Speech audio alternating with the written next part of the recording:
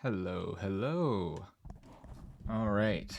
It is that time once again. And as usual, I am very unprepared because I tried to do stuff last minute. But in my defense this time, I was trying to get a death counter and I found out about this like automatic death counter thing.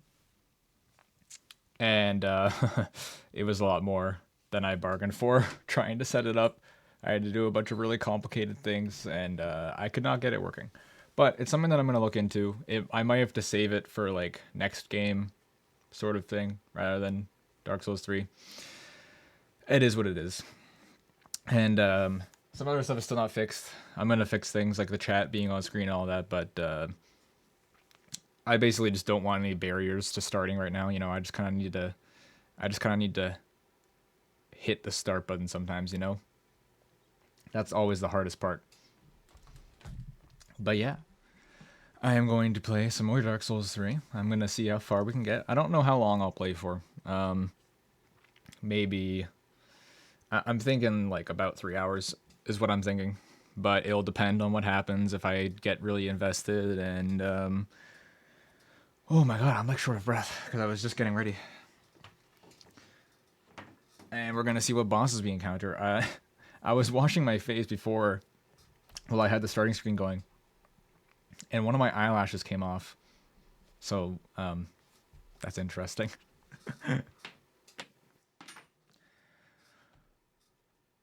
Just gonna get my controller connected and open up the game. But yeah, I'm gonna do that, and then if I feel like it, I might play some Star Rail. Heavy emphasis on might.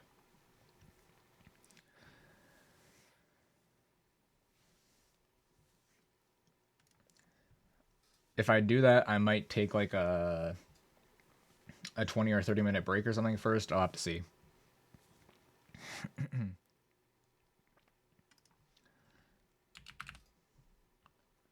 So, Dark Souls 3. But man, I've just been thinking about Dark Souls 3 since last night. I had so much fun. I really want to play more. I was honestly like resisting the urge to just like play it. I obviously wasn't going to do that, but I wanted to play it so badly. And also, my stuff is freaking out. That's a good frame to pause on. What's going on? OBS, what are you doing? I actually don't know if this is just my computer or if the stream is frozen like this too. Okay, no, my model is completely frozen like that. What is going on? Okay. Note to self, open the game beforehand next time. I think I can, okay, I can do this for now.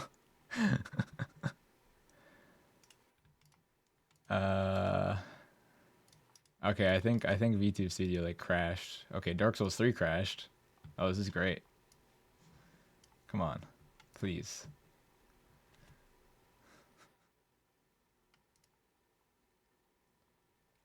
Well, here I am in the void.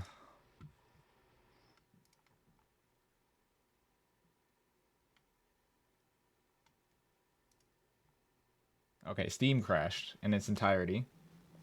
That's lovely. So that's why VTube Studio is not technically closed on my computer right now, even though it stopped working. Oh my god, please. Why did everything break? This isn't my fault, actually. This is not me being bad with tech.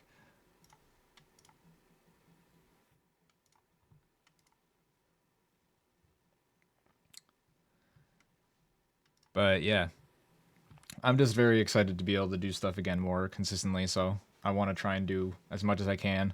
I'm going to be working out schedule stuff, like, to try and do things more consistently over the next little while, so it's going to be a little bit experimental with the schedule.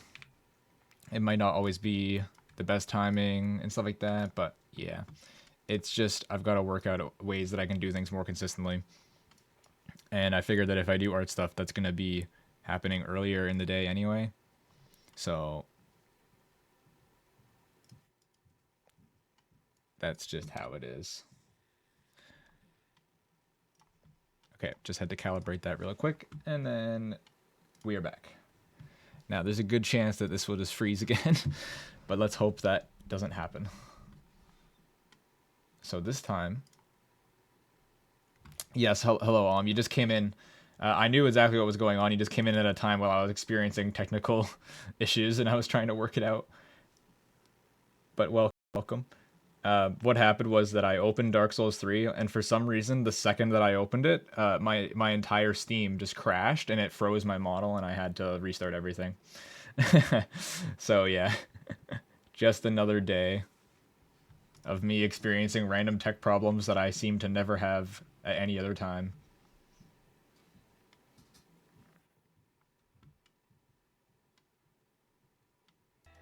Alright, here's the game. Just need to move my model. No, it's really not. Like, it's kind of a signature. It's kind of a signature at this point, right? I can't start having things working properly. Like my chat box, which just decided to stop working for no reason, and I still don't know why. But I kind of mentioned it when I first started. It's like, if I let myself get caught up in all that and fixing all of this shit all the time, when I just want to stream, then I'll never go live. So sometimes I just kind of have to deal with it and click that button. Alright, no, I don't want to capture Edge for the One Punch Man ad. I need to change it back to Dark Souls 3.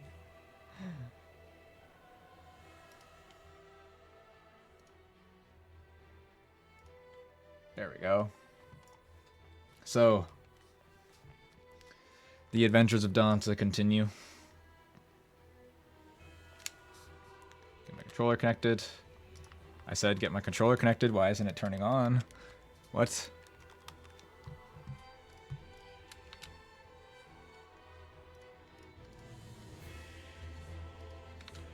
Alright, it's very loud on my end.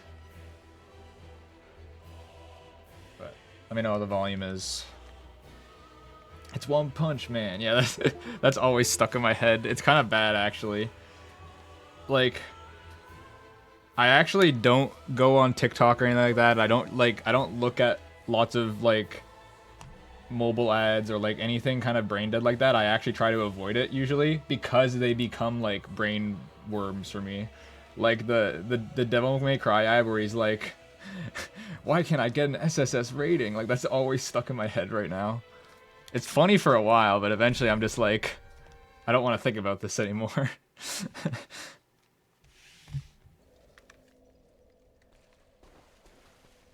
No, I don't. You're not a TikTok kind of person. So I think what I'm going to do is I'm going to go back to High Wall or Lothric and explore around there where I haven't yet. Oh, wait, well, first I'm going to level up. Yeah, I know, right, Crow? It's crazy. I wasn't even planning on doing something again today already. Originally, I was just gonna do school and stuff and chill. But I didn't sleep well, and I'm feeling like pretty brain fogged, which would usually mean like I'm not gonna stream. But now that I'm doing school all the time, it's like, well, I don't really feel good enough to do school. So if I'm not doing school, then I might as well do something else that's productive, quote unquote productive. Welcome home, Passion One. Speak thine heart's desire. And it's like, I'm already an idiot when I stream anyway, so I might as well not care if I have not the peak brain power.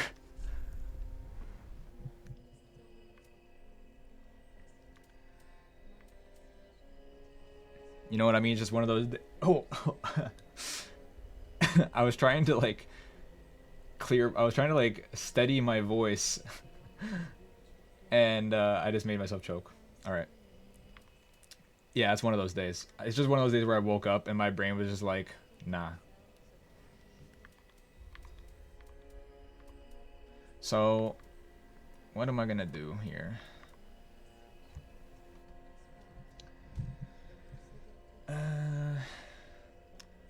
I haven't found the Claymore yet. So I don't know how much dex it will require. What was I lacking in that? I still need more stamina. I can always use more stamina. So I only get 2 levels out of that right now. That's 2 big things of stamina, and it gives me damage as well. I'm gonna do that. But yeah, I might even try to make a schedule in the near future. I'm gonna see. 20 vitality. Yeah, that is also a good idea because I want to be able to have as good of a role as possible while wearing some heavier armor and stuff. But I can worry about that for my next levels. Because right now I'm just really annoyed with the amount of attacks that I can get out, which is very few. because it's been leading to me not being able to take care of the bosses while I have the chance to attack them. Seeing how I went last time I had a schedule, I may be better without one. I mean, I typically am better without a schedule as well, but it's more so for creating guaranteed consistency and like not doing everything impromptu. It's more so for the viewer, right? Because I feel kind of bad doing everything impromptu, and it's just like, oh, suddenly here I am.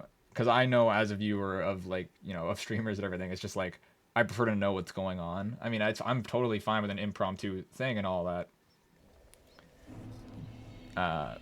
But if there's something I want to see, it's like if I know what's happening even just a day or two in advance, I can set aside schedule for, oh, is this new? No, this is just the area where you spawn.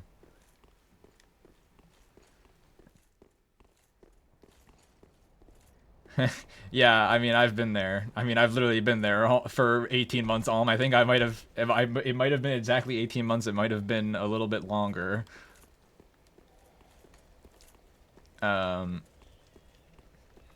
I've done that various times over the course of my life with different things. So, yeah. But with me having school, it's just easier if I probably plan things out a little bit more. But essentially, my plan now is to try and do things a little bit earlier in the day and then do a bit of school like after stream as well. Because the problem that I had last night was like, so yesterday I was planning on probably streaming for like 3 to 4 hours. And then I ended up streaming for like 5.5 hours. And I wasn't gonna do, I wasn't like planning on really doing much with my night after that, but I was still hoping I would feel up to doing stuff. And then I just had like no energy left. I had no energy to like do anything for myself.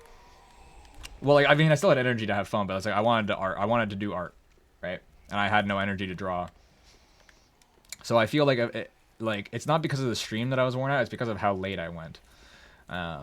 So if I stream a little bit earlier, then I feel like I can get myself to have a little bit more of a day left afterwards, you know? And then maybe even have room to stream longer if I feel like it. Which is what might happen today if I decide to do Star Rail after. We'll see. But yeah, my plan for today is to do like 3 to 4-ish hours of this. All depending on whatever bosses I encounter and all that. I really have no clue what I'm in for, so it's just a guess. And then if I feel like it, I might start the second story arc of... Well, I say second story arc. I might start the second part of the first story arc of Star Rail. I played like the whole first act of or I guess the tutorial and the first half of the first arc on my own when I was getting into Star Rail. But I am exactly at the starting point of the second part, so it's kind of a good jumping in point, and it's also, the story is a lot more interesting now. There's not really too much that happened besides some setup, so I feel like it could be interesting to stream, but I'm not sure. It's also just kind of a way of forcing myself to play. I thought this thing was alive. But yeah, I'm gonna be tweaking it out. It's kind of... It just sucks with my time zone, since I'm so far ahead.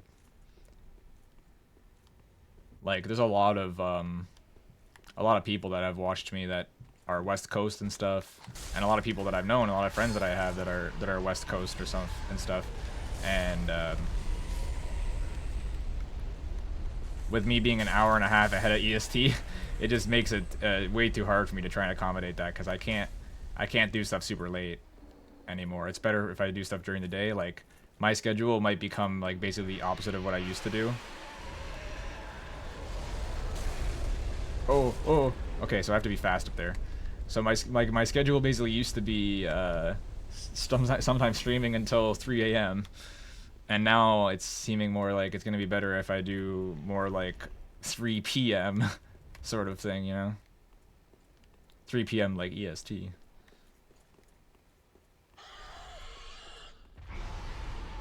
So, I'll see. That's not bad in and of itself. It's just unfortunate because I know there's a lot of people that have watched me and stuff that are on the Okay, so he gets triggered every time I go up there. I have to like give him a break and then go when the fire is gone. So it's like, yeah, of course, there's always like a different audience in every time zone and stuff, and eventually doing stuff consistently on one time zone, I'll build up a consistent group of people, and then other people who maybe even aren't typically on that schedule will like be able to adapt to it or expect it more often, or when they're free, they know that I'm live or whatever. So it's all about building up expectation, essentially.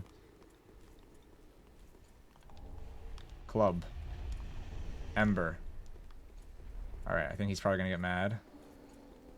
Oh, what? He didn't? Oh, okay, wait, now he is. Oh, he didn't do the fire. You going to now? Yeah, okay. Then I'll go and get the item that's over to the left. Just gotta wait a second. I don't think he's like aggroed to stand here. No, no, he is. Okay. I'll just move down a little bit. Oh my god.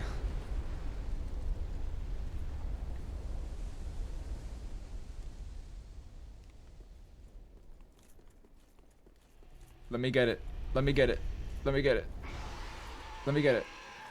Oh, Claymore. Thought it'd be in this area. Okay. So now we can upgrade the... Oh, I forgot he's gonna shoot down here. Your microwave kills the Wi-Fi? Oh, this is open now. I didn't realize this before. Or am I just dumb? Wait, no, I'm just dumb. I mistook where I was. But, okay, see you in a minute. All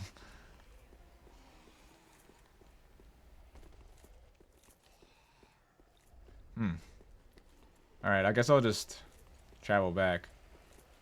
I know there is some more places for me to explore here, but I have a good bit of souls, so I'll go back and upgrade this claymore first. Actually, what do I need to equip this claymore? Okay, it does raise my equip load to the next. Yeah, okay. I need 16 strength. I think I have 15, right? I have 14. Ah, shit, I need 2 levels. All right. Well, I think I have enough souls that I could probably level up twice.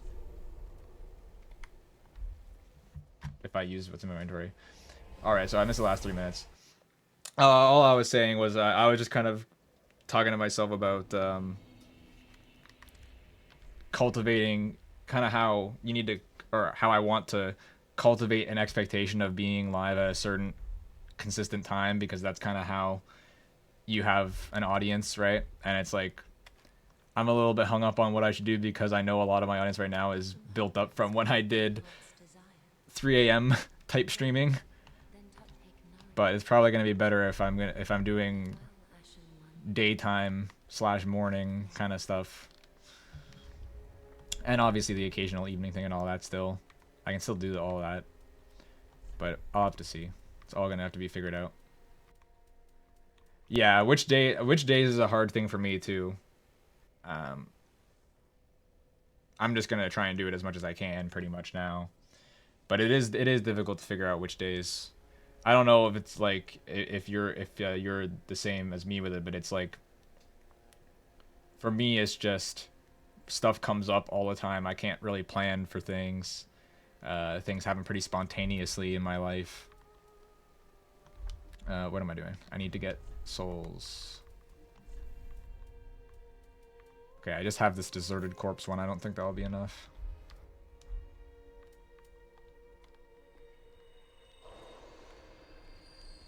So we probably just get 1 level.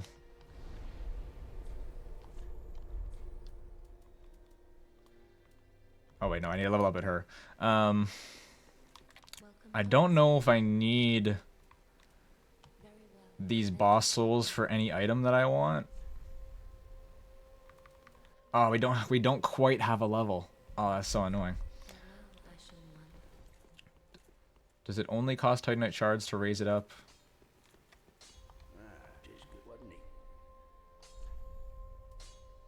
No, it costs souls too. It costs quite a lot as well. Alright. How many... Okay. So I've got 5 technic shares. I could probably raise it once or twice. Live in a crowded house and I don't want to stream when everyone's around, which is why I can only stream on European time. Ah, yeah. That's definitely a problem that a lot of streamers have had. For me, that's, I mean, I guess it's not like that, but it's more for me. I would rather do it when the house is occupied with stuff, you know. So that's why another reason why during the weekdays, in the afternoon and stuff is good for me.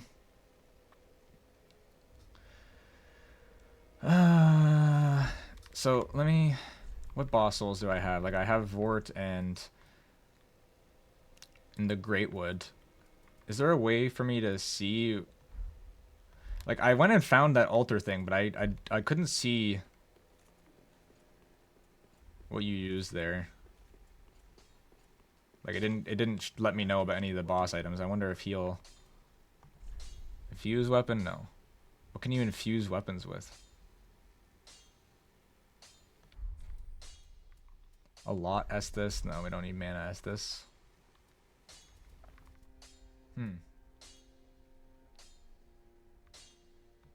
What does this do? I can infuse it with raw gem.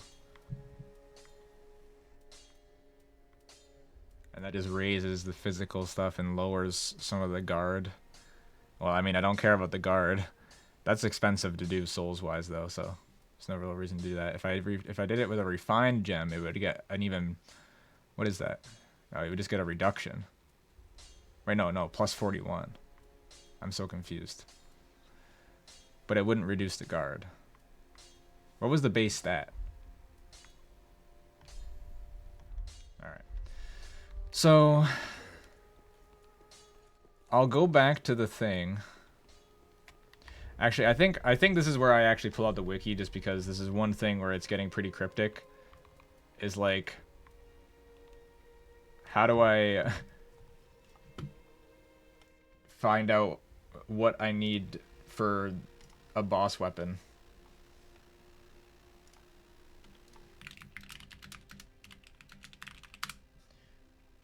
Because the first time I played Dark Souls 1 and everything, oh my god, I didn't know about the boss weapon thing, and I just wasted all of the boss souls.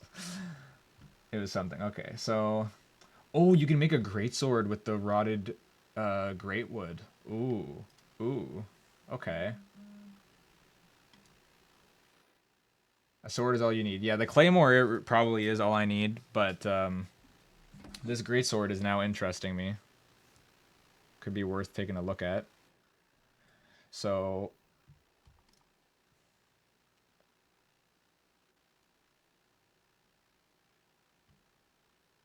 It has a unique move set.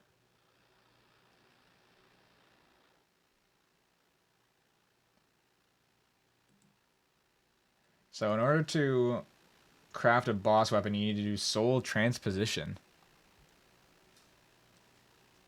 You must have a transposing kiln. The transposing kiln. Oh wait. Oh, it's I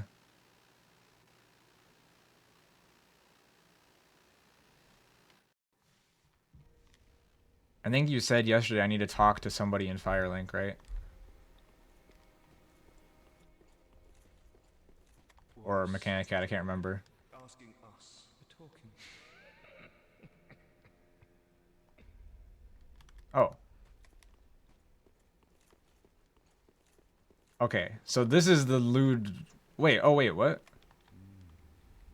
I didn't know this guy was here. Well, he wasn't here before. And fast on the trail of the Lords absconded. Who is this? Then these red eyes are for you. Cracked red eye orb, wow. Use them to pillage embers and briefly heighten your strength for your duty. What else are unkindled at? Thanks, dude. Who are you? That unkindled, and a seeker of You're missing legs. I am Ludleth of Corland. Look not in bewilderment as I say. I linked the fire. Wow, he's a former protagonist. Becoming the Lord of Cinder. If substantiation be thy want, set thine eyes this sad. Okay, so yeah, give transposing kiln. Belike it is seen better days, but methinks now. Transposition is in transposing a twist. Thy purpose is to seek. Okay, so I don't even know if I'm gonna like it, but I think I can definitely transpose the great wood thing, and I'll try and make the great sword, and I'll just get rid of Vortsoul because I'm not gonna use a hammer. Okay, so this is where I can actually see the items. I don't need to use the wiki anymore. Great. Recovers HP with successive attacks. What do you use for that? Wait, what? Do you just get this for free? It has a little bit of a weight requirement, but that's basically it. Huh.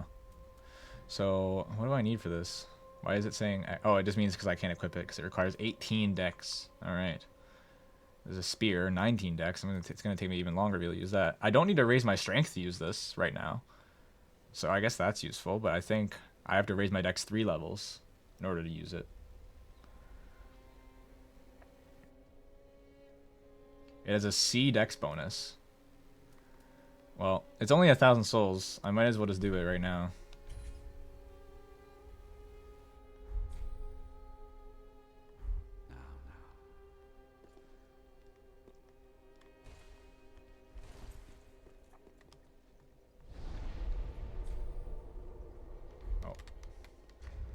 So let me just take a look at this weapon.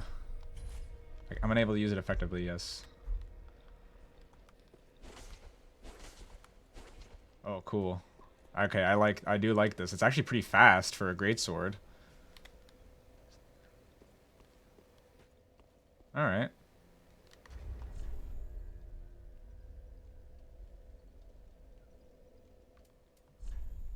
And what else? Yeah, so I do want to raise vitality so that I can fast roll. Or I guess mid roll. Well, what is my roll right now? It's mid roll. This is fine. I mean, I would like to have the fast roll, but mid roll is fine. I'm going to be mid rolling once I get better armor anyway. But it is good. I guess I'll go get the free ring from that guy. I almost forgot about that.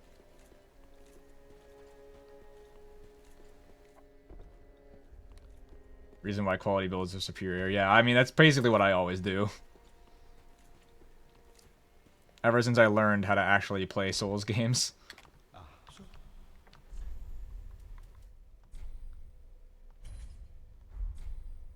Oh, wait, that's a Soul to Boreal Valley for that. Okay, well, that's fine. I mean, it seems like a good ring. And I don't want his weapon, so I like that they give a ring option. I think... If I remember correctly, I mean, I don't think that was in any of the past Dark Souls games, or at least not in Dark Souls 1, to be able to make rings and not just weapons out of boss souls. Like, make anything that's not a weapon. So that actually raises me into a fat roll. I don't need to increase fire damage, I guess. It's quite a lot of weight just for that. So, am I in mid-roll still? I am. Alright, cool. So what, I mean, is there any reason I can't even just use that now? Yeah, I can still just wield it in both hands, which is what I was going to do anyway. Do I have my shield on? No, I don't. Okay, good. I could also take off like a piece of armor if I really wanted to. But alright, that's good for now. I'm going to explore High Wall Lothric a little bit, and that'll be good because I'll also get a few more souls for leveling up. Right now, I basically want like 5 levels so that I can level up Dex 3 times, level up Strength twice, and then after that, I'm just going to level Vitality for a while. But that way I can at least use the Claymore and this sword.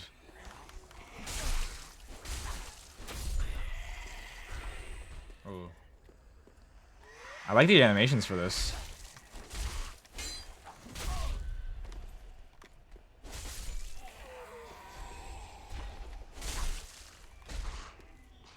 Does use a lot of stamina.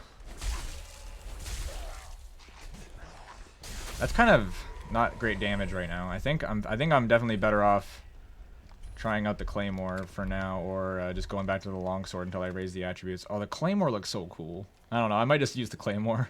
It only does 2 levels. It only costs me 2 levels right now, so I'll probably level that first. Oh yeah, the Claymore is so much better right now. But once I get more dex, I'll go back to the greatsword for a bit. Oh, hello, Crow. No apologies needed. I just made a boss weapon. And I got the claymore.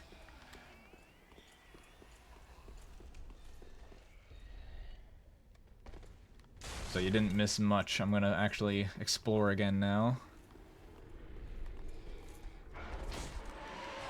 I can't remember exactly where I've been and not in this area. I mean, there's not too many places to go. You are annoying.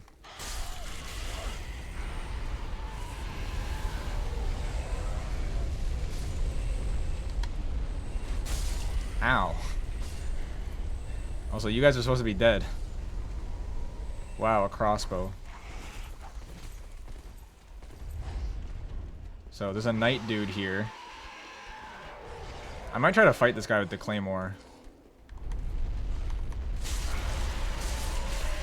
Ow. No worries, Crow.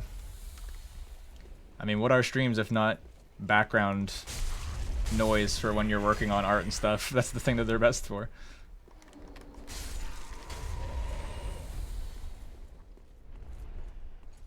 Okay. Can I go backstab this dude? When's he gonna... Oh, okay, he comes back up now. Let me see if I can get behind him. Oh shit, he saw me. Alright, that's fine. I can fight him. Oh, wow, okay, yeah, Claymore's awesome. Ow, ow.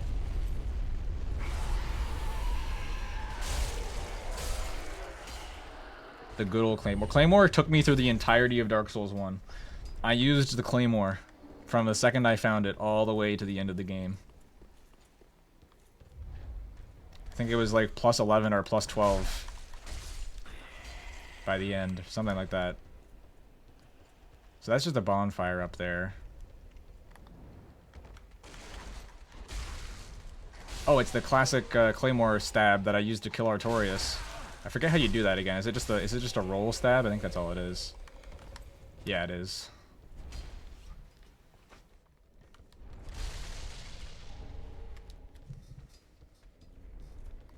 So there's this area which that leads you down to all the stuff I was doing before. But I don't know if I fully explored it. Oh shit, I forgot about this guy. There is like a monster guy up here. I guess I'll try and kill him.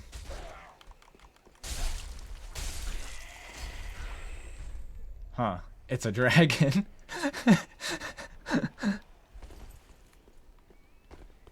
Skyrim in a nutshell.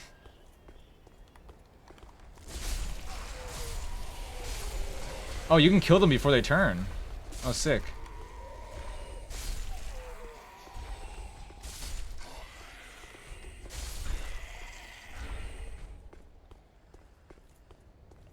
So there's nowhere else to go up here, I don't think. Might be an odd item here or so. Oh, oh, yes. Come on. Die, lizard. I always feel so bad killing these things, but I'm sorry, like, shiny gem. I was hoping for a Titanite shard, to be honest, but I'll take it.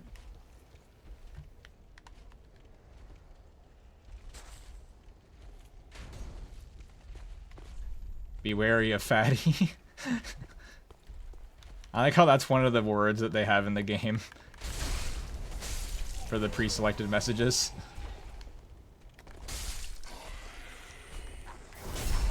Wow, backstab on an enemy that I really don't need to backstab, but you know, whatever. I'll take it. Deserter trousers. Try long finger.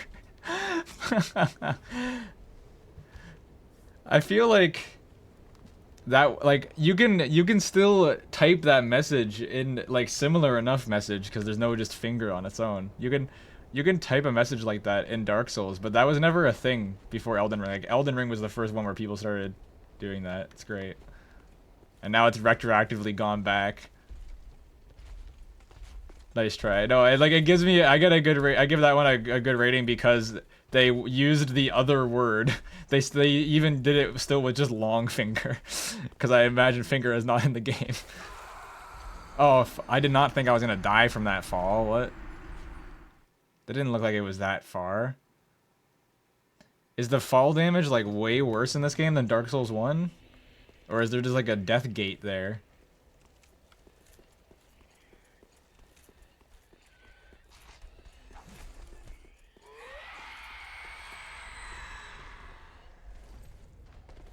should probably just like travel to the other bonfire, but whatever. That's another thing in Dark Souls 2. In Dark Souls 2, the fall damage is ridiculous.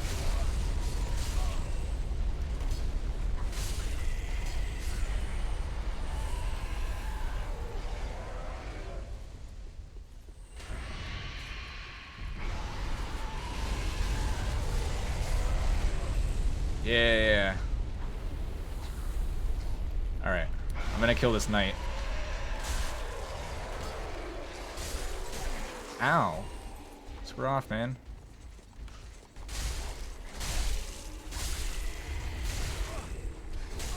Ow. Die. Okay, Claymore is amazing. This is already so much better than the longsword. I'm just killing everything now and tanking hits. This is, like I said in the title, the game really begins now. Now, if I just had a little tiny bit more damage, I would one-hit those guys, which would be lovely. So now I need to get down to where the guy is. Oh shit, I forgot about these ones. I need to get down there so that I can get my souls back, which was like quite a lot of them. It's enough for a level. So I'm going to make sure I go get them. Okay, I don't have to go down there actually. But I'm going to anyway. Ow. You know what? I'm going the other way. Screw you guys. Oh yeah, I didn't go past the spear dude here before. Or like I tried to get down to that room, but I just died every time. So I'll go explore over there. You annoy me. These enemies, how I'm just like doing a sliver away from full HP on them.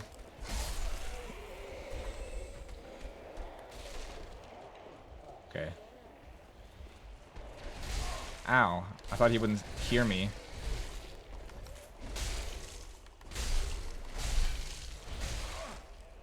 Let me heal. Thanks. Okay, this game just got like 5 times easier.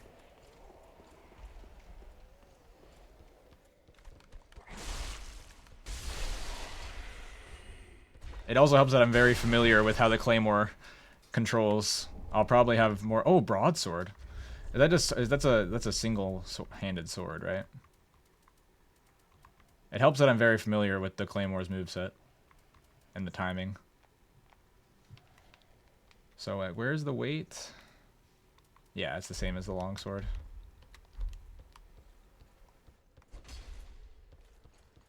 Me with halberd, yeah, it definitely helps to be like familiar with a weapon. I don't think I ever like used the halberd in Dark Souls 1. If there was one, I don't even like if there was one in it, I never found it.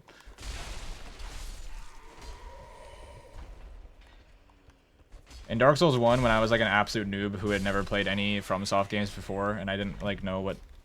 Well, I had played Armored Core as a kid, but I didn't. Oh, is this a mimic? No, nope. Silver Eagle Kite Shield, cool. I used the Uchigatana because my cousin showed me how you can kill the merchant to get the Uchigatana from him, and I was like, oh. And so that was the first weapon I was using when I was trying to learn Dark Souls 1. And that was good, but it was the Claymore that, like the Uchigatana, I got stuck with it and I couldn't get past a certain point in the game. And then it was the Claymore that carried me past that. Well, I think it was Gaping Dragon that I couldn't beat with the Uchigatana.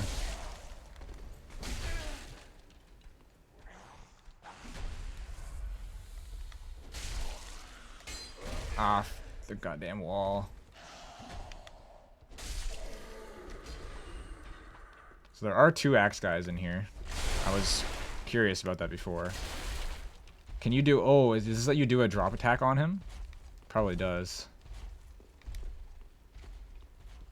Okay, I would like to fight these guys one by one, but I don't know if that's possible. Okay, I think in this little spot that I'm in... Oh, no.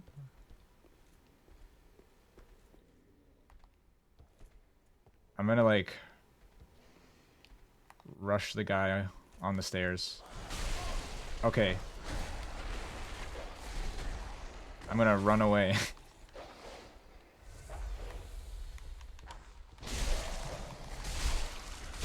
Oh! It worked! That was a pretty pro move.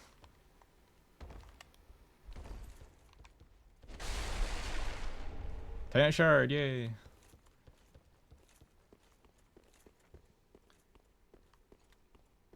See, halberds. Well, yeah, those guys have halberds, yeah.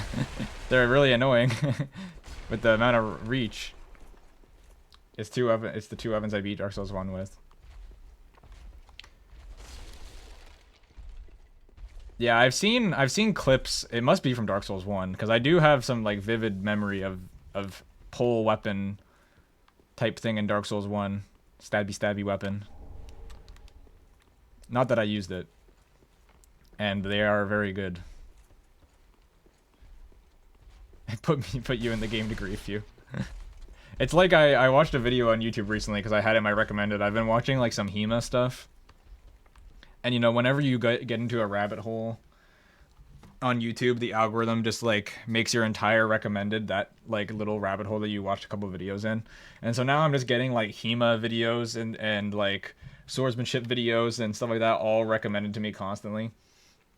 And there was like a video that I saw of 3 swordsmen versus a spearman where they're playing with like tipped spears and stuff like that, like just a foam tip and everything like that. And it was a really cool video. It showed like obviously this was an extremely skilled spearman, and I think he was a lot more skilled than the swordsman, though they were still very skilled, and he was just outranging them and not even letting them get close at all, and he would just kill all 3 of them every time. And yeah, and it's basically true that the spear is always better than the sword in real life in terms of just like overall versatility. But the thing about a spear is that the range is limited to the front. So it's like once a swordsman actually does get past the tip of your spear, you're kind of screwed. The halberd is a little bit better for that because it has the axe head.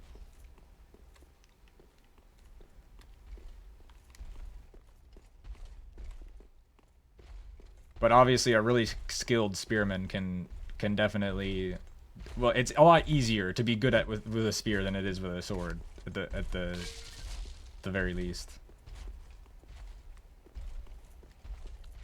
You've had to beat spears with swords, yeah. Well, basically the way you do it is to close in the distance and get past the effective range of it. But it's, of course that's easier said than done, especially against somebody who knows what they're doing and has a lot of stamina.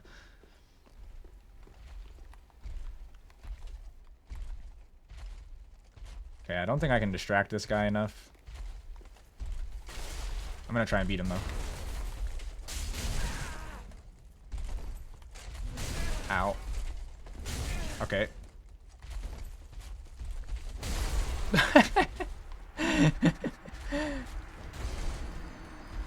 Okay. I'm traveling to a bonfire that's closer this time, and I'm gonna run there and I'm gonna kill him. If I have Estus, I can actually beat him.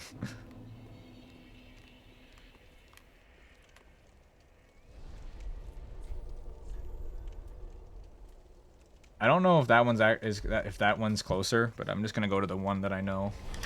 At least gets me past the dragon.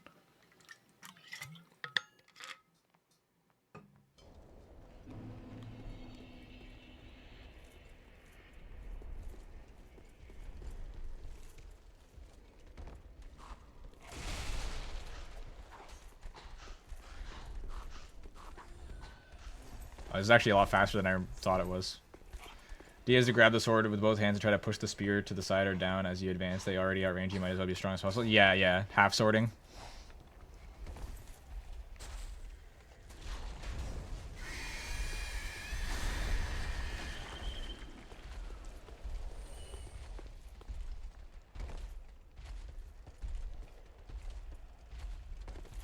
Oh, there's a blue thing here. Is this souls? Ember. Okay, cool. Actually, I'll use an Ember right now against this guy, just because he's annoying. And I have a few to spare. Oh, another one.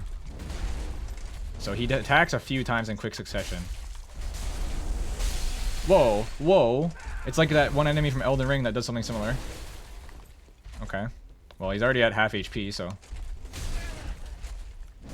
Ow. Okay, let's just not get hit by the massive overhead he's about to do. Okay, he didn't do it. That would have been a good time to attack him if I had HP. Aha, he's just a little bit faster than I'm expecting him to be. Oh, I thought I was gonna... No! That's so annoying how they all go different places. There's the overhead. Die. Yeah. Dark Souls tree fitting.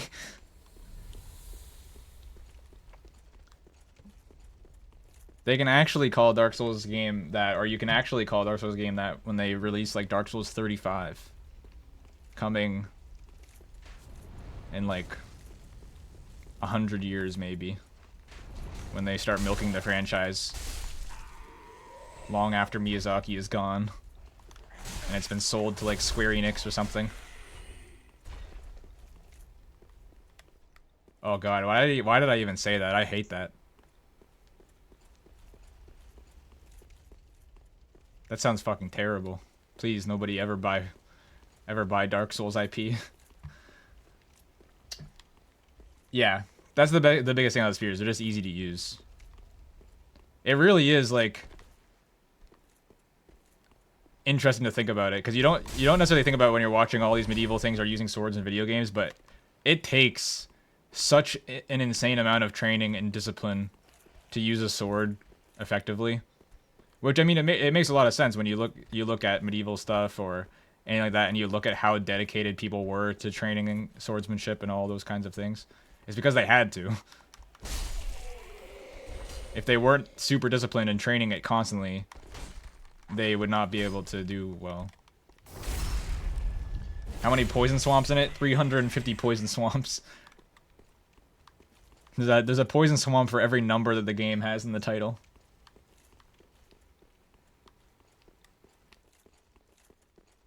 $500 cigarettes for 5G.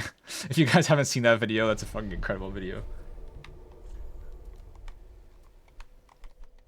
This is a comedian named Connor O'Malley.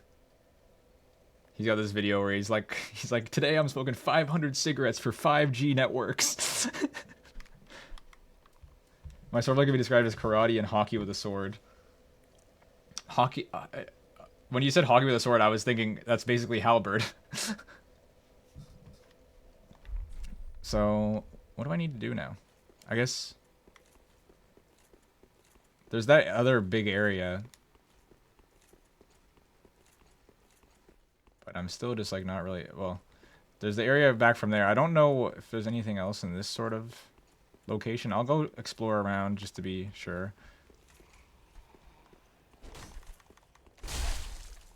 But I guess maybe by hard with sword you mean half swording. Yeah, I would love to do some like HEMA type stuff, like kendo basically kind of stuff. I would love to do that.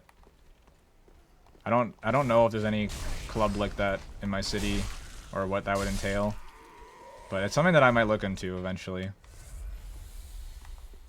because it really interests me.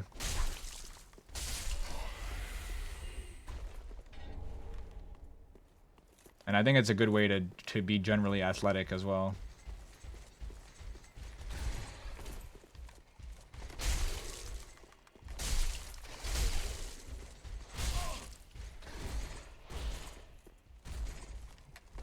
Oh, that's a cool stance they do. Yeah. I can out-tank you guys now.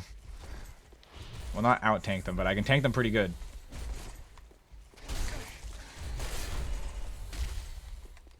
Didn't want to kick there.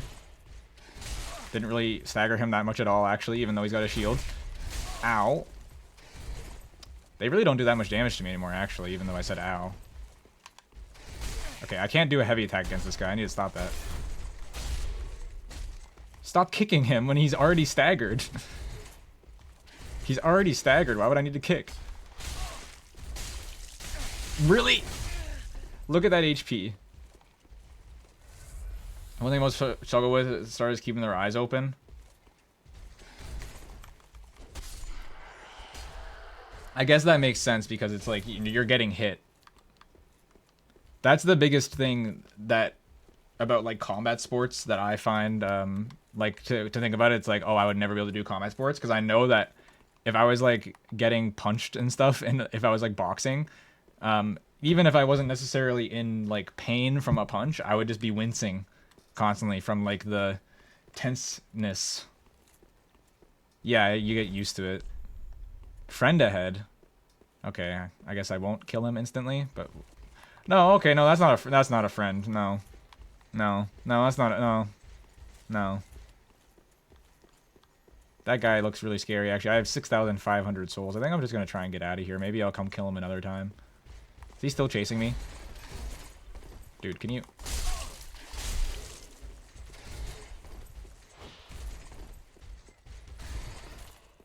I don't think he's still chasing me.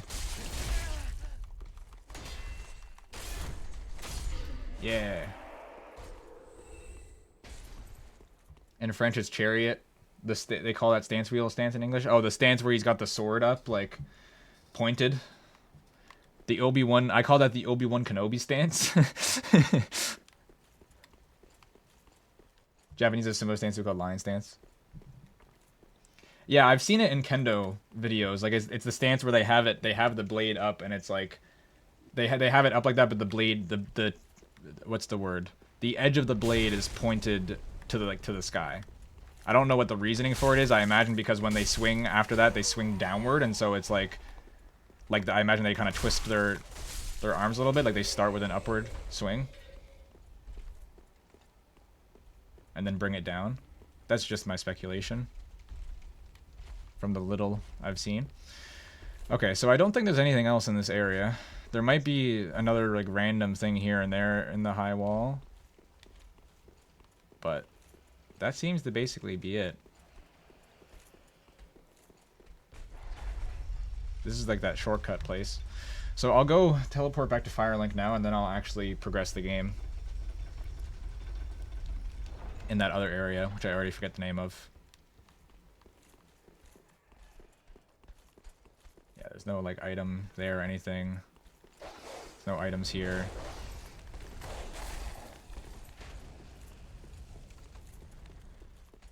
We're just gonna bum rush this bonfire.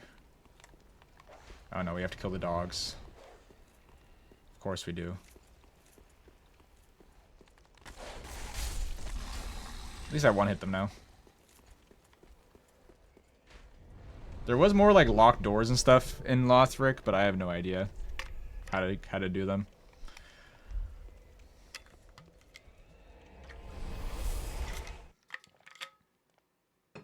So in the new area, the possibilities are boundless. We have a lot to go see. It's because you don't turn your sword around once you hold it. If you took the normal stance and tried to raise your sword, the front blade would be towards the sky. Yeah. That makes sense.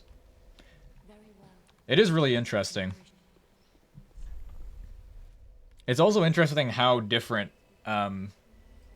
Japanese swordsmanship is from like Western swordsmanship. Obviously there's a lot of fundamental similarities, but they're actually pretty different. Very, very different techniques and stuff. A lot of it is just due to the different technologies. Because they can't do striking. Yeah. So I need more dex. I need 2 more dex for the claymore, right? Or was it 2? Oh, it was 2 strength for the claymore. Oh, I'm so close. I'm 200 souls away.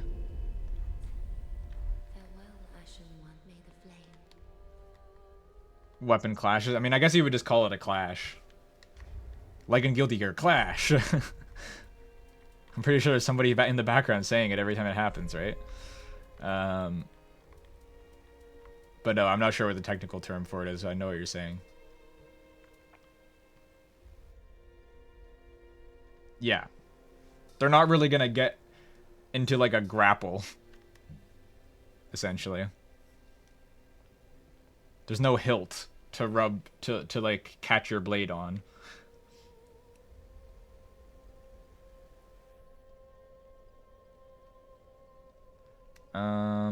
Do I have any way of getting like a few more souls? Did I pick up anything?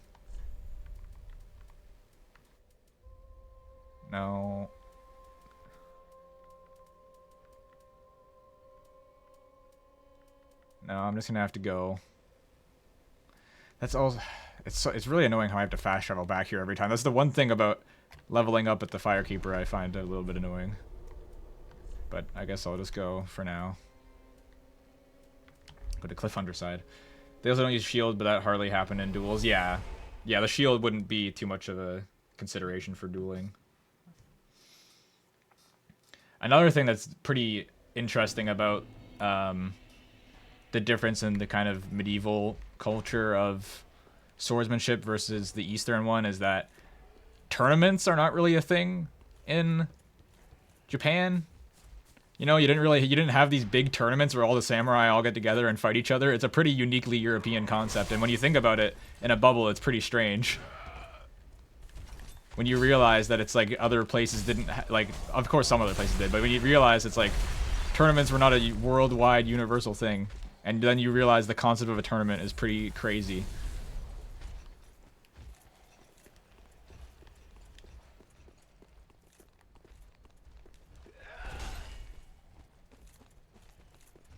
I'm gonna go this way. Oh, I have to read your message after I get past these guys. One thing, both Europe and Japan swords were used in duels, but not at war. Not as a main weapon. Yeah, exactly. You're right. They were used, just not as, you're basically not gonna field, like, thousands of people with them. And it depends on the period. It depends on the time period. Like, obviously, like, ancient Rome and shit. They're using swords. You're not gonna have a whole army of, like, dudes wielding great swords like it's Warhammer. But you'll have an army of people with the, I forget what the name of the the Gladius. You're gonna have all of them have Gladiuses, basically. Oh yes, the spear is still one of the main weapons, and of course the spear is still like the dominant weapon of the era with like the Macedonian pike walls and stuff, but the Gladius, for example, is one that was used as a standardized kind of weapon. Took a nap earlier, my eyes are heavier. Help. Yeah, I feel that. I was saying, I don't know if you were there at the time, but I was just like, today is one of those days where I'm just, my brain is just not working, so I'm just like, not with it.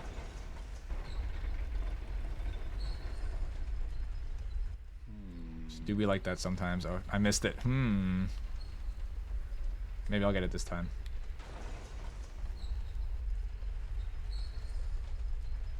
Or Gladius, I think. Gladius, I can't remember. Something like that.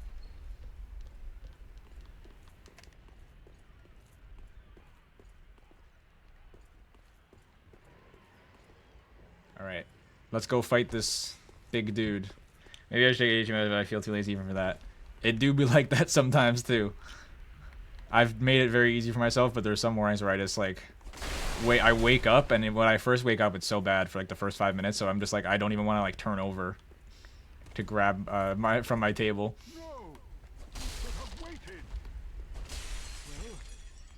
Let's go fight him. We're gonna not get one hit this time.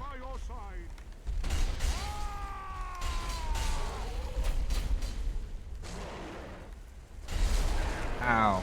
That actually didn't really do anything. It's fine. Can we chop off this guy's tail? Almost certainly, right? Oh, he's already almost dead. Okay, we don't need to chop off his tail. But I'm gonna try anyway. He's dead. Yay. Yo, he's healing me. He just sits down instantly. That was quite a performance. I actually did most of the work this time instead of watching you kill him. We unkindled must put our duties first. But for the moment, we've a toast. Yeah, we can cook toast on that fire. Segbrow. Your valor, my sword, and our victory together. Yeah. Long may the sun shine. I love him. Toast? Oh, that's sick. Wait. How do I do that again? I forget how you do this. I accidentally do it all the time. Oh, there we go. No, not that. I want to switch. I gotta keep jump for joy. I mean, I'm never gonna use these unless I end up doing some online stuff, which I might mess around a little bit.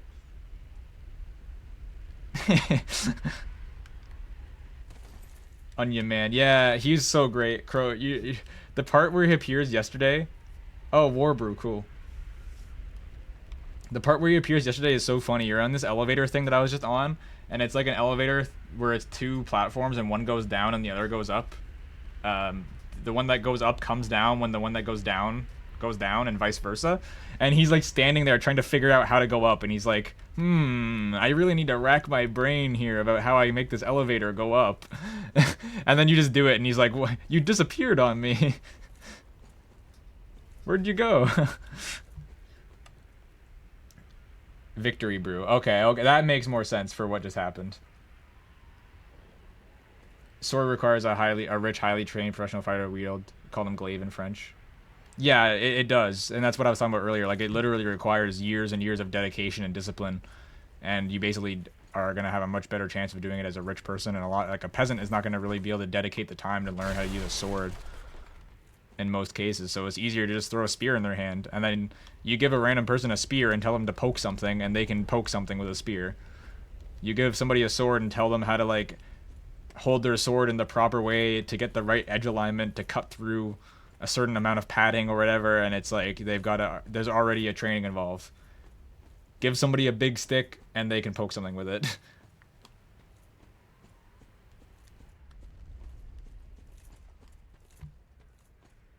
The elite militias were given a war weapon. Well, it depends, right? Like, militias, it depends on where it is. If militias of people, like just peasantry or whatever, they're going to use what they have. And some people might have spears for self-defense. Others might not. It's going to depend on the country if they allow the people that have spears. 3-foot stick with a pointy tip. Yeah. Yeah, exactly. Exactly right. Do not poke the jaguar with the short stick. Yeah, there's a similar saying in English. I don't know what it is, but there is a similar one.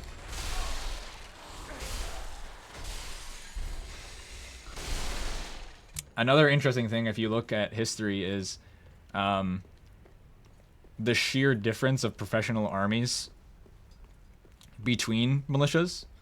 I forget the exact name of this event in history. I didn't study it very much. I was just like kind of going down a rabbit hole to look at it one day. But there was a mass revolution of peasants in the 1500s across German areas, right? And this was not the, or actually it might be the 1300s, I'm not sure. It was somewhere in that range. It was not the Protestant Reformation, that was a different thing. But this was related. And there was something like, oh, these guys are just chilling here, huh? It was something like over 100,000 peasants versus like less than 20,000, if not even way less of a professional retinue of like the king's soldiers. And the peasants just got decimated. It was like a complete bloodbath. Like tens of thousands dead. And that's the difference that a professional army that has like armor makes in a medieval kind of scenario.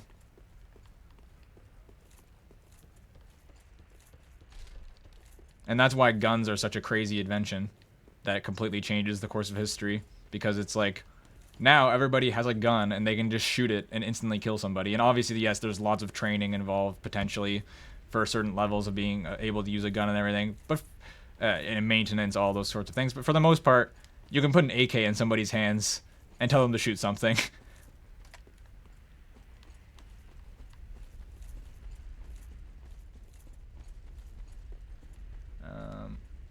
So I don't really see where we can progress from here. I might have to go up and kill those two evangelists. What about me and my 1,000 Skaven? Is this 40k power scaling now? It's like 40k, but you're like a 10-year-old who doesn't have enough money to go to the tabletop store. So you're like talking to your friend. And you're like, well, I have 1,000 Skaven. Yeah, fantasy, not 40k. I mixed it up. Not mixed it up, but I just said the wrong thing. I know that Skaven aren't in 40k.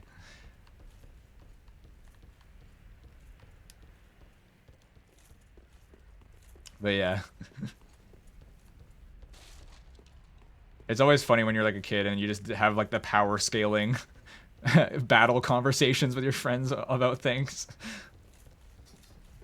It's like the my dad could be your dad kind of thing. Dad power scaling.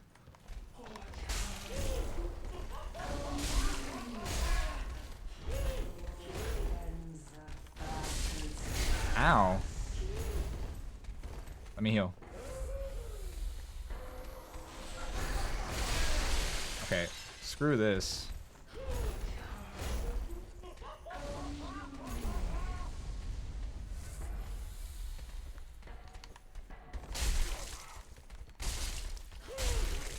Die.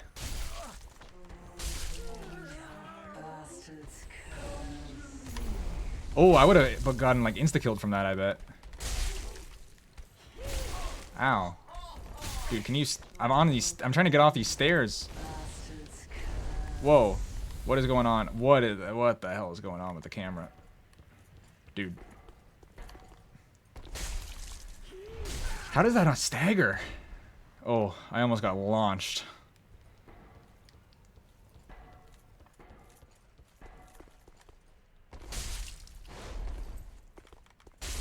Okay. Not too bad.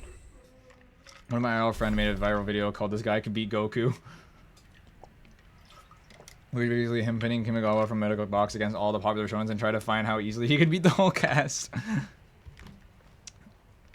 That's great. Is there actually somebody in Medica Box that's powerful enough to beat Goku? Like that guy. But yeah, I find power scaling so funny because it reaches a point of like insanity where you just can't. It doesn't even make sense anymore. It's like Pit Gold Experience Requiem from JoJo in a power scale battle with like anything, and you can basically come up with a reason why it always wins because the ability is essentially no. The ability is the ability to go no, and just make anything not have an effect on him. So it's like, how do you beat that? And then somebody goes, oh well, there's this other character that has an ability that also cancels out whatever, and it's like, okay, well, once you get to the point of just like reality manipulation, how do you even power scale anymore? But it's so funny, people get really serious about it. It's like a fun thing to do as a little experiment.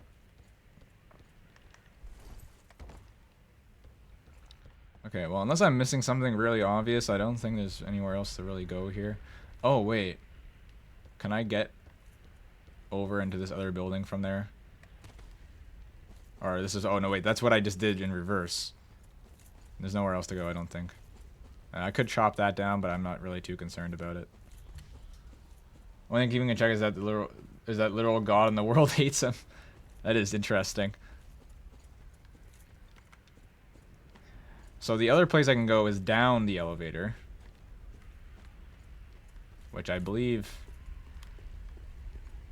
Wait, no, there's no way for me back anyway. There has to be a way forward. There's no way back from here.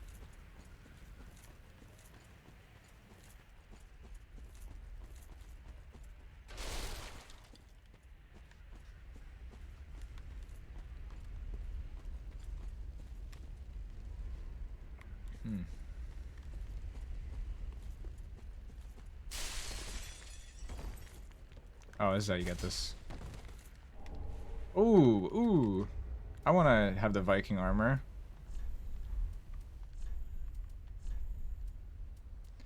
Does it weigh more? No, it weighs a little bit less, actually. Lowers my poise. I mean, I don't really care too much about that. It might just be... Oh, well, less weight is always good, so... I don't really feel like I need the armor for now. I'll see what it's like. Yeah. Now I look more like the Dark Souls 2 character, who has 6 starting armor. Yeah, it's by the Monogatari author. Yeah, you've told me before. It is definitely something I've wanted to read for a while, knowing that I have so much to read though. But I'll eventually get around to it. I have heard a lot of good things about it over the years. Up ahead, be wary of above. Yeah, I already was here.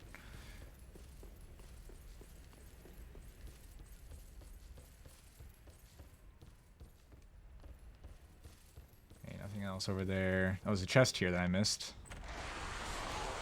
Oh. They should have had the beware of above message in this room. God damn.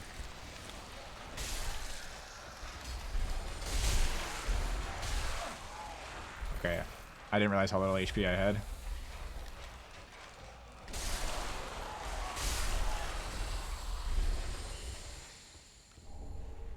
Human pine resin. Lovely. Some resin made of human.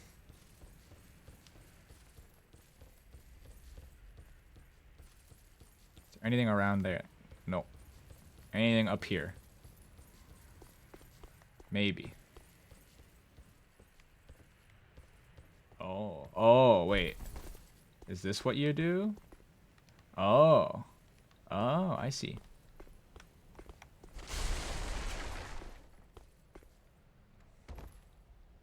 I have discovered the path of progress.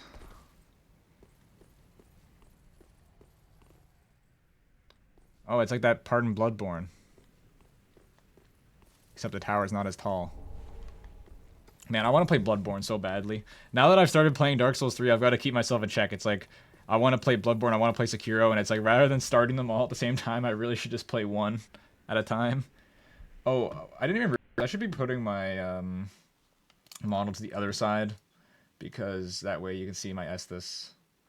I can even, no, it's probably okay if I block out the souls. It's gonna have to be the lesser of two evils here. I'll put myself down a little bit more.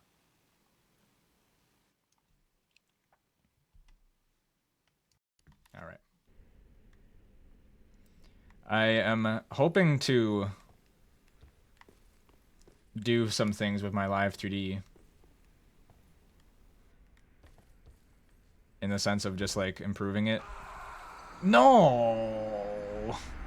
Oh man, I have that's 9,000 souls. Well, I guess they'll go up higher, so it's not really too big of a deal.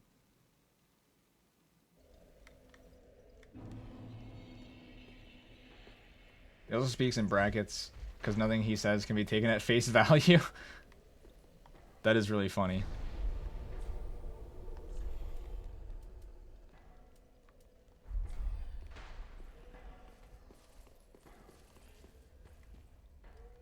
Nisio Issen has had a manga in Shonen Jump again recently called Cypher Academy. I talked about it a little bit last time, but there's some...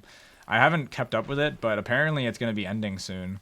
Because it's like 50 or so chapters in, and basically it's like building towards an ending, it seems like. People have said. So it's not because it's like getting canceled, it's just like apparently it was just meant to be a shorter story. So maybe I'll try to like go back to and finish it, but it's literally a thing all about wordplay, and the first 5 chapters I just could not follow it at all, and it was so much reading. Don't have a manga reading app. Yeah, Tachiomi got deleted, if that's what you're talking about. There is already a replacement though. Yeah, 3 Boys 3 Girls was only 16 chapters. That's just a short thing. Yeah, I guess he does like doing a shorter thing every now and then, which is cool. It's nice to have shorter stuff, and not every manga needs to be a massive, long-running thing. It's like Fire Punch was a Shonen Jump that was 90 chapters long, and that was great. Yeah, he does have a lot of one-shots and small off things too. So apparently with Monogatari, they released like a compilation movie of Kizumonogatari. And it's like the only anime Monogatari thing that we've gotten in like 6 years. I really hope they continue it, because it makes me like, I'm gonna catch up with the rest of the Monogatari anime that I haven't watched. But it does make me feel sad that it's like, oh, there's no, I forgot that I have to jump off. There's no like full thing, because I really don't want to read light novels. Like, I'm okay with it, and especially because I know I like Nisio Isen's writing because I've read some of his JoJo novel. I know that, I mean, I would like reading Monogatari, but it's just like I'm uh, I'm bad at reading stuff. So I would rather just like have an anime that adapts everything. Is there really not a bonfire around here? I mean, well, there's a lot of bonfires around here, but you know, like a save point one.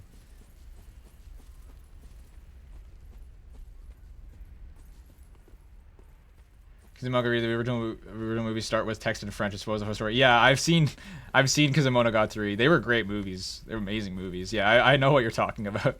I found out about that after because I was wondering what the text was. French people doesn't exist, right? You would think they could make some edit of the movie that wouldn't have that, right? But that's Monogatari being Monogatari.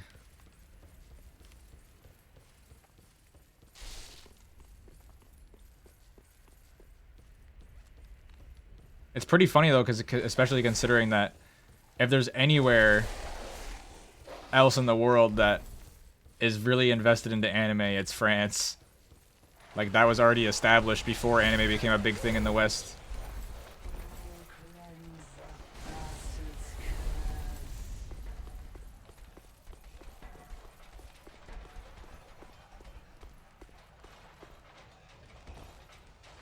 I hear a lot of noise.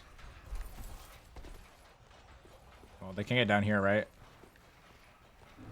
So, I need to make sure I make it over to that thing without just...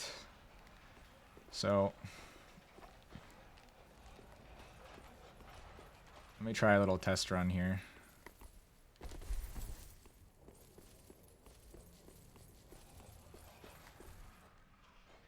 Yeah!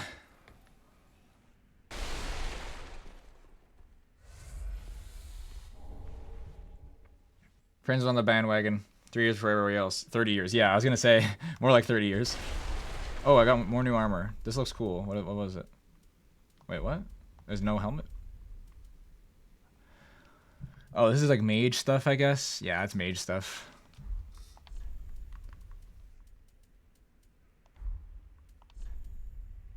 Looks cool, though.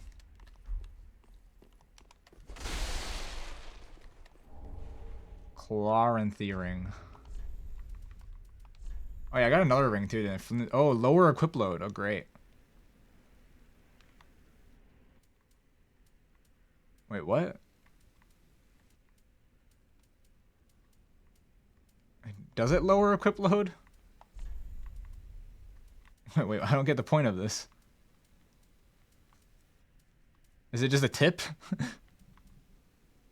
Or it just means the lower your equip load, you get an increase on attack while you have this equipped? Not very well translated. Raises stamina recovery speed? Oh yes, I will take that. That does raise me into the higher echelon. I think I can remove this bleed resistance thing.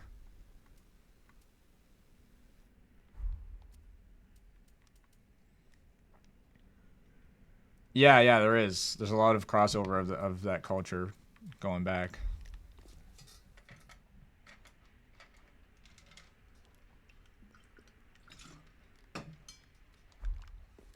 It's very clear to see that in the French animation industry. How anime inspired it already was. Okay. Oh, wait. This is just here. Okay. Well, I'm back here. Cool. I suppose I should go down the elevator now.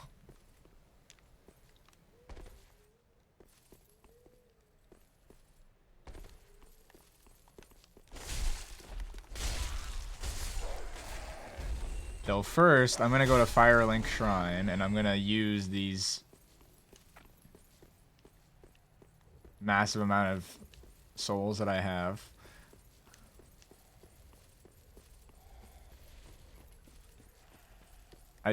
Was there anywhere else for me to go past the arrow spot? I actually can't remember if there was. If I die to this firebomb, I'm gonna be mad. Okay, it's fine.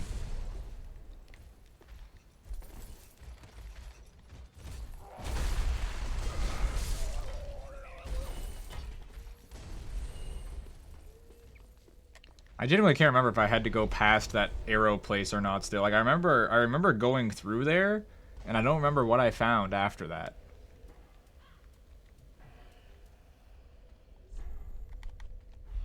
Oh, I need to eat a banana.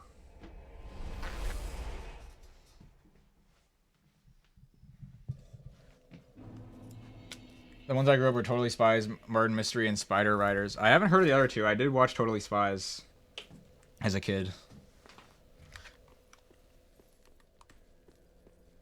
Welcome host. Very well. Then take no.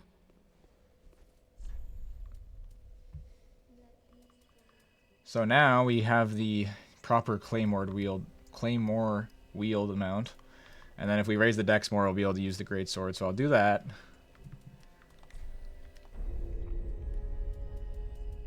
And then we also definitely want to raise vitality. I might even do that before being able to use the great sword, because I think I'll probably just upgrade the claymore.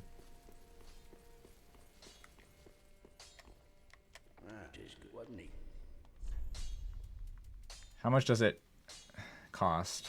I need a titanite scale, so at least it's I might as well use my shards then on the claymore. Okay, so I can get it to +2. That's cool. Pretty be careful. I don't want to see my work squandered. I will, Andre.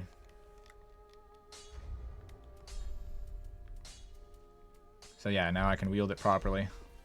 Nice.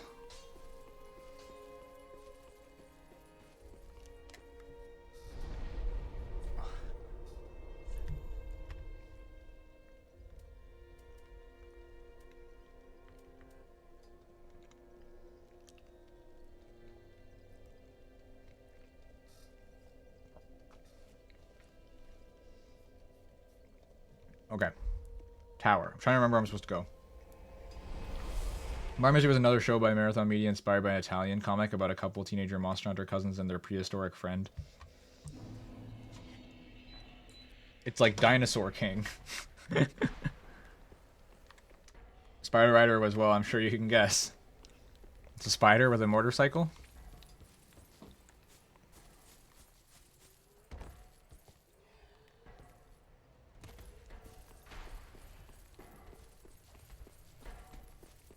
It's like Kamen Rider, but spider instead. Kamen Rider is basically like a bug. Like a beetle, so that's just the spider version.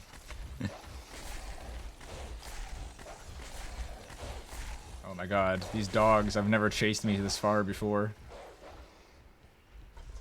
Oh, I don't want to go up, I want to go down. Oh no. Oh no. Come on, come on, come on. Quick, quick, quick, quick, quick, quick. Don't bring him with me. Oh, fuck. I totally thought he was gonna get on it with me. But I think they... Oh, okay. They can't come in here.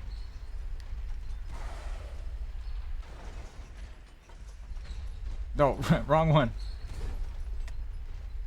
This is the second elevator of comedy, apparently, and it's not nearly as comedic as the first one. Go away.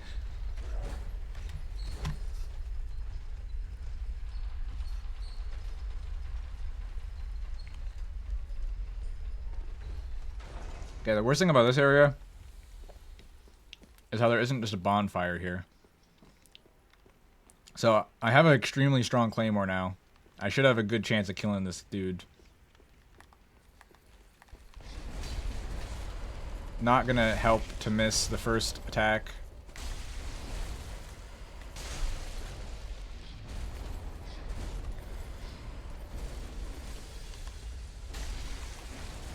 Oh, how did that not hit me? Looked like it should have hit me. Oh yeah, this guy's easy now.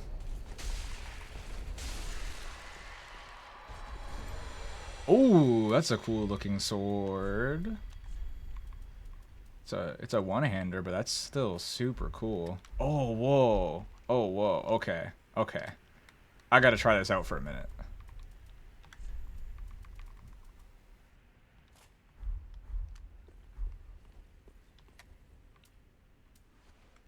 That's such a cool looking sword. And it's got a frost effect, I guess, so. What is the weight? 4. Compared to Claymore's 9. Oh yeah, what was the base damage? Quite high. A little bit better than the longsword.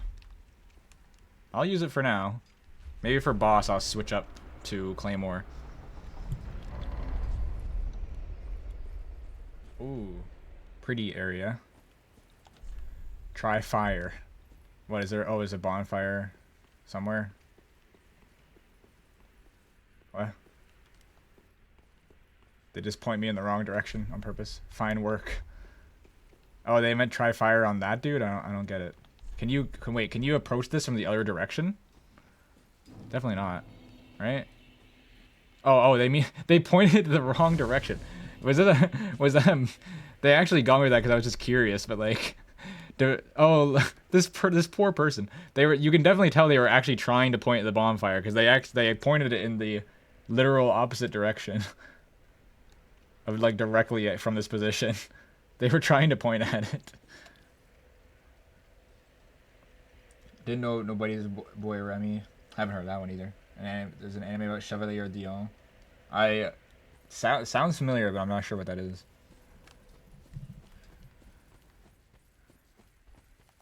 Oh.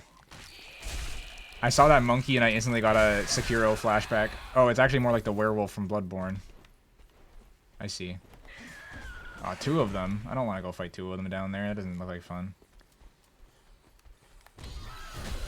Whoa. Let's go drop attack this one.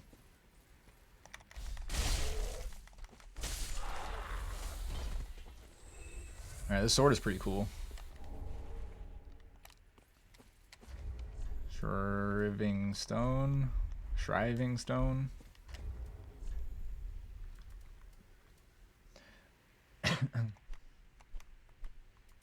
Undo weapon infusion. Oh, cool. Alright. Oh, that looks like a freaky enemy over there.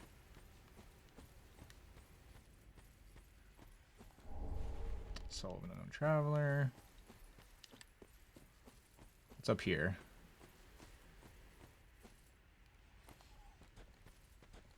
It looks like he has a different weapon than the other ones.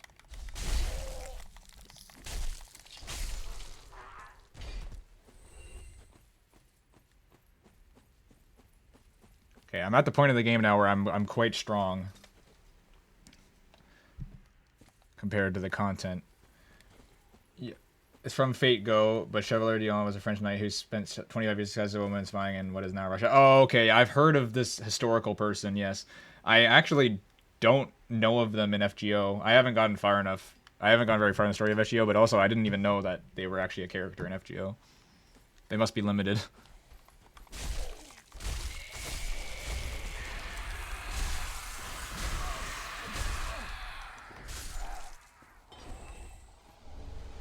Oh, I got a scythe. Oh, shit. This is what this person does. He doesn't have that much health. He's fine.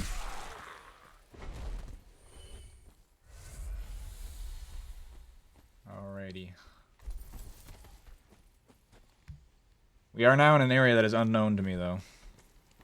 And so that's always the difficulty of Dark Souls, is what unexpected thing will just kill me. Be wary of woman. So to speak, try fleeing. What? Oh, my game just got a huge lag spike. That means there's enemies. Yeah, okay. They said try fleeing. Is she really that dangerous? I'll go explore a little bit more first. Oh, that sounded like a big attack. What little I played of FGO, I had Jean, Dion, and Maron tonight. Go Team France. I have Napoleon. He's like one of my best characters in FGO. One of my most raised up ones. He's carried me through so much of the content. Be wary of overconfidence. Overconfidence is a slow and insidious killer. I guess they're saying to not go fight the woman as well.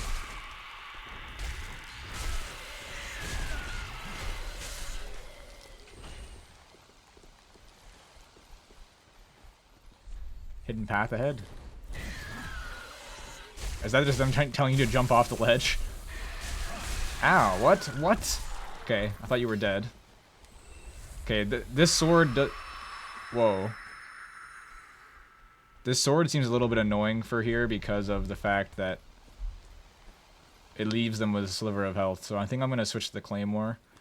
But I also want to see what... Where did you come from? I thought I killed everybody back here.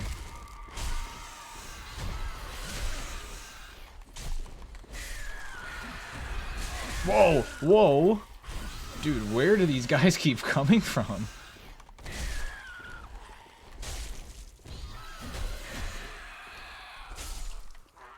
Holy shit.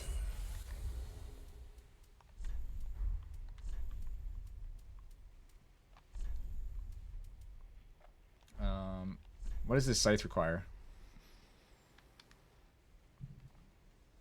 Wait, what? Why does it have an X on it? Is there any reason why I can't use it? Oh, I need 18 decks. Okay. Well, I need 17 for the great sword, so I'll only be one away. I'll probably try it. I loved the scythes in Elden Ring. Marie Antoinette said the "let them eat cake" line. If she ever said it, she was like 9 when she did. Yeah, that's a big historical myth. There's a lot of quotes that get misattributed. This is actually something I did for school the other day, which was quite interesting. We had to do a discussion post in our classes forum for this course about the golden ratio and use an example of an architecture or artwork in relation to the topic. And so I talked about the Parthenon because the Parthenon is like the most famous example that every person gives of the golden ratio being used in architecture. And the golden ratio is pretty bullshit. I mean, it's definitely used, and it is a nice ratio and everything. It is definitely used. It's a real thing. But a lot of... it gets over-applied to, like, everything. And so it's already been proven false that it was not used in the Parthenon. So I used an image of the golden ratio overlaid on the Parthenon and just talked about how the golden ratio actually was not used. And there is a part of our course content, and also this is a big myth that is perpetrated about the Parthenon, is that the designer of the Parthenon, Phidias, I believe his name is, used the golden ratio in his design of the Parthenon. It is said, it's quoted by, it's never been attributed directly, but there is basically, it is said that Phidias used the design, he used the golden ratio in the design. And so I was curious. I was like, okay, so how do we know that Phidias used a design? Is there like a design record of the Parthenon? And I looked it up and found out that he literally never said anything about using the golden ratio in the creation of the Parthenon. It was completely attributed to him after the fact by mathematicians in the 1900s and stuff like that. So yeah, a lot of stuff in history like that. Or I should say popular perception of history.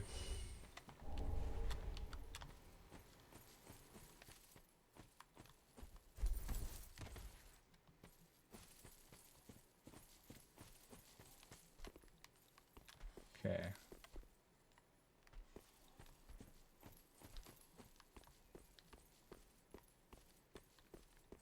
Oh, bonfire, yay. Oh, friends.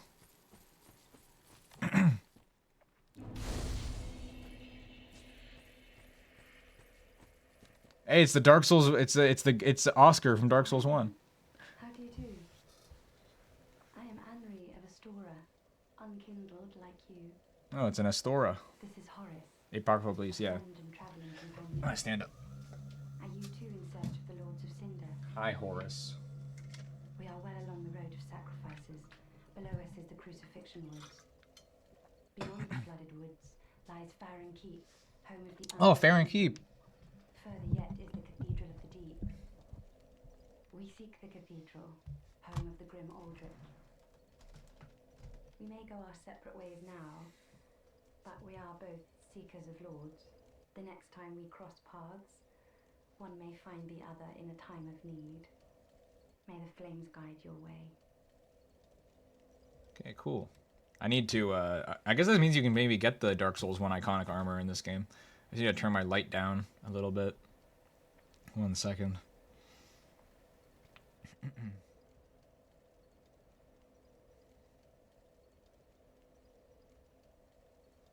Having dimmable lights is the best thing I ever invested in besides the standing desk.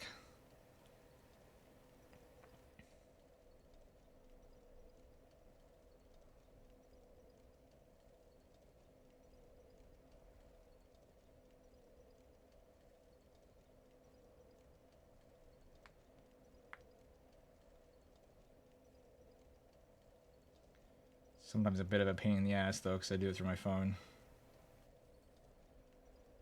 Alright, there we go. Let us continue. And let's say hi to Horus. Oh, Horus doesn't have very much going on up there. That's fine. Why would the best battle specific... Oh, wait. Another one is Celtic warriors painting themselves and going to war nude. Yeah, yeah. We have one account of that having her Roman Emperor who almost certainly never went to Gaul. Yeah, that's the other thing, is that all accounts in history are biased, and you have to study them from that. And then when you only have accounts from one group or person in history, you have to be very careful about it. With Vikings, that's one case where we have basically only accounts from the Vikings themselves or from all the Christian monks who were getting slaughtered by them. So you kind of got two sides of the coin to see where it's like the side that hates them and the side that's going to write super highly of themselves. Yeah, it doesn't make any sense that Beth Metalsmiths would go naked. But once those things become popular culture, they are basically cemented in the, you know, the pop viewpoint or depictions. This seems like a crazy area. It's a swamp. Of course it's a swamp.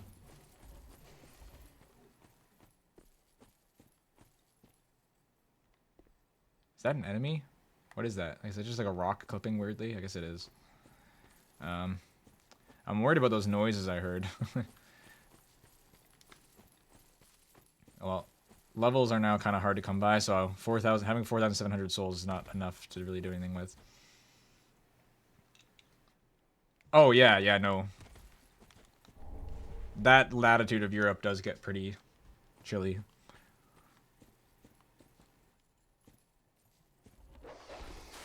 Oh no, it's all swamp. Oops, it's all swamp.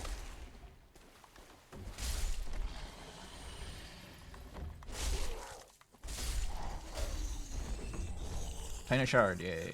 I need 6 of those. I need 5 more to upgrade this claymore. Yo, they're breaking graves. That's not cool, guys. Ow.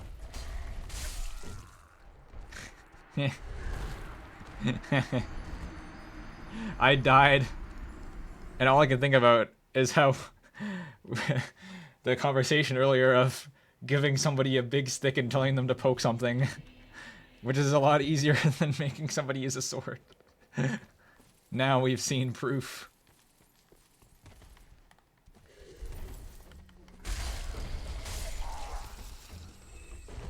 I got outranged by the stick. Oh god. What? I don't think big sticks can do that, but...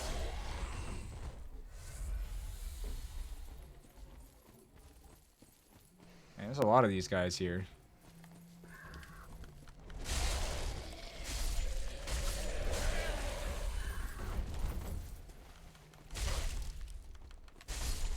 Luckily they're slow.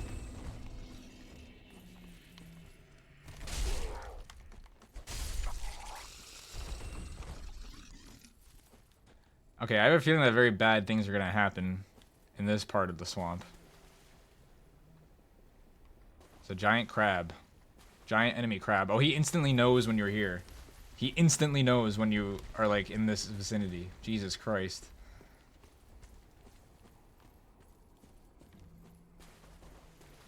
Oh, that's what I was hearing.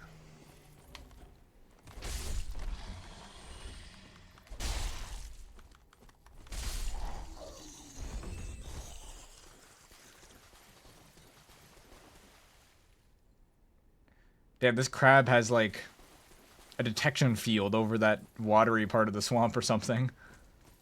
Meanwhile, one could probably live around Rome and never have to wear clothes. Not a suggestion. Yeah. But yeah, that's what the Mediterranean does. That's what water does. I mean, It's not nearly to the same extent as the Mediterranean, but the UK is similar. Like the UK at the same latitude does not get nearly as cold or snowy as that part of France slash Germany and Denmark does. And Denmark is also pretty coastal, so it gets a little bit of it, but not as much. Islands are just like that. And sea with the Mediterranean Sea, it basically is like an island, like with the things around it. Like for me living in Newfoundland, I'm much farther north than I am in Ontario, but it's so much more temperate than Ontario is.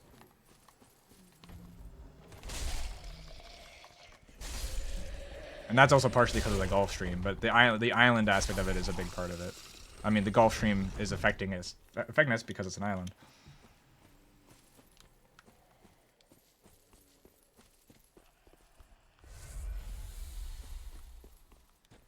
Oh, little room.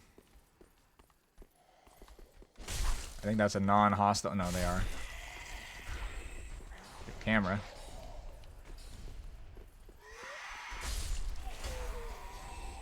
There's like a wizard up there.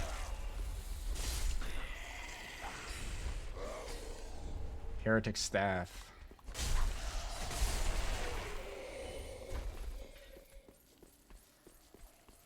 This is great. I'm making steady progression today. We'll see what happens when I get to the next boss. I'm actually kind of surprised how long it's been without seeing a boss. Though I suppose the amount of bosses will get more rapid later on in the game. That tends to be how it goes.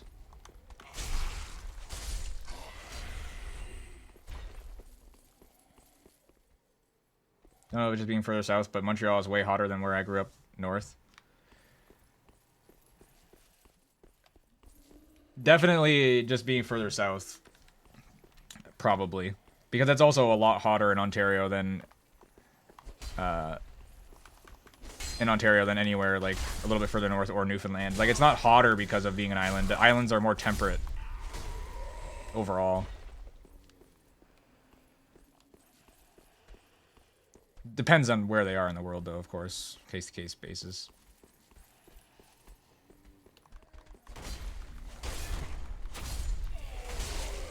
But more humidity can build up. Oh, I mean, more dry heat can build up. Like, kind of like in the outback of Australia. If it's not a big ocean.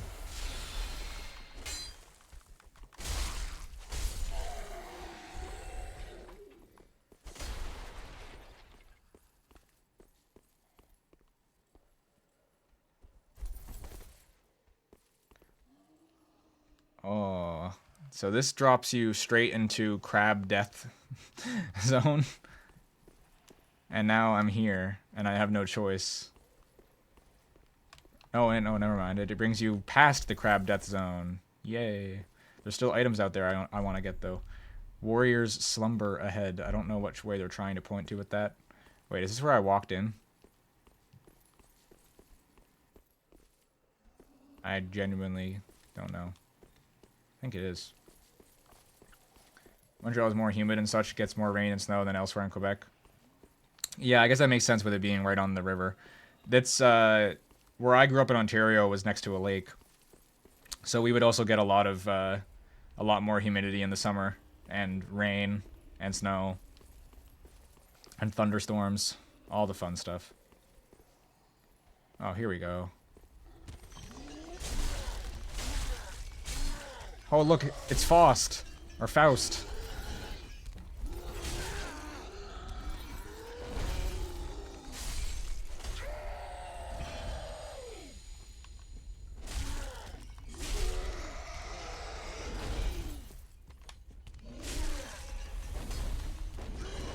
Yo, he's agile.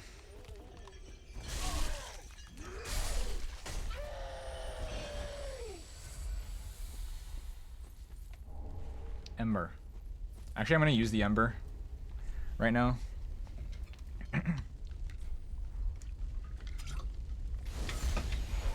Need a little bit more health for this exploration, because I have no idea when the next bonfire is going to appear. Alright, that looks like it goes quite far. I'm going to go check out this other direction.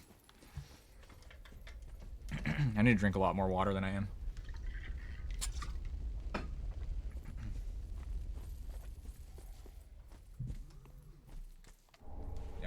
was right. My instinct to go check this side first was good.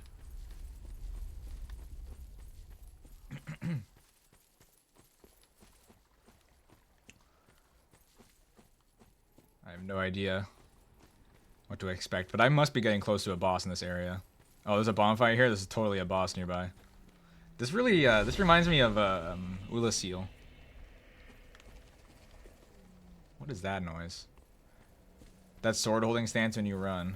Oh, like this? Oh. Ah.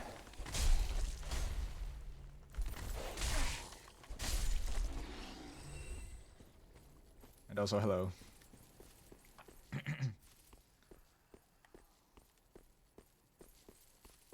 Oh, okay, interesting.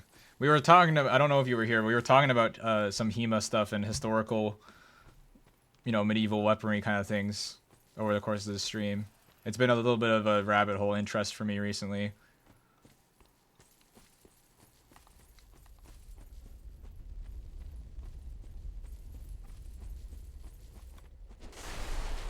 Okay, that's interesting. I don't. Wait, no. You're actually you're right. I know what you're saying because I've seen some of the HEMA videos I've seen. I've noticed that they do that. Yeah, when they're using like the long swords.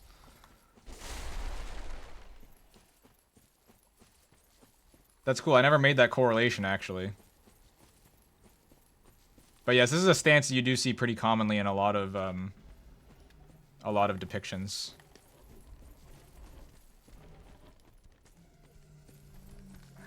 Of big swords. Wait, so, huh? Where does this connect around to? Be careful if you use the Ember in this area. This is the main PvP area. Oh, people love to invade here. I see. It's like the... And yes, welcome, Mechanic Cat. Good to see you. It's like that one part in Elden Ring. Where's that area? It's like the little... It's like... It's not Raya Lucaria, but it's where you meet... It's like where Ranni's tower is. That little manor, the Caria Manor or whatever. That area, I loved PvPing in that area. I invaded so many people there. Oh my god. I think there was one day on Elden Ring, like in the first week of its release, where I literally just spent like 6 hours fighting in the Caria Manor. I was just, I gave myself a pretty big handicap by having dual wielding scythes. It was not that good for PvP, but if I could get my sprint attack off, they would just be dead. Kendo versus HEMA. Kendo is severely hamstrung by being limited to overhead forward swings. Yeah, I did. I was curious about what the limitations of Kendo were because I was thinking like there's a certain limitation of the rule set, and that's basically because you know it's meant to be like katanas, right?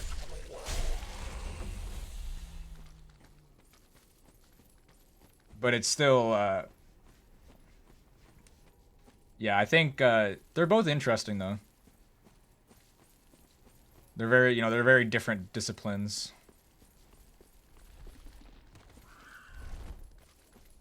But you can definitely tell when you watch anything that's like HEMA versus Kendo, or I mean just mean like you just compare them. You can tell that HEMA is a lot more freeform, and they're just kind of doing what they want to with their moves a lot of the time. There's more freestyling, I guess.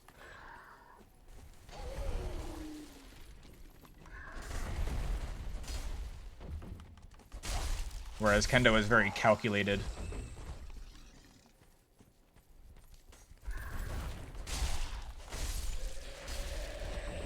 Yeah. Yeah, I didn't mean like Kendo versus HEMA in the sense of like the same match, though there is some interesting stuff like that you can watch of examples. But I did watch an interesting video. There's a really cool channel called Weaponism, which is like this South Korean Kendo dojo that does content all with English subtitles. And they had a video that I watched the other day of... There's like this South Korean dude who does a lot of HEMA stuff, but he also does Kendo, and he was like showing the owner of that channel, he was showing them HEMA moves. Oh, it's that knight from Dark Souls 1. He was showing them like HEMA moves that are useful, and they were like kind of incorporating it into Kendo. Not that it was like a part of the rule set, but they were just kind of messing around. It was pretty interesting.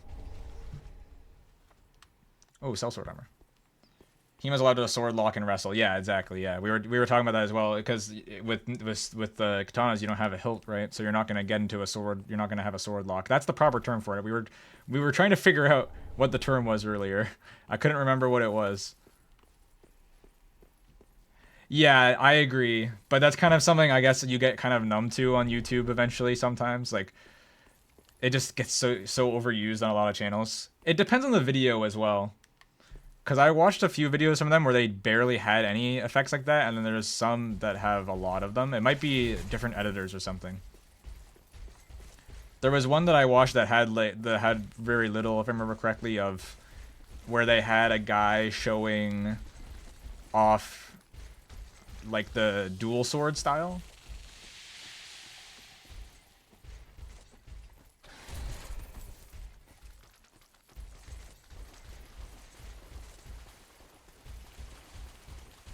Yeah, yeah.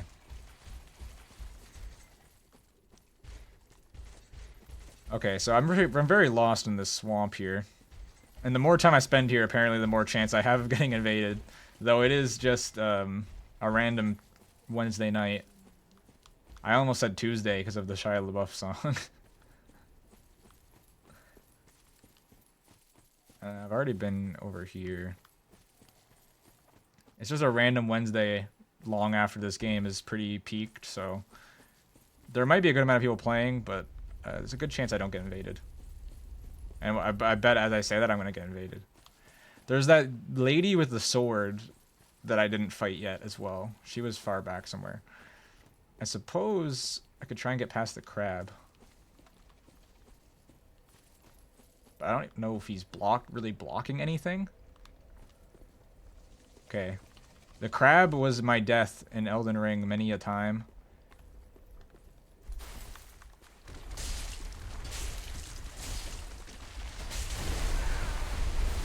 But there's a bonfire literally right next to him, so it can't be that bad, right? Oh, okay. No! Alright. I gotta kill this crab, man. You can't invade me while I'm fighting the giant crab for the first time.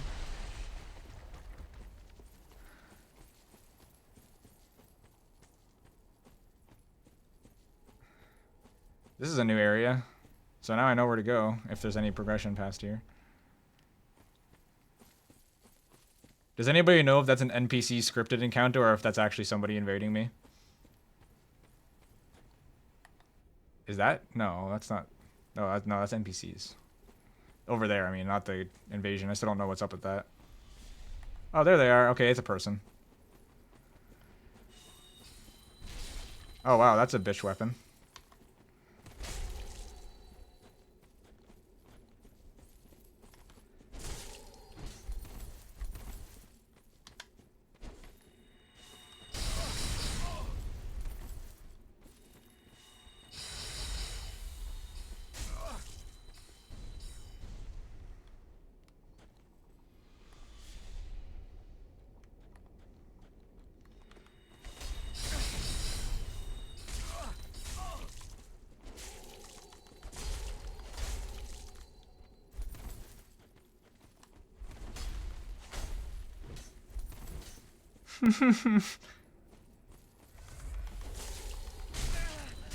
Wow.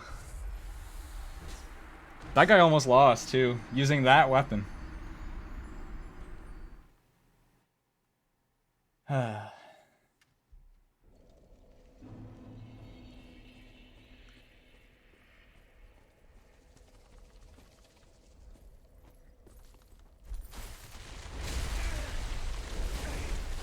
Please just don't make it my souls.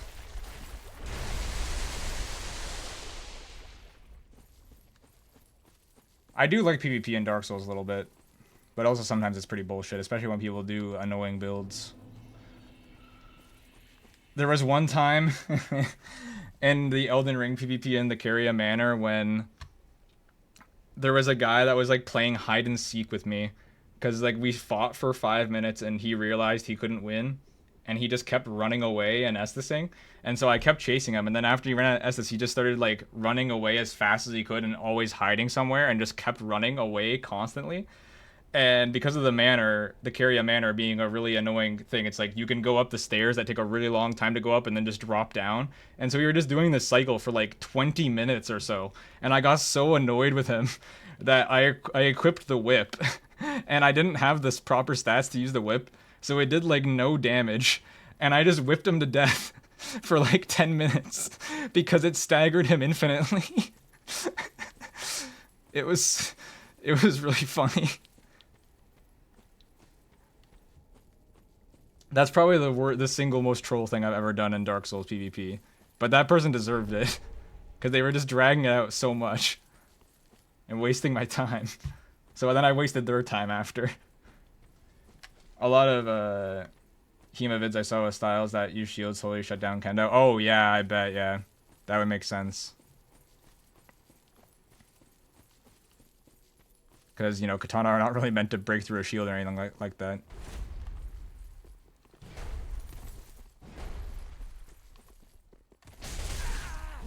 Okay. Oh, what the? These guys are so fast. Why are they so fast? I thought they were gonna be slow because they have huge weapons, but like what? Just no.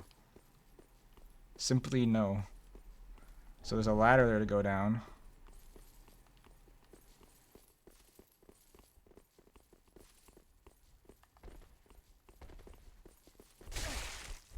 But yeah, exactly. I would agree. It's like, yeah, just it's not designed. Kendo's definitely just not designed for it. So it makes sense. Oh no, I'm gonna die. Ooh, I need to get them away from here and then go back.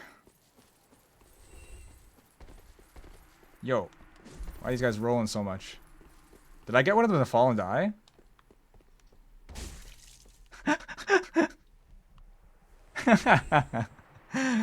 I did. I got them both to fall and die. That's amazing. Ooh. Is that a rare drop or something, or do they just drop that guaranteed? I mean, they're a hard enemy, so they might just drop it guaranteed. Where is it? Oh, I have enough stats to clip it. What is the stats on that compared to the... It does a little bit more, it does a little bit more damage, actually. Weighs a lot more. Okay. Wait. Oh, wait. No, I don't have 24. I need 24 strength. Okay. I don't know why I didn't have an X over it before.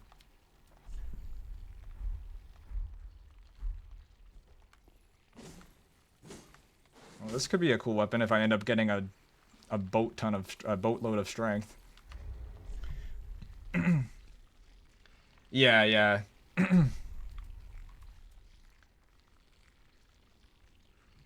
It'd be interesting to see like an alt history Japan that also kind of got some other warfare inventions during the samurai period. See what other kind of crazy weapons they would have invented. But, you know, a lot of it just comes from understandable factors. Like, they were just never going to really have the same style of warfare as in Europe due to the quality of the metal.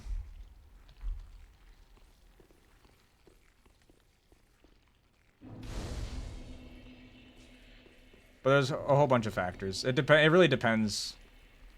Like, they would invent something, is what I would say, Ringo, because it depends. Like, like if you look at Sengoku Jidai, you have some clans that get guns, right? You have other clans that don't get guns because they basically, like you said, the institutional inertia and ego of seniority, and not just seniority, but just the ego of, oh, we have to, you know, we have our code, we're going to uphold this code, we don't need these European weapons, we don't need these weapons that take away the honor of warfare. And guess what? The guns won. The guns won in the end.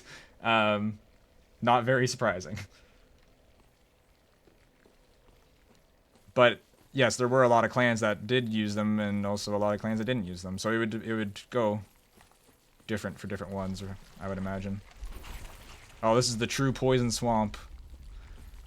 Great, you know, just get it out of the way now. Gotta have the poison swamp. I had no idea I was gonna be going through a poison swamp today. But that's what my day is gonna be. I love how in Elden Ring he was just like, how do we make an even better poison swamp? So we make it a massive underground poison swamp. Oh, these enemies don't look fun. It's like a satyr. Oh, another sword. I'm getting lots of cool weapons. Oh, I was gonna try and stealth this guy.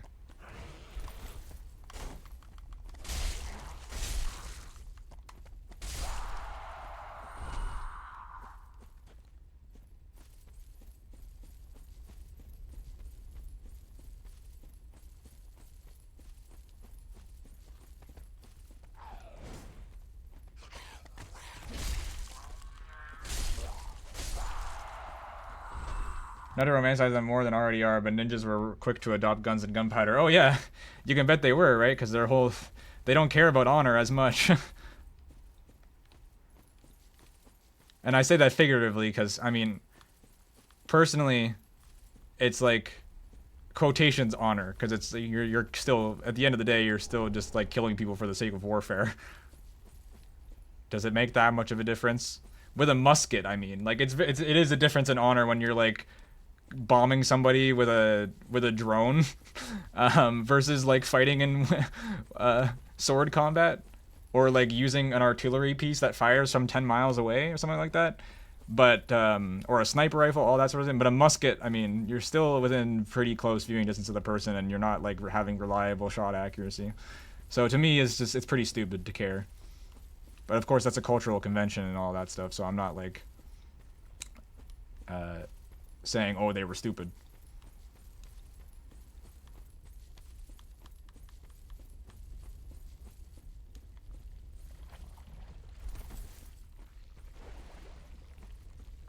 This is just the way I came from, isn't it?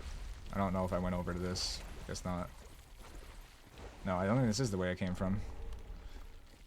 Unless I just didn't go over there.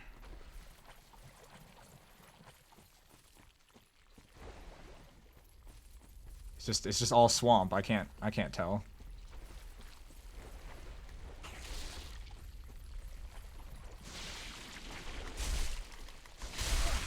Ow. Ow. Ow. They do a lot of damage. Extinguish 3 flames and open the door to wolf's blood. Oh no. Is there a wolf boss? Missions of misfortune. Time for filth. Okay, this is where I came from, but let's go explore. So I've got to extinguish 3 flames to open the door. I love how the messages are still like riddles. It's like a riddle you would read in a game that's actually trying to tell you how to figure out a puzzle or something. Oh, I'm gonna get poisoned. Oh shit, it's a... Okay. Do I have a poison resist item? I must. Okay. I do. And there's another thing too. What is this?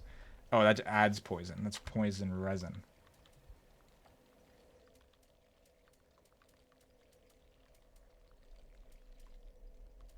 So that's all my poison resist items. That's not great. Got coffee, I shall rise. Welcome back. I should actually probably get a caffeinated beverage soon, or else it'll be too late to have it. I'll get through more of this swamp. Yeah, so I'm in a poison swamp now, Crow. The Miyazaki classic.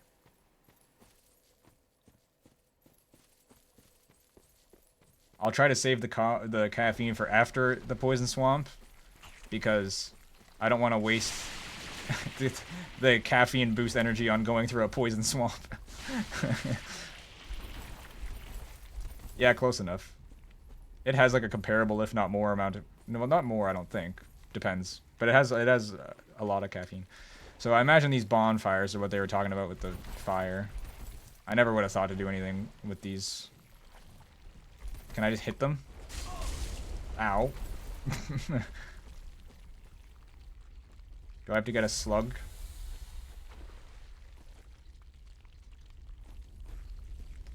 I have quite a lot of souls now. Oh my god.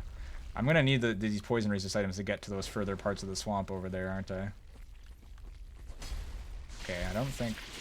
Unless I can get them to like douse it, which that's the only way I could think. I don't know what else I could do. Okay, well, I didn't think they were just gonna die. I thought they were gonna... I thought you were gonna shoot at the fire. Water on the fire. No, fire in the water.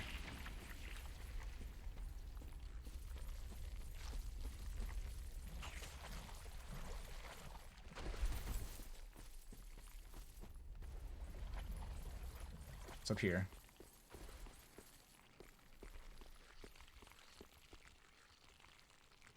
I hear a lot of not nice sounds. That does not sound appealing at all. That looks bad. There's lots of hanging stuff.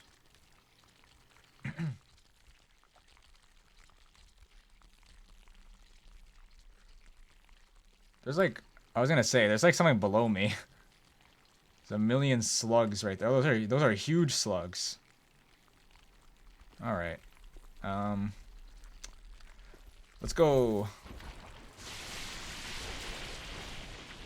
Oh, wait.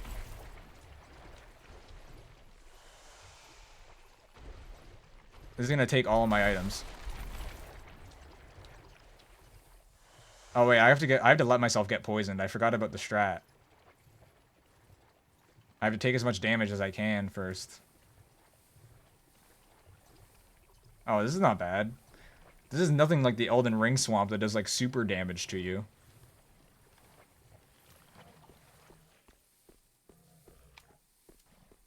I can just tank this. Oh yay, more moss clumps. I needed them. Well, I'll get rid of the buildup right now, so I better run back through. Oh, and there's not too long to go through. Oh, come on. I said that, and then it's like this area, this crap that slows you down.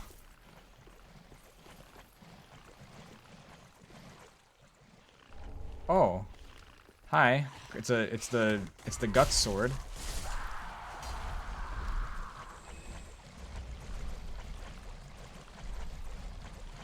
Ultra great sword. Alright, how much do I need for that? 28 strength. We're doing a strength build now, so that I can use these weapons I keep finding. Oh god damn it. I did not mean to do that. Hey, do you just want to like let me get to land?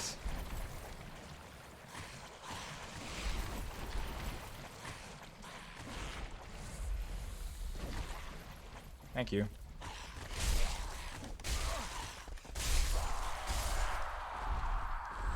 Probably said it already, but Ninja and Shinobi are two readings of the same word, so technically, well, Shinobi is the historical one, neither is wrong. Yeah. It's just an interchangeable term. Basically.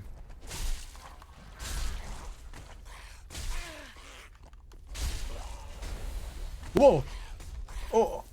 I didn't realize how little health I had. No! Does this kill me?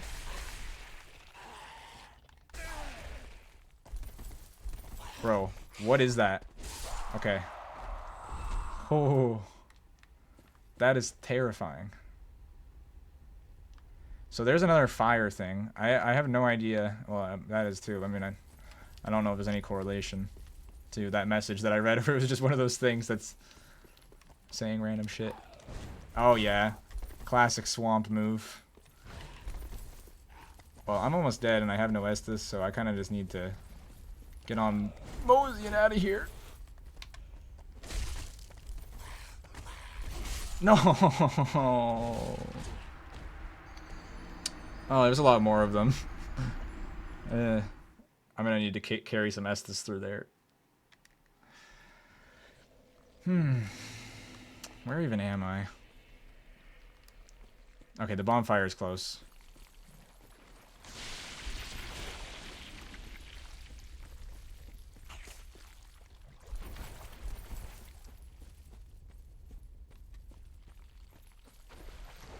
So I think I can just get to where I was through a less poisonous way. Probably. Yeah.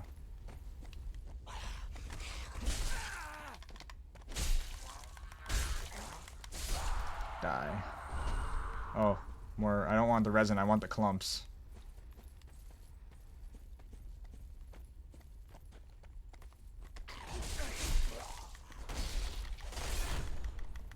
Oh, cool. Alright. These guys do a lot of damage, so I'm gonna use the Estus.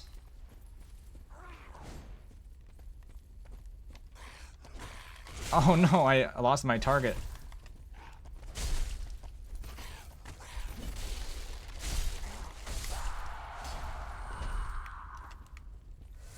How long has it been? It's been 2.5 hours almost. Yeah, I should definitely get caffeine in a moment.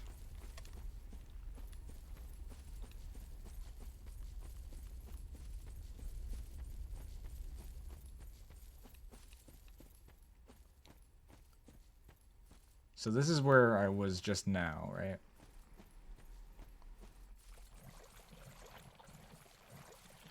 Before I died.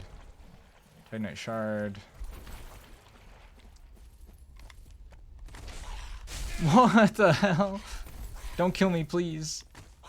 I need my stuff. This guy's trying to do... Holy shit.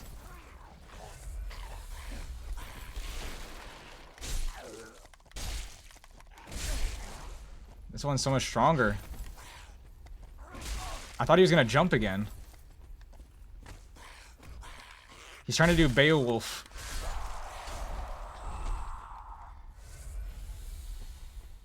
There is Tekken 8 trailer for Lee? Oh, I thought there already was one for him. I haven't kept up with Tekken 8 though. There was the demo and I downloaded the demo. But that was also, they decided to release the frickin' Tekken 8 demo the same week that school started. And so I never had any time to play it. Assuming that the demo was time limited, I imagine it was. I haven't uninstalled it or anything, but I haven't tried. I doubt you can still play it. I just haven't even bothered looking up.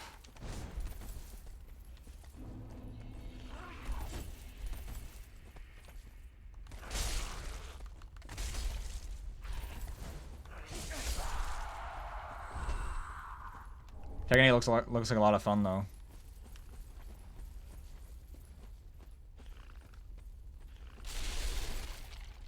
What's here? No treasure ahead. It's sad.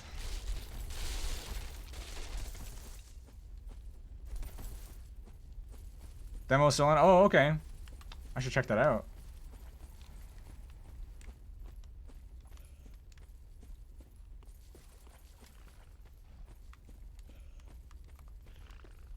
Yeah, yeah. I know when we first talked about Tekken a long time ago, a couple years ago, I was not into. I had not really expanded my horizons yet. I just found it really overwhelming because I was a new fighting game fan. But when I tried Tekken 7 out, I really clicked with it. I really like it.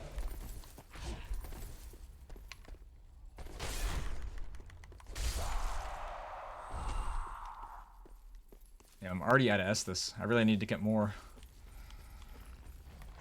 There's more of them. Come on, guys. Come on, I'm not fighting you on this stupid bridge where I'm gonna fall off and die.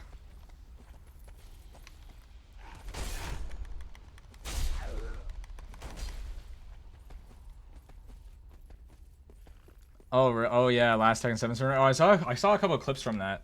Yeah.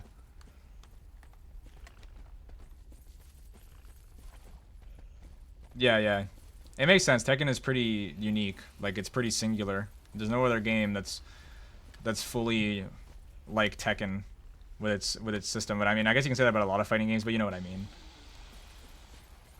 There is like some other 3D fighters and stuff, but to me, Tekken is the first game that's made like the idea of a 3D fighter click for me. Like Soul Calibur, I always just found it kind of weird how it works in Soul Calibur.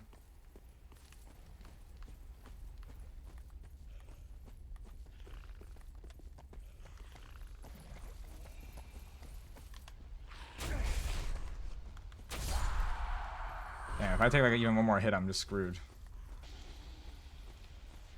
Can I use an Ember?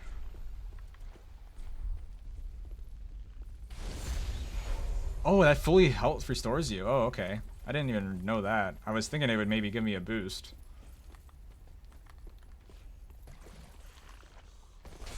Oh, no. Okay, good. That's actually good for me.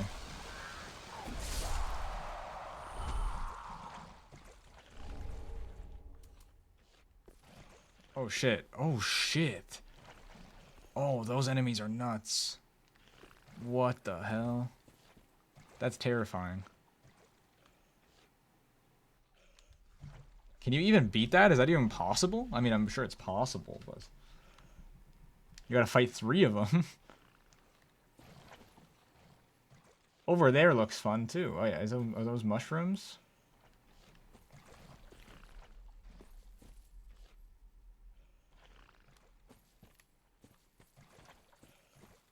Alright. Oh, yay. I have a lot of souls. Let's go level up. Oh, there's just suddenly Mimic Dude appears next to me. Oh yeah, 100%. I mean, it's the game that added Yoda.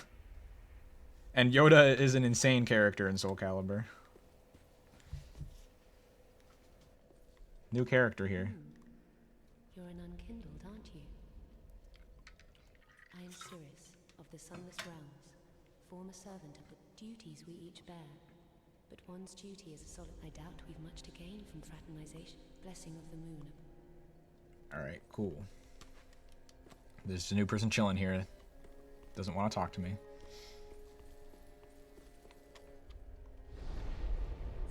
Wrong thing. Welcome home. Speak very well. Then take note. How many levels do I get from this? So I need 1 more dex to use. Like, I need 2 more decks to use both of the great swords that I have, and then there's like a bunch of strength that I need to get. I also need to up my vitality, so I can get 3 levels.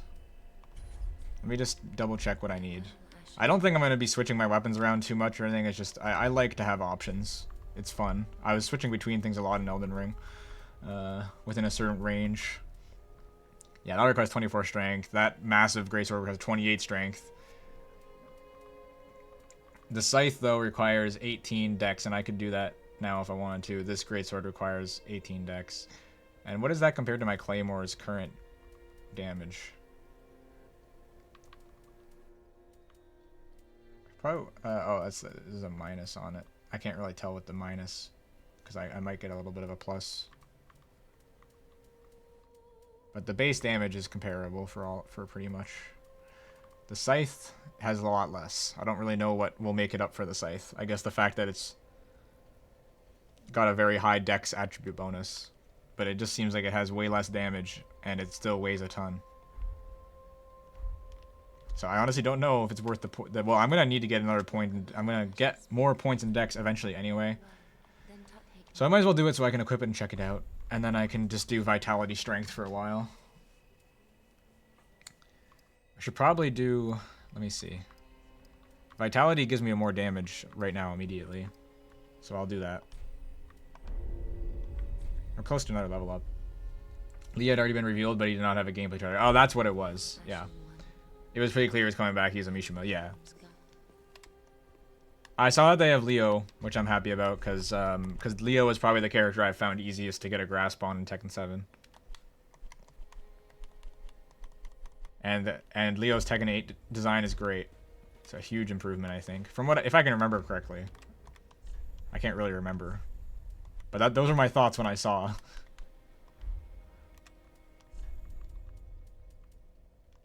So, let's try out the scythe. It doesn't seem like it's very good, to be honest, but it's cool, so that's all that matters. Oh, it's pretty fast, actually. Okay, oh, this is cool. This is cool. I'm gonna use this for a bit, for sure.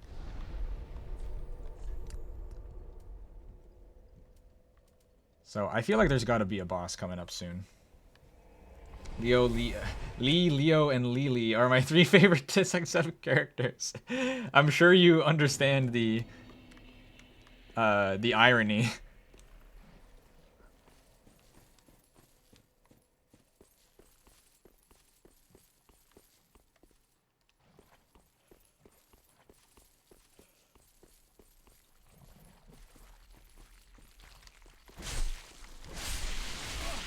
Oh, what the hell?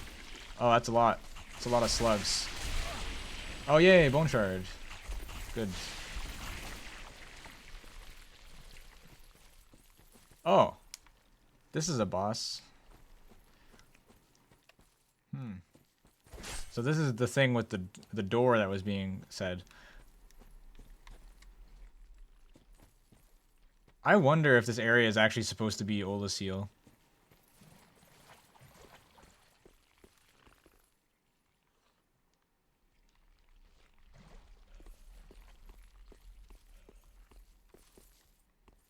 Joke when Leroy came out that I was forced to learn him, so yeah.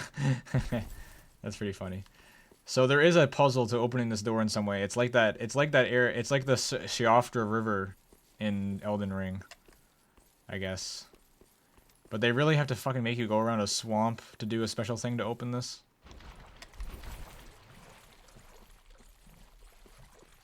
The only hint I have is something about fire. Oh god, it's one of those things. They look terrifying. Oh fuck.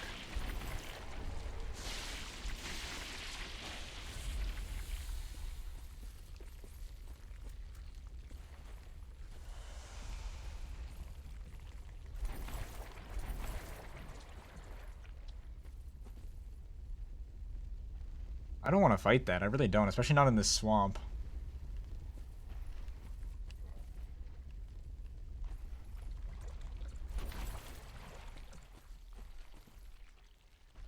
Oh my god. No, no.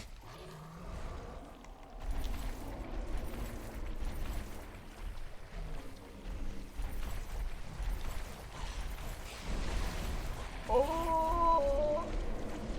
Get out of the poison. Whoa. Oh.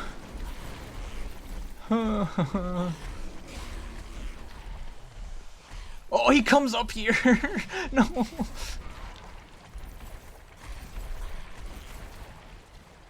This is fine.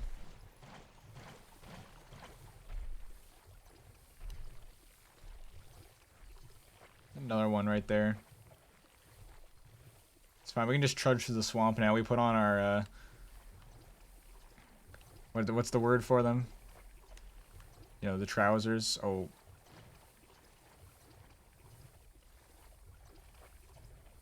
Put on our wading pants.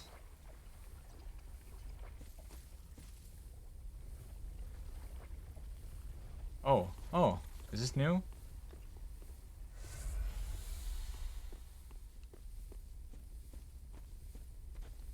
Oh, okay. I figured it out.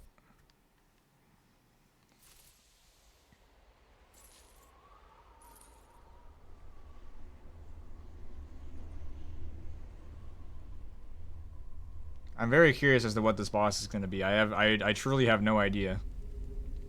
It's probably a boss that I've seen, because I have seen most of the bosses in this game. I just don't know when they are. The bosses that I know of are Abyss Watchers, which is definitely not here. Slave Knight Gale, Yorm the Giant, which I think is not until near the end of the game. Obviously Soul of Cinder.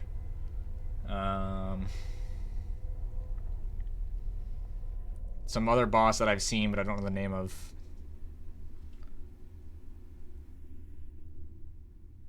And those are all the ones I remember off the top of my head. Other than that, I've definitely seen some more, but I don't remember well enough. So yeah.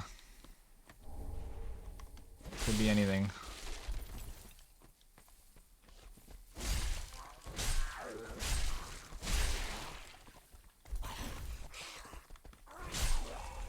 Oh, the reach of the scythe is so nice to have. Yo, it's the same person. Is this an NPC or like it's the same person? But I don't think it's a NPC. But maybe it is? I don't know. It is just a pretty normal name. Just like Hazel. Because if it's still a real human just invading in the same area for this long, then that is nuts. It must be an NPC.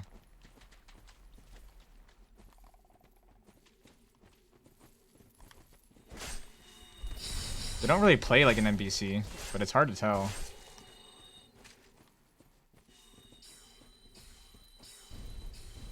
But why do they have a crossbow?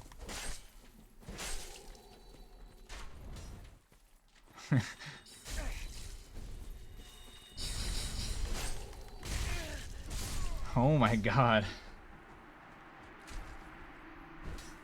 Okay. It must be an NPC if they're still attacking. I've got to look it up.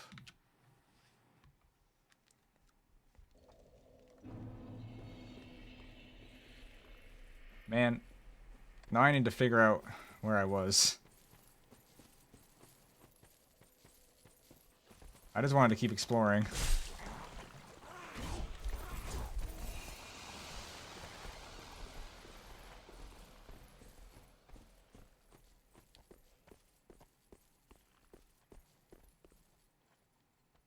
So I need to find another candle thing.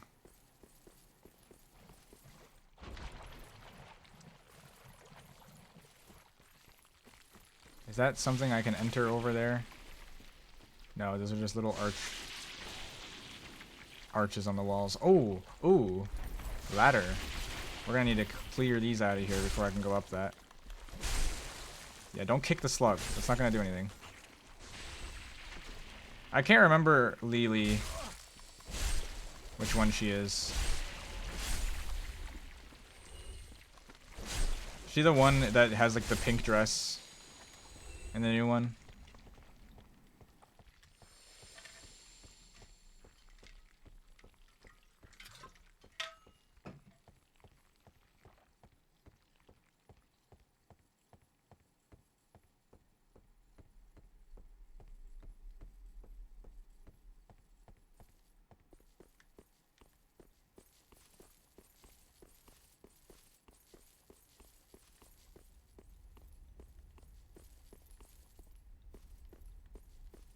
Oh, tight night.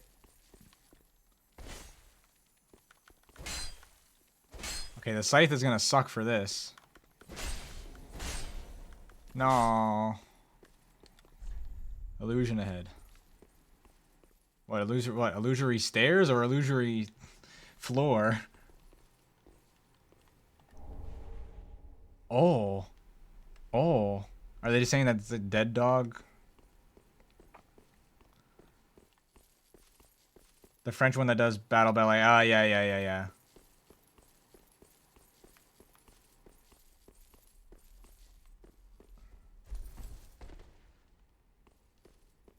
Hi, dog.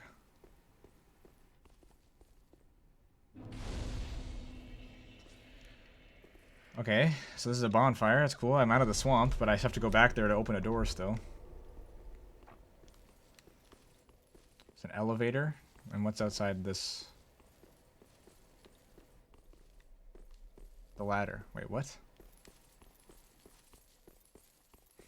I didn't see this door when I came up here, but maybe I'm just blind.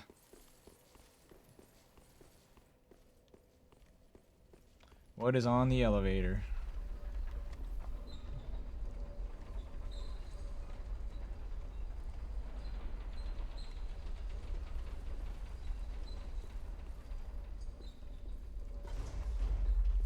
Oh, I accidentally sent it back down. Message. Visions of light.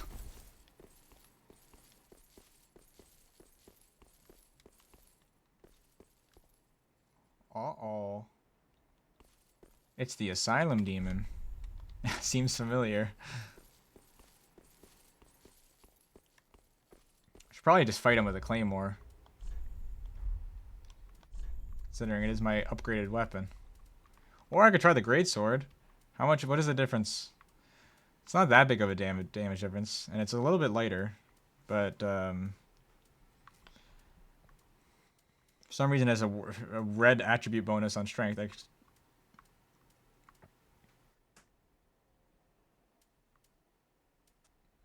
has a higher dex bonus.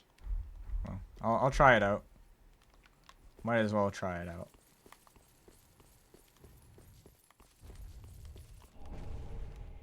Oh yeah, I should use an ember.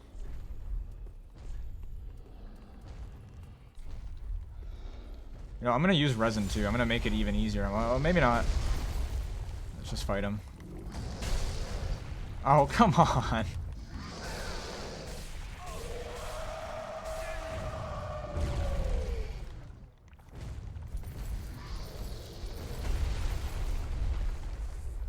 Yeah, I don't want to do this.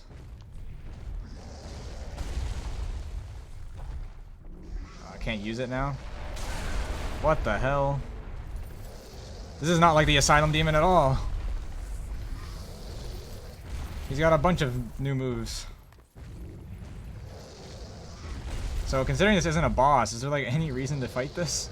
Besides just pride?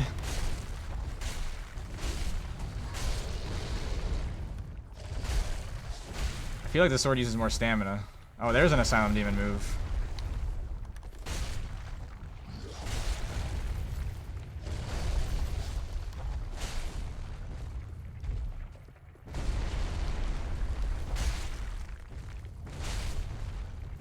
Again.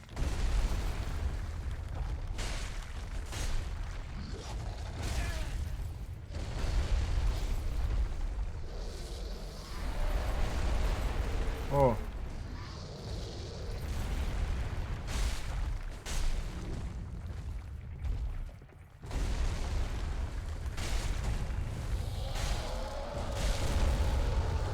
Oh, cool. I just need one hit. Okay, thank God. Oh, we got a soul for that. Cool. Stray demon.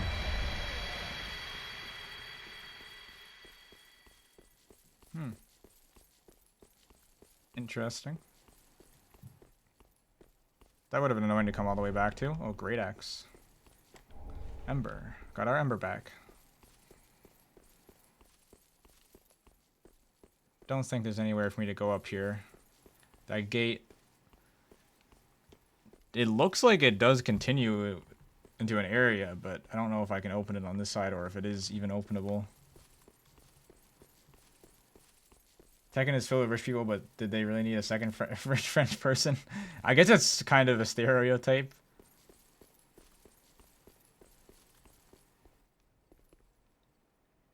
Oh, this is just a shortcut back down, I guess. Oh, wait a second.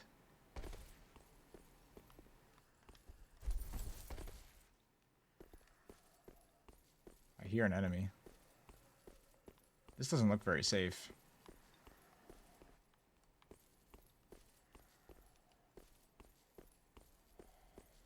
Oh, I see 2 lizards. No, get back here. Don't make the other one go away too.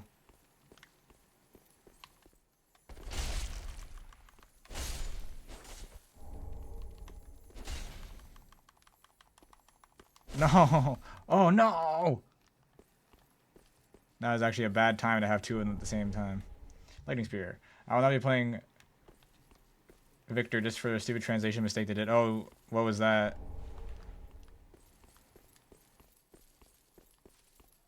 Oh, a third one.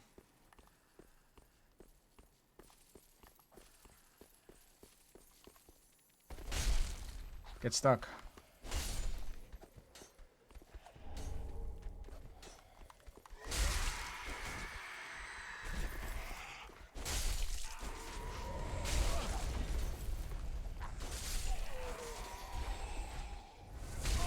Ow.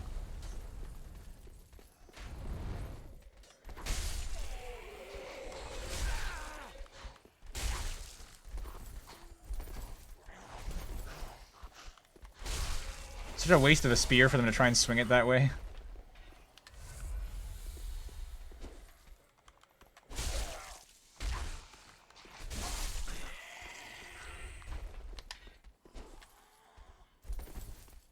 I wonder what the jumping heavy attack is like. Okay, there we go. Ow. Dude, die. I think I definitely prefer the Claymore to this, but this has a cool moveset.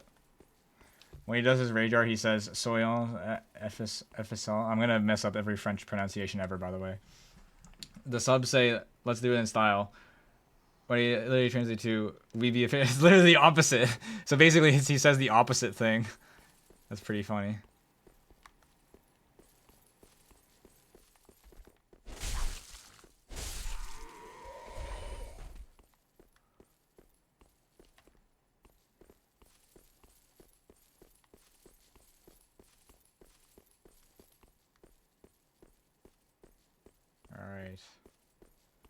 So what is this? Could this be a hope? Praise the sun. Alright, well, I mean, we found a cool view, I guess. That's cool. We can see the areas we came back through so far. That's about it. Is there any kind of shortcut? I guess back down there. Is there any kind of new area? No, it's death. Alright. Well, that was an... God damn it. I'm not going back for those.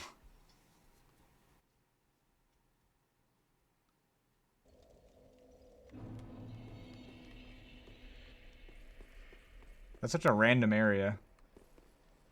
I can overlook accuracy if it sounds cool, but you could not be farther shot. Yeah, that one is particularly bad for sure.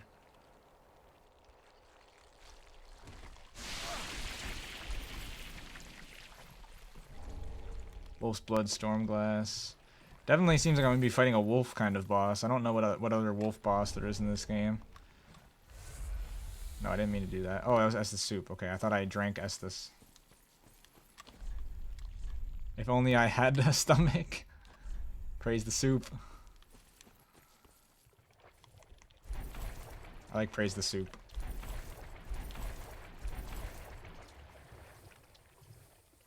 So now we just mindlessly tumble around in this poison swamp until we find another candle.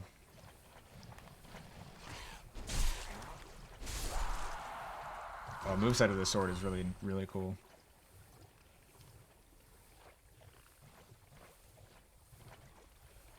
I generally have not even a hint where this other candle is. I'm just going to be bumbling around.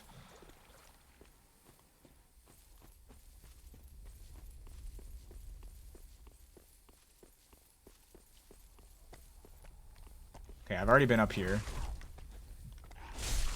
I guess I should try and go back to where I found the first candle, because I know that I didn't get to really fully explore there before I got PvP invaded. Oh wait, right here.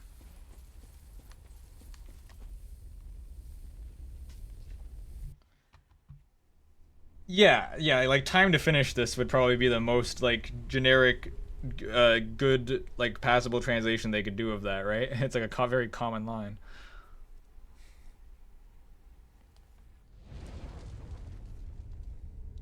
Oh, I see another goblet. So there is a third one I have to light, like that message said. Or extinguish. And then we will see what this boss is, and then I'll probably take a break to get coffee after I do the first try of the boss. Or not coffee, but caffeine. The question is, where the hell is the third flame? It's probably on another jut out thing like this, because that's where the other two were, but what that looks like, where it's located, who knows? It really doesn't help that you have to find it in the middle of this frickin' swamp.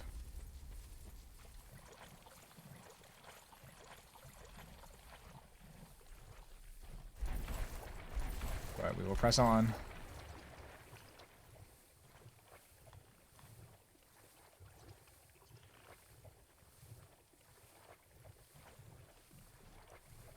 There's a bit of a land thing up here. That's where I found the soup. I don't think that there's going to be a candle in that area. But I'll take a second check, and I'm going to go back around the swamp in the other direction, because that's where I've spent less time. Or maybe I should just try and go from here and see what I find.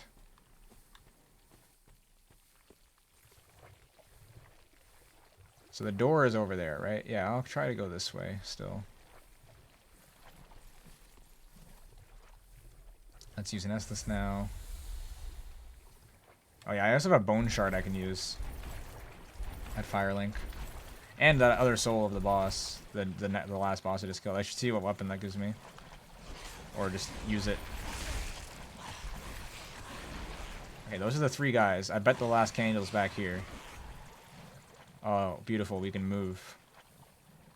Are they still chasing me? Yes. Yes, they are.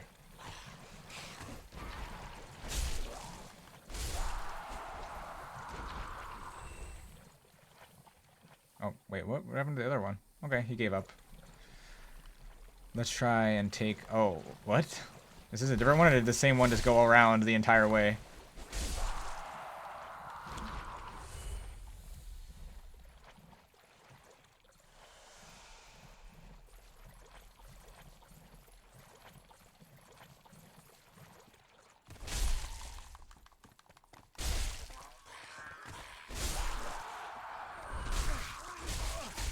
Ow.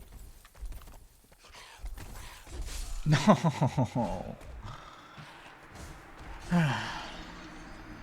Oh, Dancing Warrior chooses you might be an even greater danger than Cow P. That character is sure the reason they started to try and say the names properly afterwards. Yeah, you would hope that they would for such a game based on, you know, an entire other culture.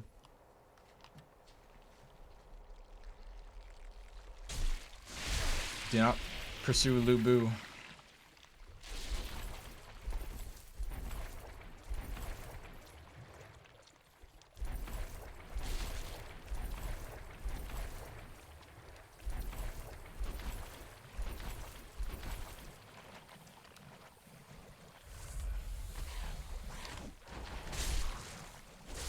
Okay.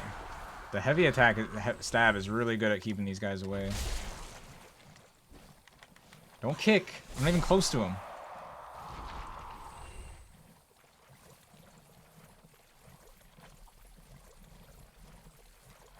Yeah, cow.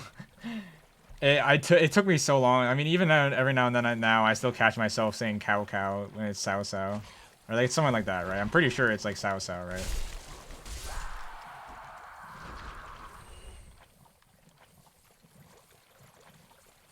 Oh, there's a crab.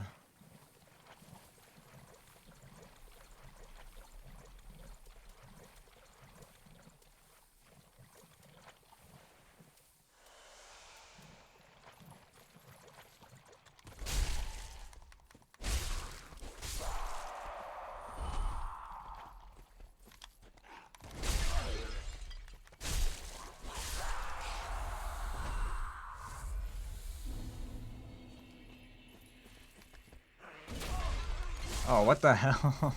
No, these guys killed the mushrooms, dude.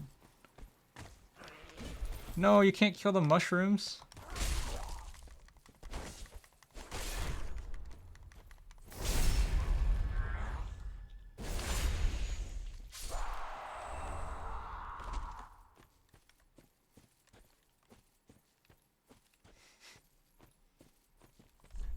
Master.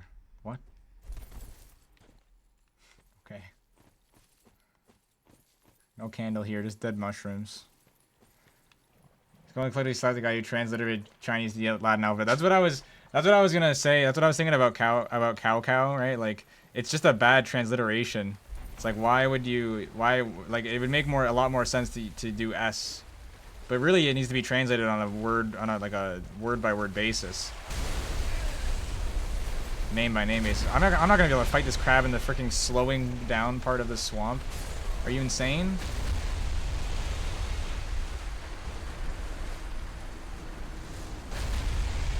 There's no candle there. Oh, he's getting hit by something. Yeah, exactly. Like, even just S would be a lot better, but TS would probably be the best one. Yeah, I think that's the thing that makes Chinese so hard for me to get a grasp on as like an English speaker, like Chinese names and such. Like, whenever I play Genshin and all that stuff, it's just like I can't remember the names of so many characters and things. Like, it just takes a long time. It does not come naturally to me at all. I might just need to get more familiar, and I'm sure I will get more familiar with Chinese naming conventions and stuff, but it's just like the way it's written out, the way it's transliterated is really bad a lot of the time. Very unintuitive.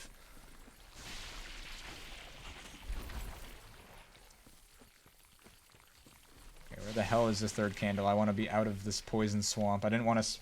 This is not what I was thinking I was going to have to do today, but I guess at least I have the poison swamp part of the game over after this. Fucking hell.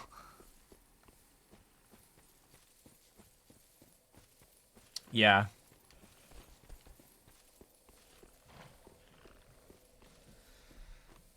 Where is the third candle? I've seen... I feel like I've been basically everywhere. There was the place I found the first candle that I still didn't really get to go further in, but... It wouldn't be so bad if I could just run through it all. But there's these slowing parts that are torture.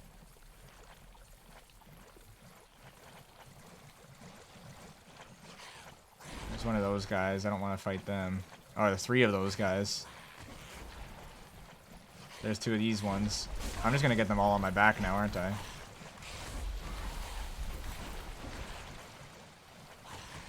Here's in our lovely slowing area. I'll bring them all up here, and then if I can manage to actually kill them all without dying, I'll drink the Estus soup. I have no more moss clumps. Hopefully they'll drop some at the very least.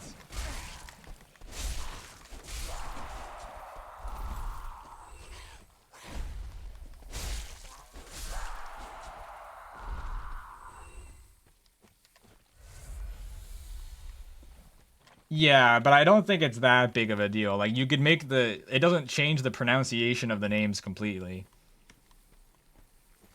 So even without the conveying of the tonal shifts, it's like, you can make it a better... a little bit better. Like, it's the same in Japanese.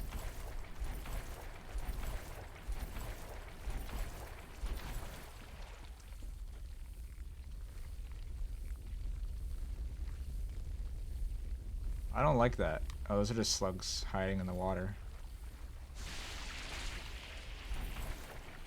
What?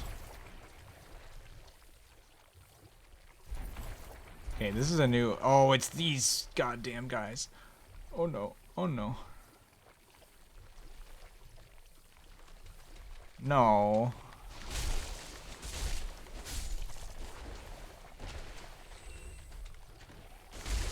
Okay, I can just hit them out of the air at least.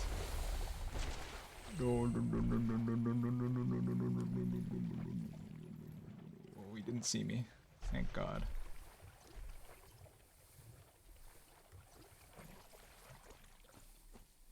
Can I go up this? No, you can only come down that. This is where I was trying to, where I was about to get down to from the way I was coming before getting invaded. Don't you just love getting invaded in a poison swamp?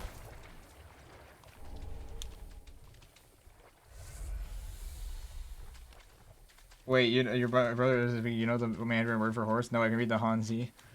I assume the Hanzi are like a certain aspect of the Chinese writing system.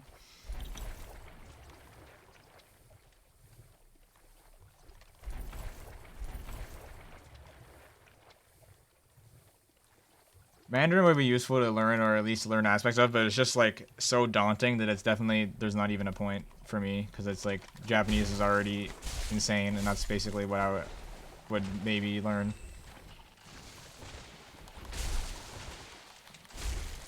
And these guys actually are not that annoying in this game because they just kind of suck.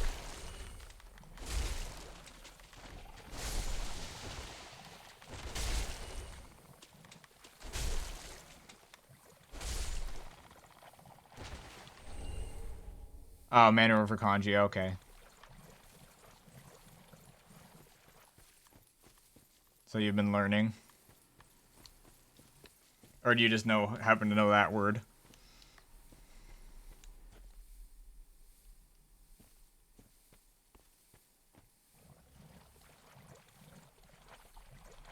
Oh, what? I thought there'd be something here.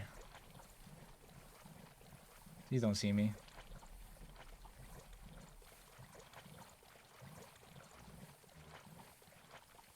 Okay, this is where I've been before.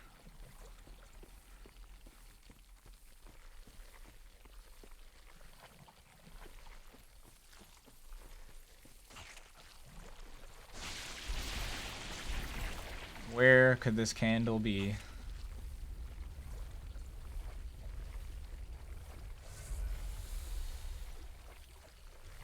Oh, makes sense, makes sense. Yeah, the ones that... I forgot there's a lot of crossover ones. Yeah.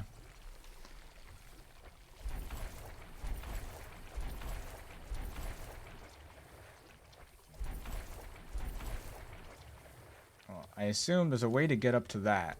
And if there's a way to get up to that, that might be where the candle is. Doesn't look like I can get up there from down here, though. Gotta be some other way.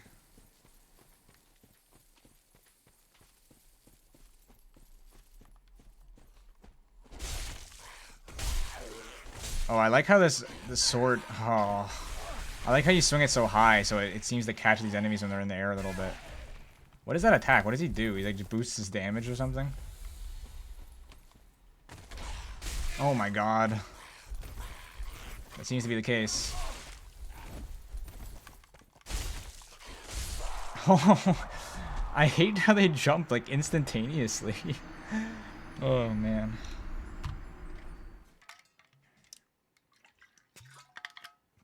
It's starting to be a while. I think what I'm gonna do is I'm still gonna try and get to this boss, but I should probably go and get my stuff soon because I'm starting to lose brain energy here. In fact, I'm just gonna take my break right now, I think. It would be nice if you could at least like see where the candles are from up here or something. We would add a point to this area. But yeah, I'm gonna BRB right now. I think I'm probably not gonna go for too much longer because I think I'll probably stop after I beat whatever boss, but I'll see. So I will be right back. Let's get a nice scenic picture of this wolf. Yeah, I'll be right back.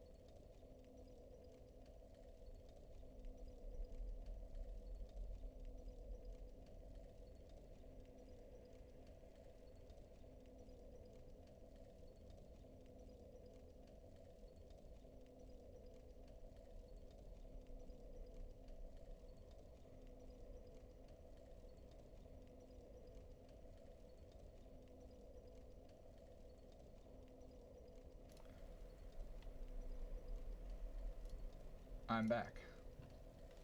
I ended up also getting food. Because when I went to make my hot chocolate, I realized I was really hungry. And oh my god, I feel so much better. I was definitely running low on brain energy. So it's probably a good thing I didn't encounter a boss, because I wouldn't have not had a good time. Oh wait, I actually need to fill my water bottle up. I'll be another second. It's almost empty.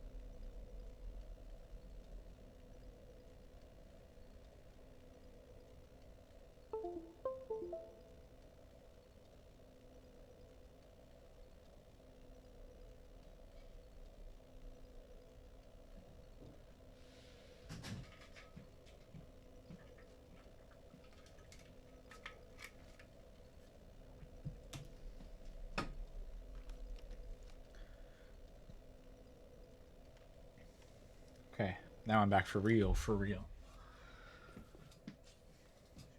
Those historical games where they do everything they can to paint the character you're playing as in a positive line, finish Cowpie's Sowpie's story the other day, and they go, the way Empire is to have reached its pinnacle under him.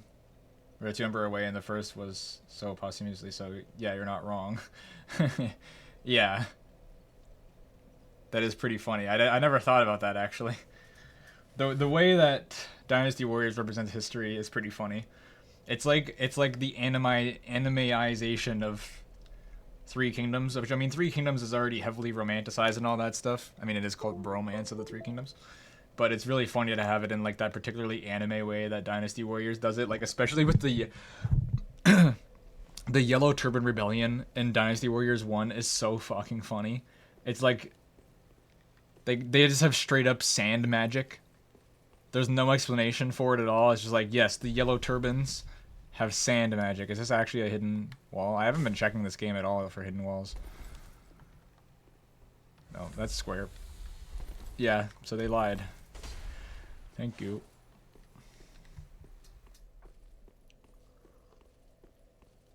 That reminds me, I really want to play Fate Samurai Remnant. How much does that cost? I'm gonna check Steam right now. I should probably play that like next month or something. After I've got some more of the Dark Souls stuff done. Oh man, it's a full price game. There is a demo.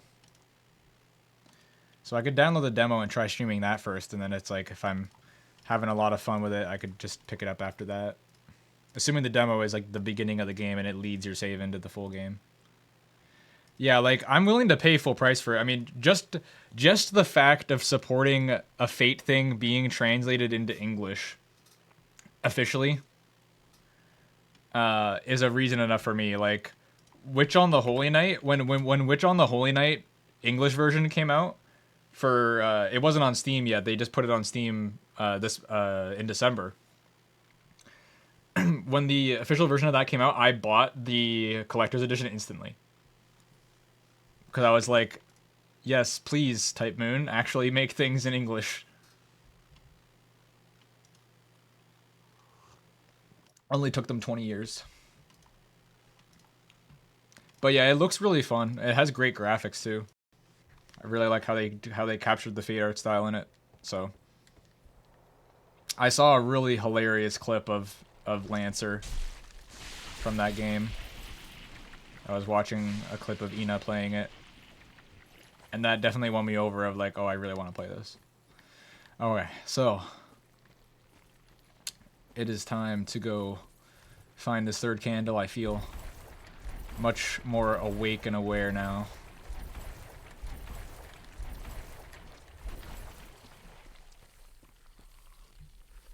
I'm still drinking my hot chocolate though. It's just because of the food.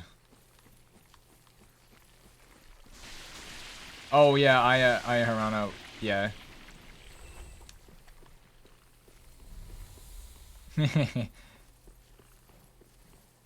No, I get it. It's nice to have, like, everybody has voice actors they like.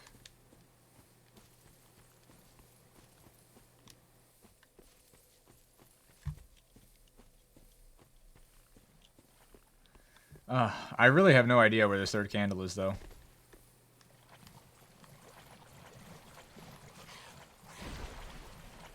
So, there was one kind of area of the swamp I hadn't been in, I think. So, over there is the crab, right? Okay, yeah, that's the crab. Let's avoid the crab. There's like a drop-down spot. I don't think I can get to that. So, let's go back up through here, and let's get this bonfire. Because this is a lot nicer than dropping down that ladder every time.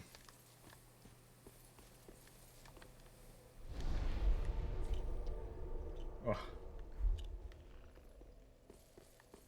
Let's kill these guys.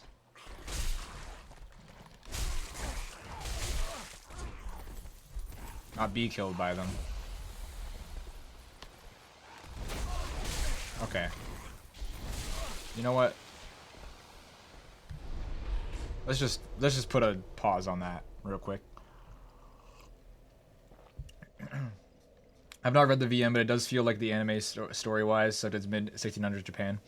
Yeah, I don't know anything about the story in it, except that there is a Samurai Remnant collab coming to the Japanese version of FGO soon. The FGO Japanese version is like 2 years ahead or something like that.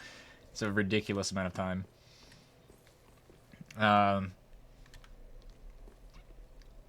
So that is interesting. I guess I'll know about the characters by the time they come to FGO. But I heard a lot of positive things about Samurai Remnant from Fate fans. So it does seem like, as a VN reader, I'll appreciate it. And I already do appreciate it based on the Lancer's appearance. Because he was great in the clip that I saw of him.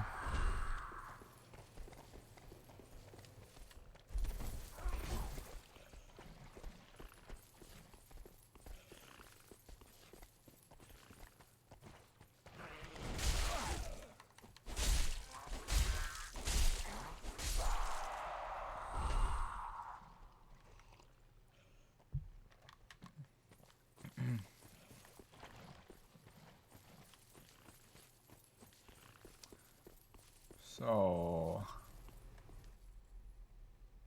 this leads down to one particular area. This is where I got like invaded, I think. There was one candle back up here, right?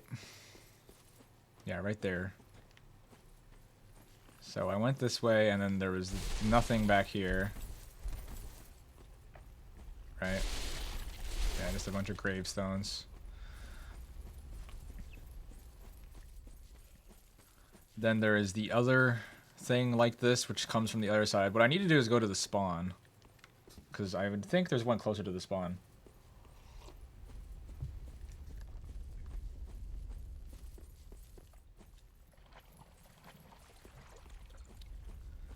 Yeah, well, like, Civ is all about really highlighting, like, particular individuals. It's like great man theory, right? It's like, and just history in general, like the study of history in general, and especially things that mediafy it, always over-represent the contribution of individuals. Which is not to say that there are not individuals that did not do a lot and that are extremely important and world-changing, because of course there are. But it's always emphasized a lot heavier in media than it is in real life. Especially when it, you know, the amount of contribution taken from other people, like the average people, to make that person's contributions happen is usually not addressed. Even then, in Civ 6, they can't find anything positive to say about their treatment of minorities. Well, yeah, there's not usually much you can say historically on that front. Humanity does not have a good track record in any race for taking good care of minorities. Well, I guess it depends how you define taking care of. Some are really good at it. Oh, Canada's, yeah. Oh, here it is. I'm blind. Yeah. I mean, you can definitely... But what you can say about Canada is that our treatment of minorities was a lot better than America. It was still really bad, especially with with how much has been uncovered with the residential schools and everything.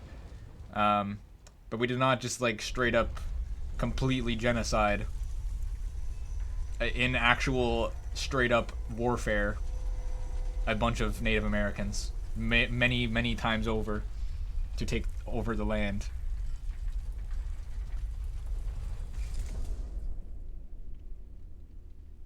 Games made in Montreal must have slipped by. Yeah, I mean there is a lot you can say about it, but yeah, it's not really an appropriate discussion. I'm just saying that, of course, you can go into the analysis on everything, and there is a lot of horrible things that have always been done. It's just part of history. There's a lot of terrible shit that happens, but I'm just saying that it could be worse. It could be worse. That's all. So now I just need to go to the door. It should be easy, right?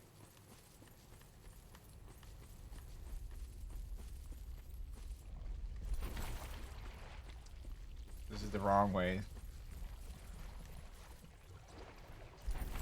Probably should have just gone the path up there, not this way to the swamp. This is the hard way.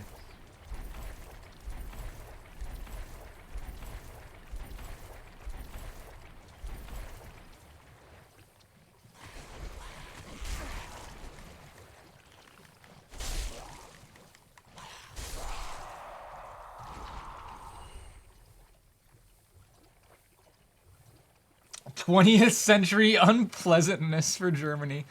Oh man, that's wild.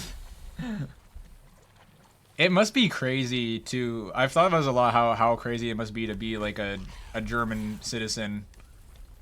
Anytime between like basically 1946 onward, dealing with the denazification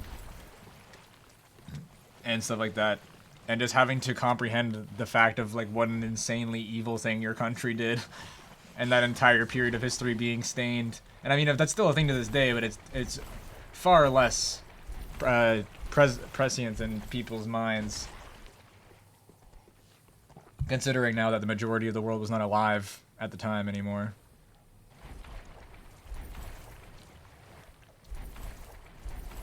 Where the hell am I going? It's just this way, right? Yeah, there's the crab, I think, so it should be. Do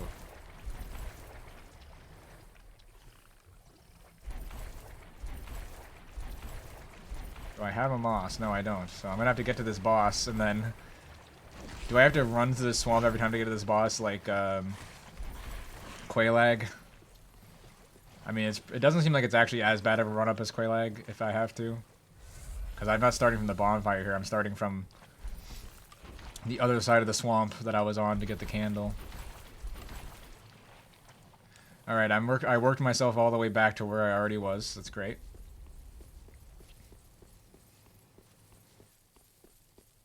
I have a terrible sense of direction in swamps like this. Actually, no, this is a different one. Now I can get the bonfire. And the bonfire, I think, is pretty close, so not bad.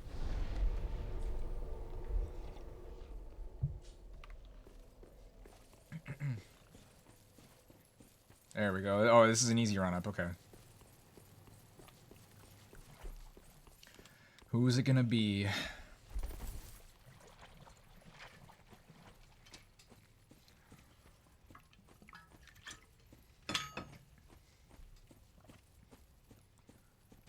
What are these messages saying? Ah, bright spot. If this is actually not just a boss very soon and a more like area to explore, I'm very surprised. I thought this was going to be directly into a boss.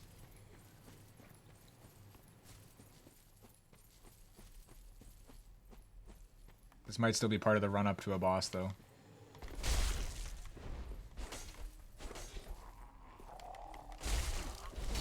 Oh my god, this is awful.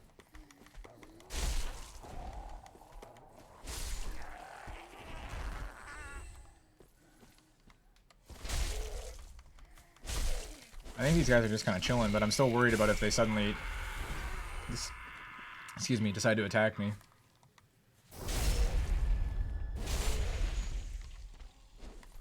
Oh, well, how did that miss? Alright, Alright, it's just one. I guess I don't need to be too worried about it anymore. Souls are souls, but I feel like I'm just gonna lose them soon anyway.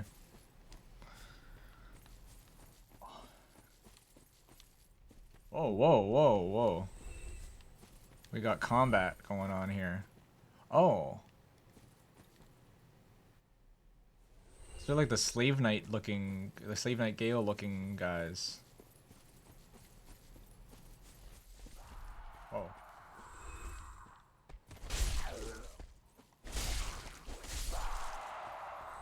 What? Time for fury. No rolling ahead. Not here, ahead. What? Are they... There's no way 3 different messages... Oh no. Oh no. That's why they said no rolling. Oh. What? That was easy. I guess maybe you can get yourself stuck worse. Few things I liked about Civ 6 is that they highlighted all the multiculturalism of a lot of leaders. I haven't played much Civ 6.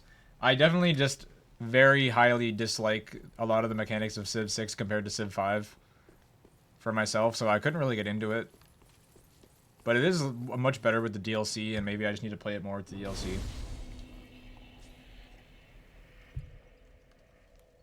Only speak Indian when annoyed, Heather speak Italian if you annoy her. Wilfred Laurie speaks 50-50 French and English. Oh, that is interesting. Try friendship. What? Visions of death. No tough enemy ahead? Okay. They're trying to say that these people won't attack me? No, that's not true.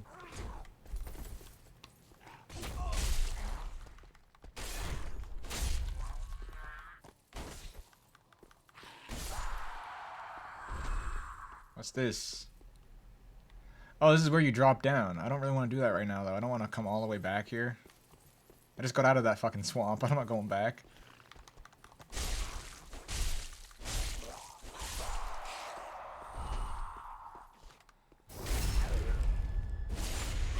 Cleopatra's Arceum was still annoys some people. Yeah, I mean, I don't know. People are strange. I haven't seen... I don't remember what Cleopatra looks like in Civ 6, but for accuracy's sake, she should basically be Mediterranean complexion. Which is not really white. But it's not like black. I don't know if she's black in Civ 6, but she's not African, right? Like, she's not what we modern day understand as an African, but she is definitely not European white.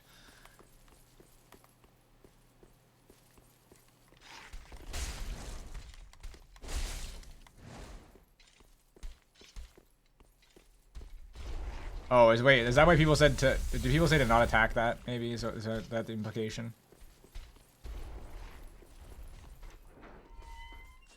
Let me get this real quick.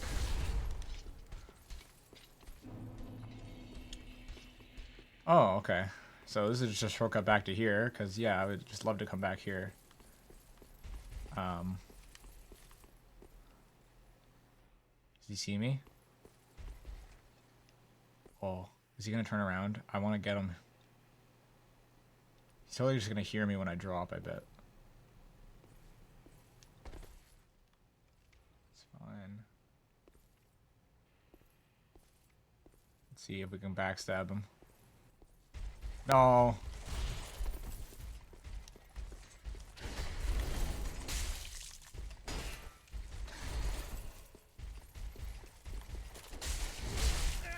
Ow. I have a sliver of health. Okay, no, now I don't. That's quite a lot of things. Those people usually say if you wanted a female Egyptian leader that looked Egyptian, there is one.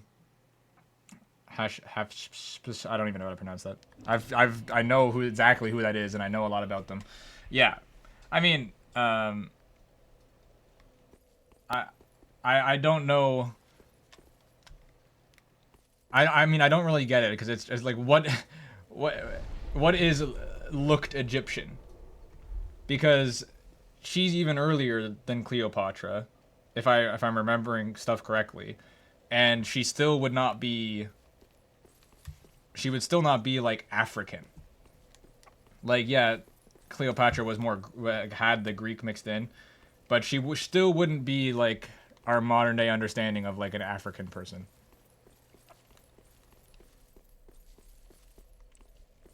But yes, I guess it would be more Egyptian. But again, it also would not be. A lot of the modern day Egypt is Arab. Yeah, and again, Arabs were not even like a majority. We're not even a majority of that area yet.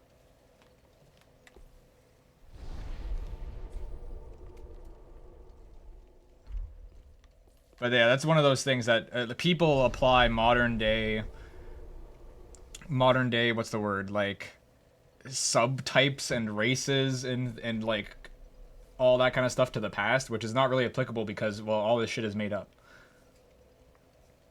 These classifications of races don't actually exist in terms of genetics. Like, yes, there are collections of certain genes and stuff, but especially once you start minutely connecting it, like we have ethnic groups, but divisions of things like this are not set in stone. You can't. It's not clear somebody is this ethnic group or is this one and only one, right?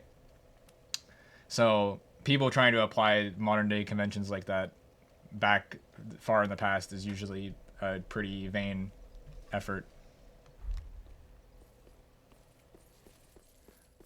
Okay, so now, oops.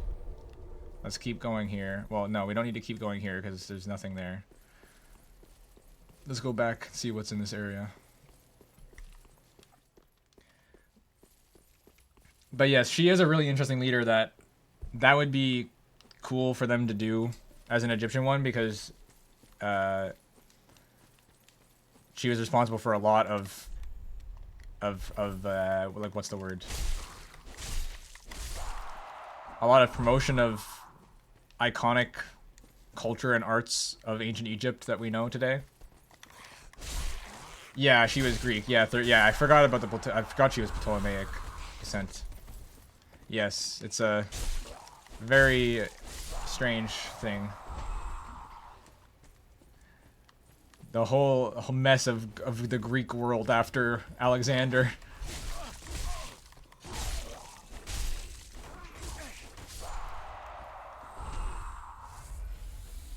Okay, surely that door is to a boss. Oh, I hear like... Oh, that's Slave Knight. It's totally gonna be Slave Knight Gale, right? Because that's what I saw the enemies were like outside.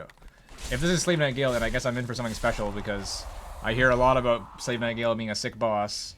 I've heard his song, his OST before. I don't remember it off the top of my head right now. I'll probably recognize it if I hear it. And...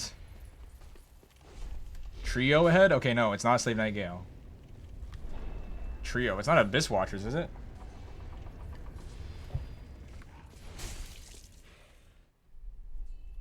Is this Abyss Watchers?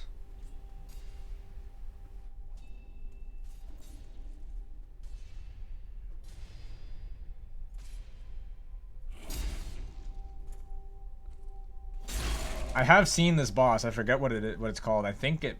I don't know if... I don't think these are Abyss Watchers, but... It could be. I thought they looked different.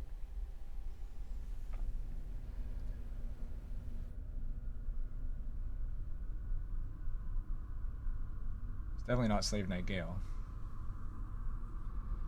Let's have 13 generations of leaders where the king and the queen have the exact same name. Yeah.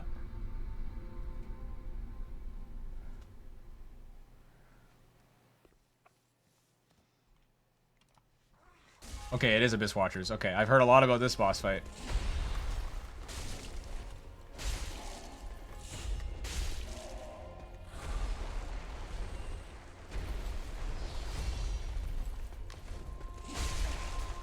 Oh, I did a lot of damage there.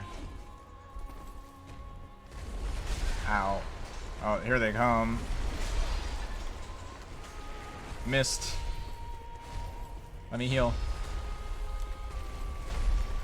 So, I think we should probably try and focus on killing a single one of them, right? Seems they stagger quite easily, which is nice. Ah, okay, I take it back. From the heavy attacks. Alright. So. Sorry if you just heard me cracking my fingers. I'm gonna use the bone shard that I have.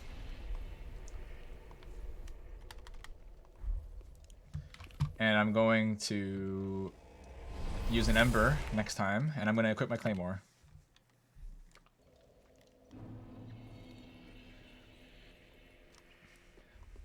Well, we'll just do the Ember when I get this Bone Shard when I get back to the fire.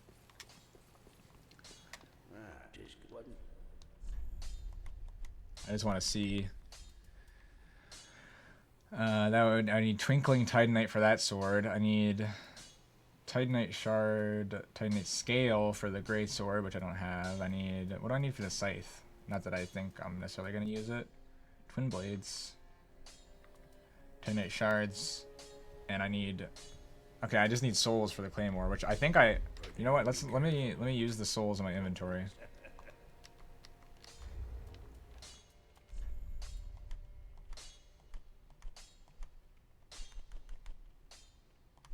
I'm way off here. Okay. Oh, I also wanted to check what I can make with the Stray Demon, and if I should just consume that soul for levels. All right, let's make this faster.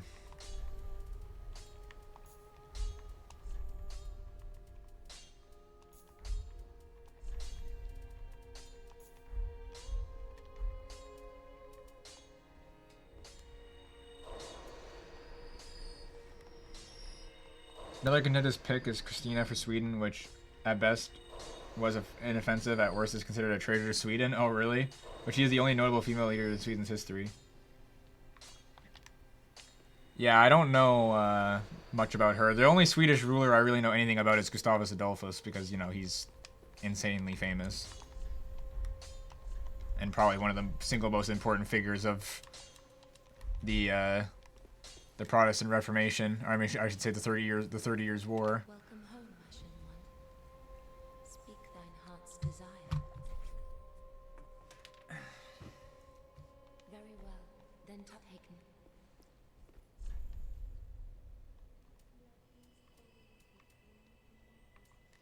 So we only have one level for this. I should probably maybe save that for leveling up my sword instead. And let's see what weapon we get. Oh, wrong chair. Wah, wah.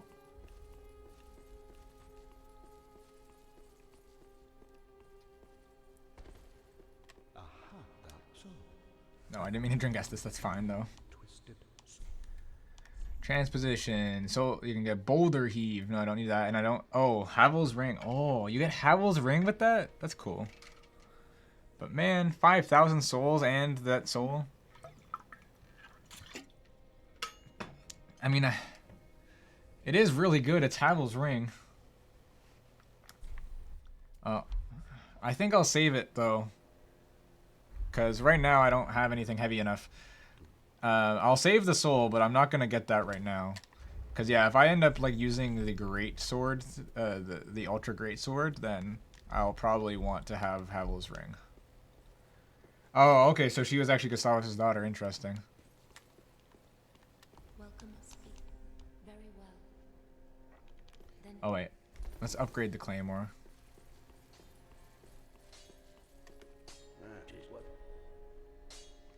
Also, what does this infuse thing do? I already looked at this before, but I want to see again now. Maybe we can try and do an infusion thing. Refined. It'll be refined, raw, fire. Raw really reduces the damage. This makes it a much better attribute bonus to have it be refined. I would assume refined might be the best. All of them reduce the stability by 1, which I don't think really matters. Refined lowers the damage a little bit, but also adds 20, so it kind of adds out to be a small increase overall. And then that's a big increase, I guess. No, but does it remove the plus? Oh wait, does that get rid of the dex bonus? Wait, that gets rid of the attribute bonus. Okay, I wouldn't want that. So I think refined is definitely the best one to do then, because it'll just give me better attribute bonus. But I don't have a refined gem. I could have sworn I had a refined gem. Thought I picked one up. So anyways, we'll have to save that then, and I'll just level it up for now. We need one more large Titanite shard. And I think we can still level up. She's described as a patron of the arts, as I've been told by Swede. She is basically signed peace at any cost on all Swedish wars, abdicated and fucked up utterly to watch plays for the remainder of her days. Oh, damn. Well, I don't know anything like too much about that period of Sweden, but I do know that Gustavus made a big blunder by going and fighting with Russia and getting destroyed. And I believe he actually died in battle, if I remember correctly, against Russia.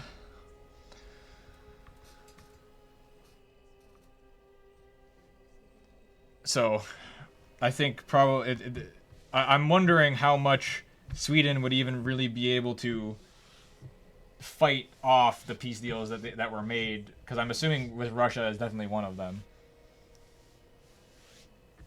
But Gustavus was the peak of Sweden essentially as an empire, and they really had a chance of being a great power at that point. And that ended up not happening. And I mean, she could be a big reason for that. I don't know.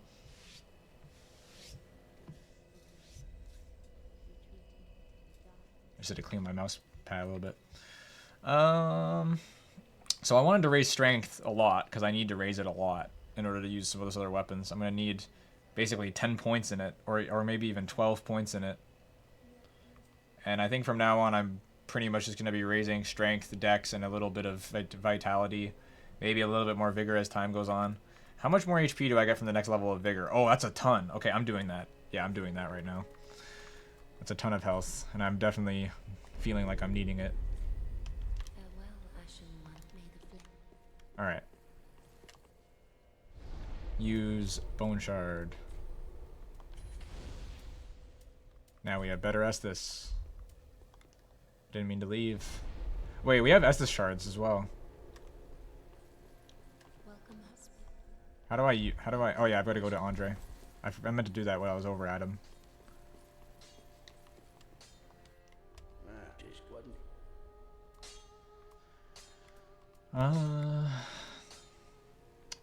So let's reinforce. Do we have another one? We do. Okay, cool. So now we have 7 Estus and it's +2. That's pretty nice. In game, she wants to stay in her corner, build libraries and zoos. That's, I guess, interesting for gameplay wise. Different, a bit of a different focus. It's not as war focused. If they had Gustavus as leader, he would definitely be. It would definitely be very war focused.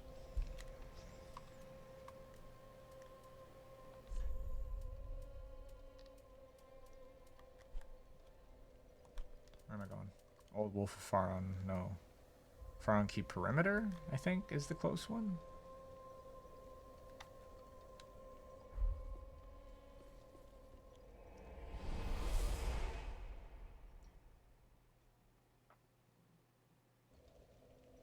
Shoehorn Sun Jian as the leader of Wei. Leader of Wu, not Wei. Yeah, because there, like you were talking about earlier, there was basically Cao Cao, and then, and then his successor.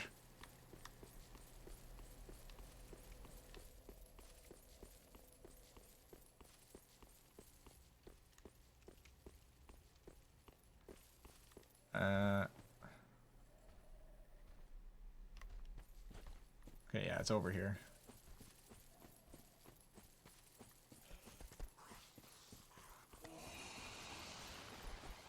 Oh, he dies. He died 30 years before Three Kingdoms proper started. Yeah, because Sun Jian is in the. I actually played a bit of the Total War Three Kingdoms, which is it's actually really good. I like it a lot. And I believe Sun Jian is in in that, like maybe in just the DLC though. But yeah, it's long. That Three Kingdoms Total War is actually long before the real Three Kingdoms truly begins as well, because like it's not really that interesting for a Total War game to only have 3 kingdoms, right? So they can't really do it. I definitely have a lot more health to play with now. This is nice. Shit, I missed. Shit, I missed. I didn't even. Oh, I didn't even equip my claymore. I might want to do that. I don't think this boss will be too hard though. I'm gonna stand up though. It's getting real. The book covers from 182 to 262. Yes, but like you said, it's the proper Three Kingdoms period of actually having the established Three Kingdoms fighting each other, and rather than all just the characters. Because yes, there's a ton of build up to it with everybody. Also, this is a cool helmet.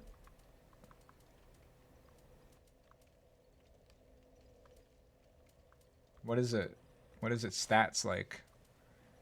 It weighs less than everything else. Do we have a full set of that? We do. This looks like cool armor set. I didn't realize I got this.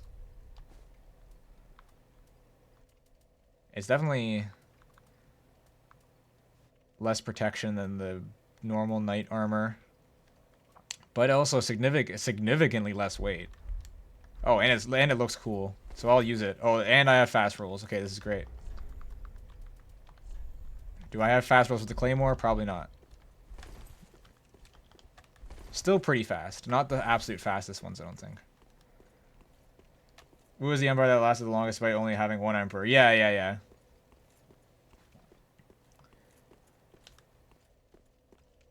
I know some of the brief overview, but I do want to look. I want to do some comprehensive covering of the Three Kingdoms. I was going to when I was really into playing the game, but I was more so using my time on playing the game.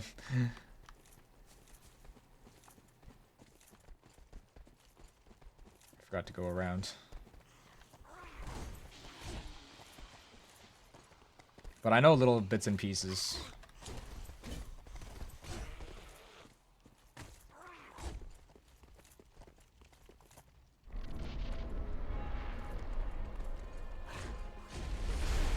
Ow.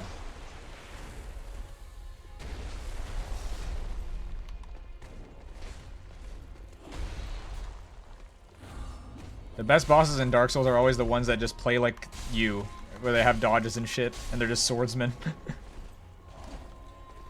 Except in Dark Souls 2.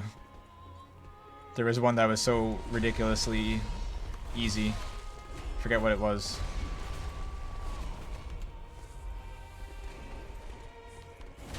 Okay, I can't heavy attack these guys. They just are too fast.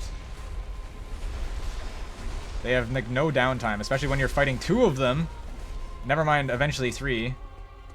So I need to dodge you, then Estus. Oh, okay, there the third one comes. Okay, one down. Oh wait, what? They're fighting each other?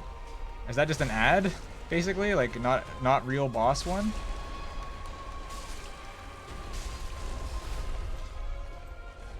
It's like fake ones that have red eyes. I guess that might be the thing that's going on here is like a corruption of some kind. They're corrupted as like it's not corrupted by the abyss, right? Because that wouldn't be like red eyes. This is a different kind of corruption.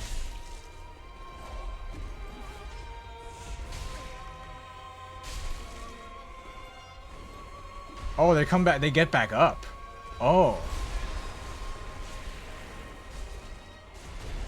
So they're helping. Those ones are actually helping me. Ow.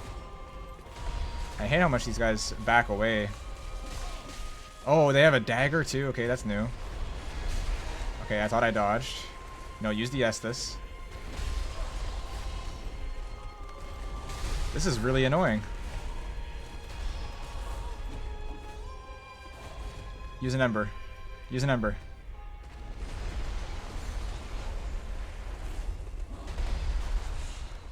I meant to do that before.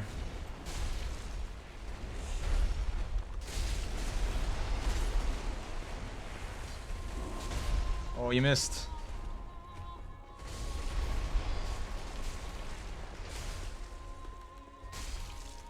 So there's definitely a second phase, right? There's totally going to be a second phase here.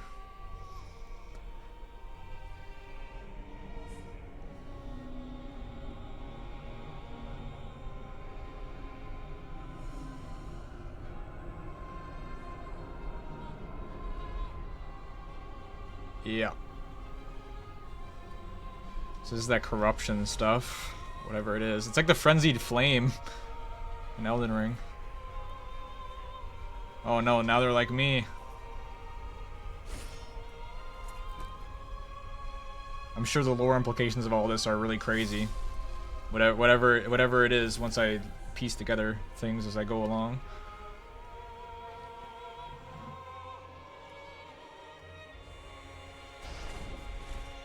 Alright. Oh, wow. Oh. Okay, it'd be really nice to have Estus left over for this part, but that's not gonna happen. Oh, he gets staggered from my normal attacks.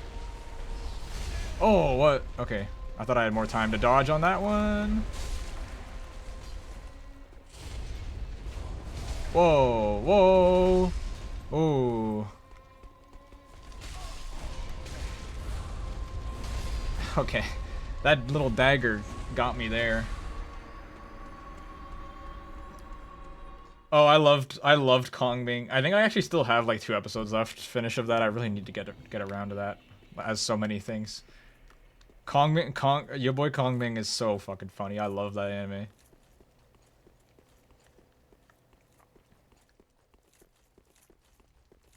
It was a good attempt. That was only my first time getting to the second phase, so I think I didn't do bad. And second time seeing the boss at all. Hello, Crow. We are fighting Abyss Watchers.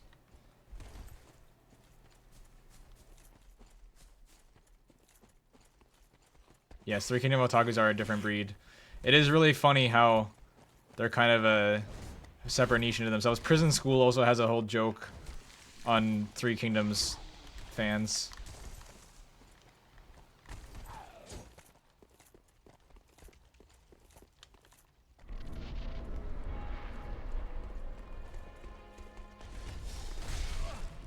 Okay, don't lose a... Okay, I was gonna have to say, don't lose health in this phase as much this time. Don't take stupid damage, because the real fight is the second half. But this part is really annoying. He's like so fast in this part, and there's multiple of them. Jesus. Okay, I can never do my heavy attack on him. I just have to never even try, because it's just... He's too fast. He's gonna hit me before I can do it. And their tracking is nuts. They have such a late tracking.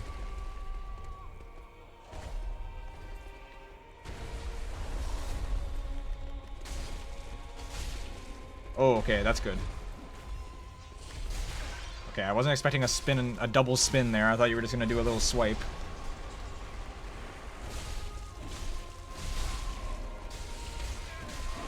No, you're attacking the wrong one. Attack him.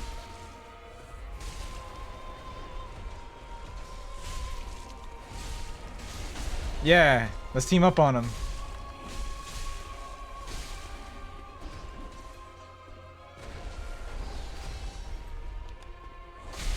Hey, we stab each other at the same time.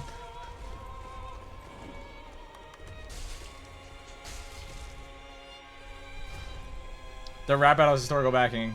Yeah, isn't that it was based on like it was based on a series of poems. That was like the whole thing of it.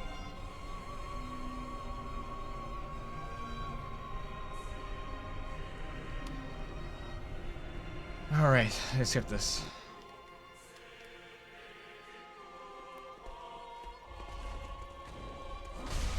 Yeah, that tracking on that is nuts. So late. Oh my god. I'm not used to how late it happens. Like, I'm just trying to heal, man.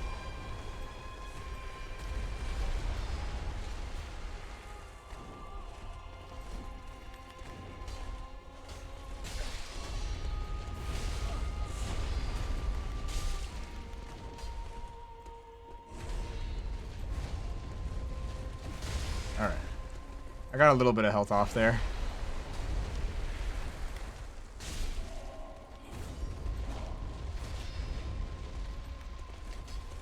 Oh. Stop. This pattern is so confusing to me. Oh, I know Estus. Okay, it's over.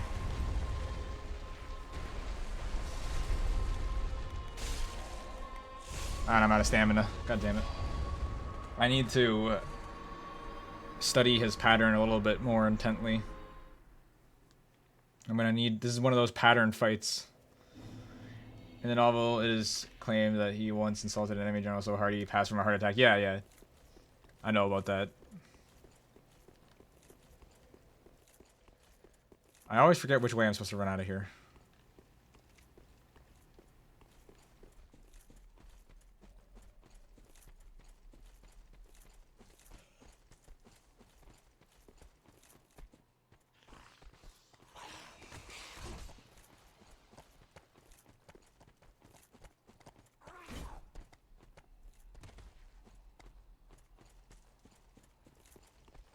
Okay. I was gonna stop and take a sip of water, but there's just enemies outside trying to kill me right away, so.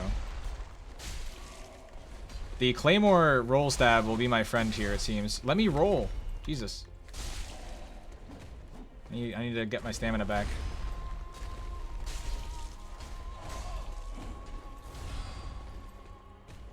Oh no, bad timing.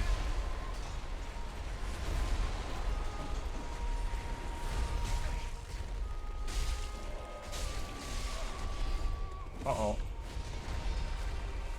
Okay, I have a bit of time after they stop that. That's the evil one, right? Okay, good.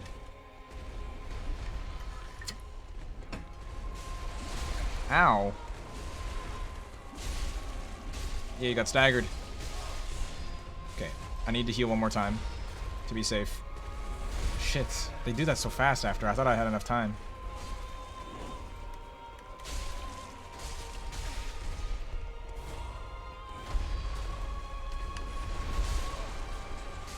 Oh, okay. Heal. I got the animation off. That's good enough.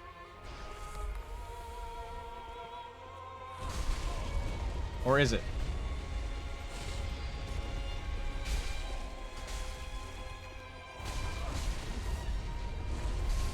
Okay. This is not fun. This is a good fight. Oh, that second part is really catching me off guard right now.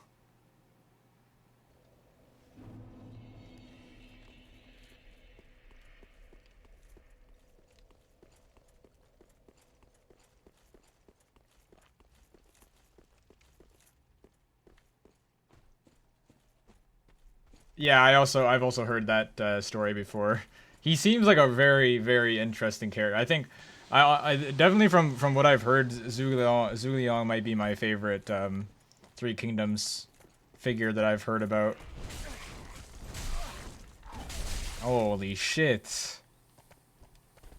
And I'm poisoned, really? Just kill me. Just fucking kill me.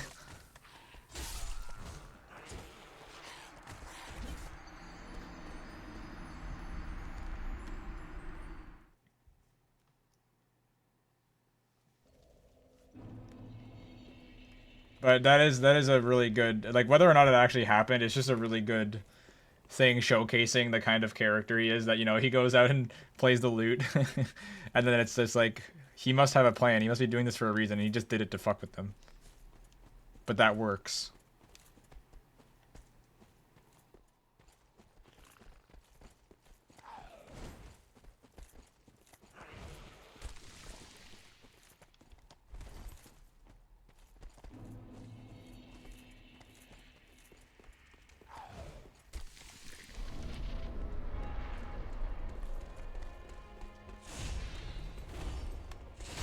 Okay, I always gotta remember that he does the overhead after, and, like, dude, fucking stop.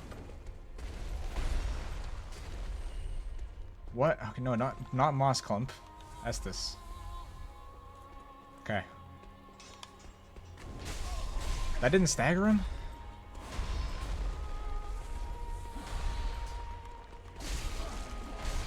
Dude, the second one.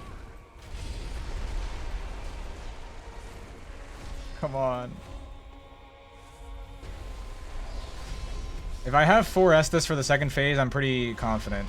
I just have to not get killed before I can even use the Estus like last time.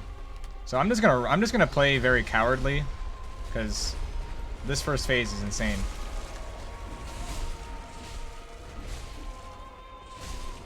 Can I get a backstab here? Oh, I can. Yes. Okay, this is what I need to do. Okay, I'm just getting caught in the crossfire now.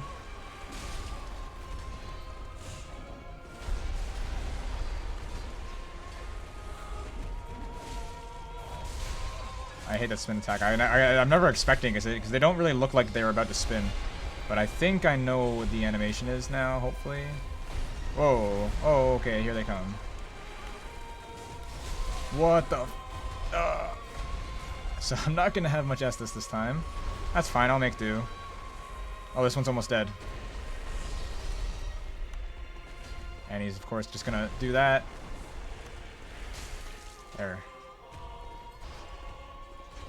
Hey, attack the other thing. Okay, good. They're fighting. These guys really don't have their priorities straight.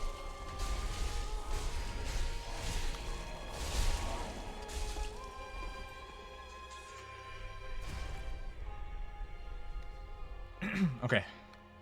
Here we go.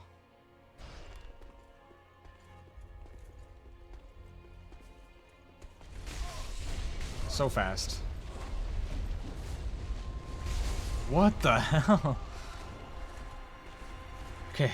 The first chain is a lot of attacks. So... I'm not safe behind him. That's what I've learned. I'm not safe at all behind him. These guys are dumb agile. This is like Artorias times 5. They don't do as much damage as Artorias, though, which is good.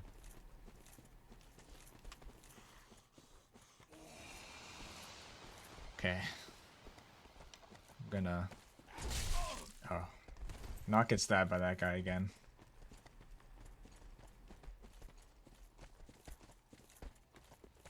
What time is it? 8:49.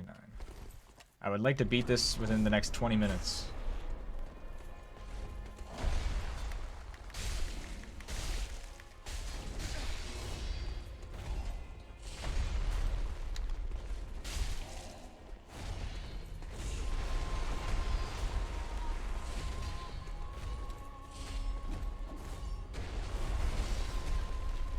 I know what the spin moves looks like now. Oh god.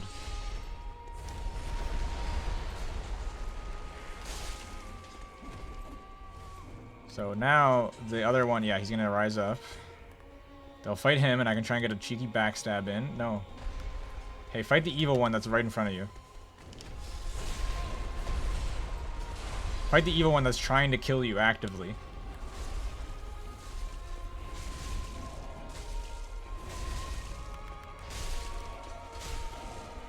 Okay, I didn't get a backstab in. But that's fine. I still got a decent amount of damage. Oh, how did that miss? Oh, my game is stuttering. Stop.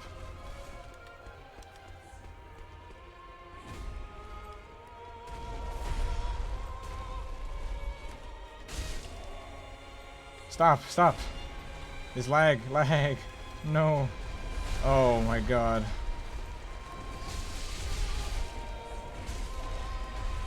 Okay. 5 Estus. Let's try and backstab this guy.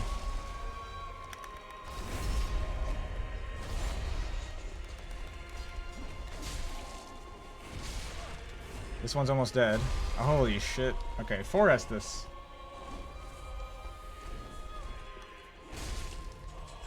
One down. Do some sort of attack on me.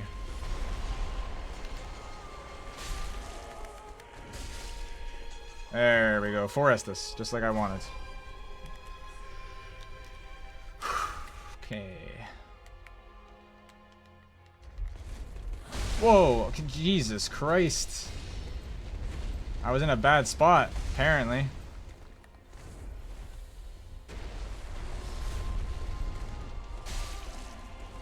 I think I can just go for 2 hits after I stagger him. I need to get my stamina back. Holy shit, I need to get used to the tracking on that being so insanely late. That's another Artorias-like feature of this boss. That's like even worse. What? What even hit me there? Your attack was over. Fucking hell. This is a nuts boss. First phase is nothing. This is just like a... It's just like a filler part compared to that. That was always the hardest thing about Father Gascione to me, was just like getting to the second phase consistently. And then having to fight that second phase. Well, Dynasty Warriors is inspired by Romance of the Three Kingdoms, a novel is based on the records of the Three Kingdoms, which, while still established, embellished, were written way closer to the events. Yeah, yeah.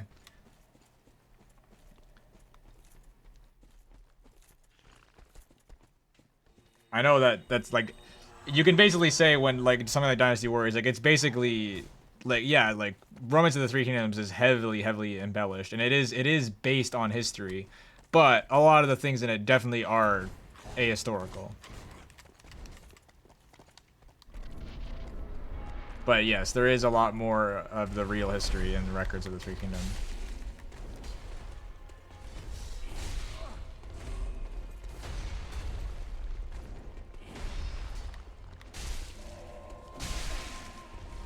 Okay.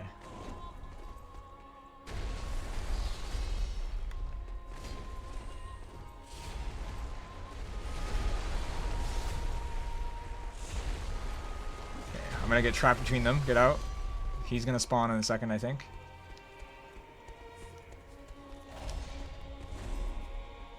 Heal.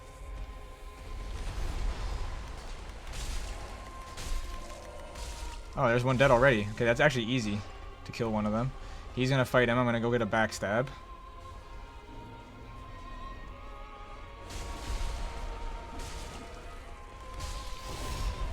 There we go.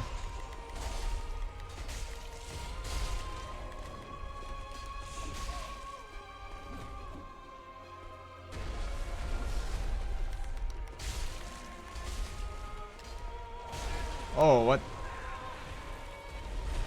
Whoa, Jesus Christ, man.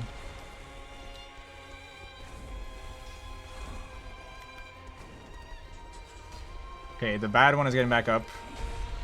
Let me deal with them. I mean, let them deal with that. Shit, get away from me, man.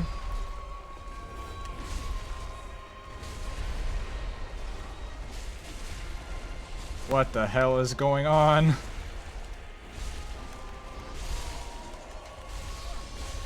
Jesus.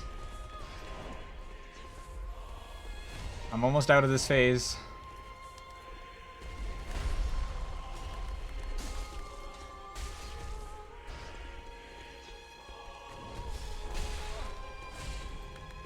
Oh, I hate that so much.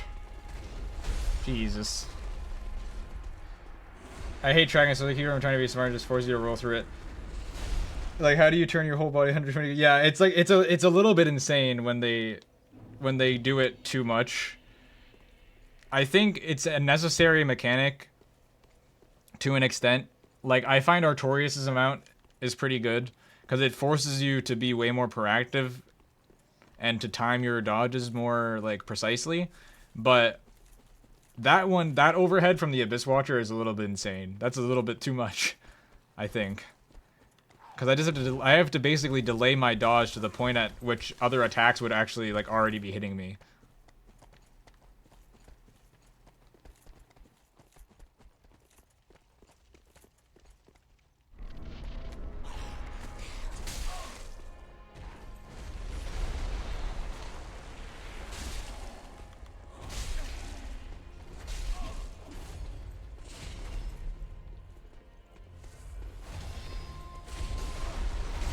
See, like, what is that?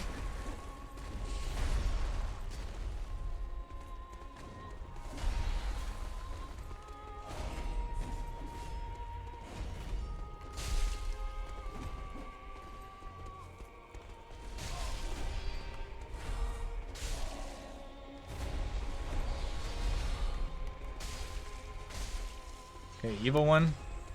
Yeah, okay, he's already on him.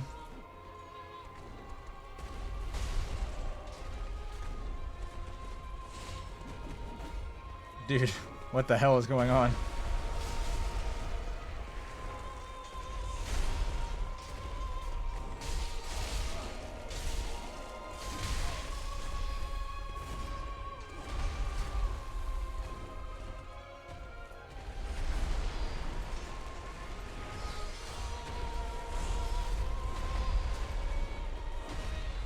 There's just nothing I can do when I have both of them fucking doing this. Like, I just gotta keep rolling away.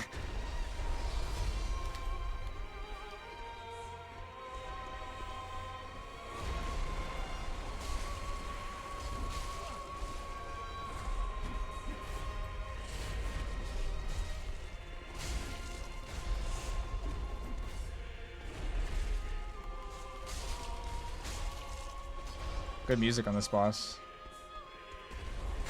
Ow. Stop. Stop, dude. Holy crap. Once again, Neo has no tracking, but a lot of bosses, if you know where to stand, you walk around them and still not get hit. I mean, that's the same as Dark Souls. But it just depends on the boss. Like, some bosses force you to dodge. That's fine. But there are definitely a lot of bosses you can just walk around them. Heck, someone's maybe Tomba, you have moves in your moveset where you can dodge and attack while hitting. Well, I guess that's an interesting way to diversify the moveset. Like, have something special for a different weapon.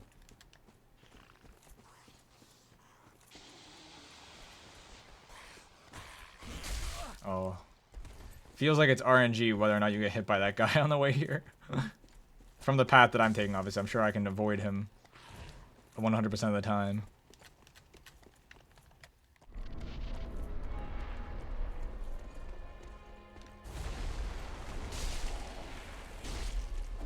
Oh, you can actually kick them, and it staggers them. That's funny. Oh, I always forget about that overhead.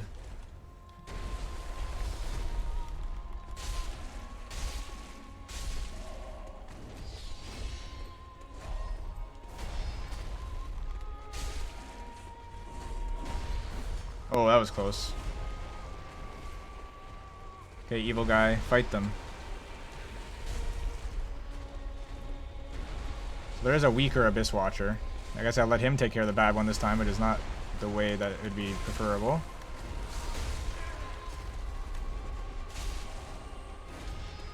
But I suppose I do more damage to the boss health bar this way.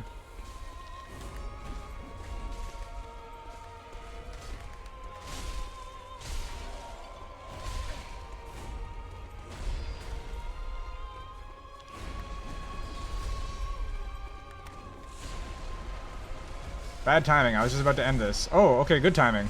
That's the evil one. The other one died. It is really fun in this part how you just watch the chaos of them fighting. I definitely see why this is an iconic boss. And the fact that he kills you a lot in this part. Of course. Jesus.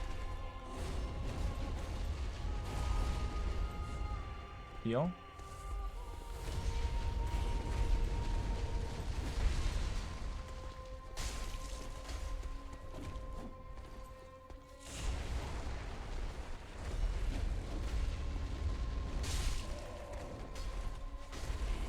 Wow, he really only lets you get like one hit in.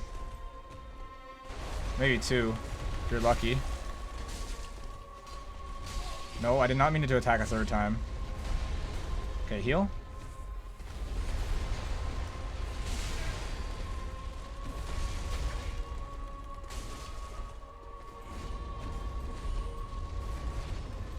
Heal. Last Estus. What a waste. Holy... Oh! No! I somehow did that. Oh! Oh! Oh! I deserve to survive. No! Yeah, this is a really fun fight. It's like I've said with, I was saying earlier, the best fights in Dark Souls, I say this like every time, are always the ones where you've got like these agile bosses that are basically just like a mirror of the player. So they also do like dodges and shit.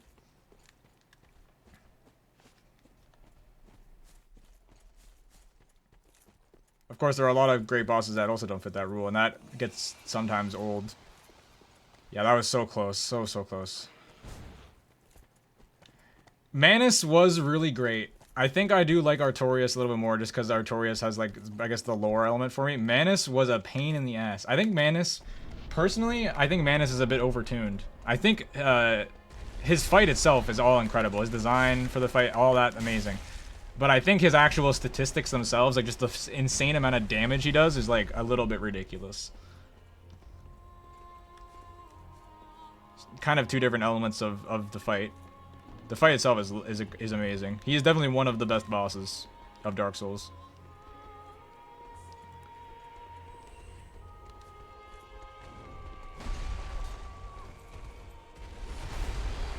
Calamite was fun too. Like, it was a good boss. Not as good as Manus and Artorias, but really good. And Sanctuary Guardian, I do not really like.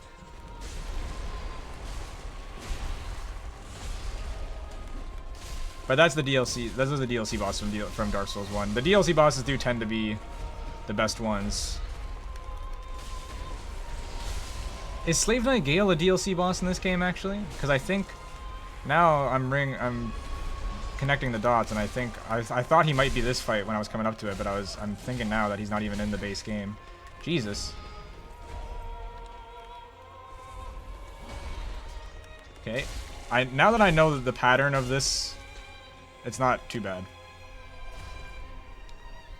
But still, some of their combos catch me off guard. This part, he has some nuts combos. I have to be really wary. I have to be very careful to not do things out of line. Okay. That's actually a time for an attack? Oh, okay. I need to heal because he did so much damage to me with just like the fire AoE. Okay.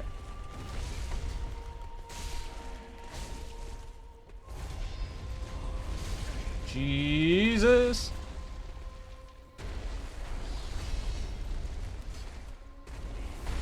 I can dodge too. Ow.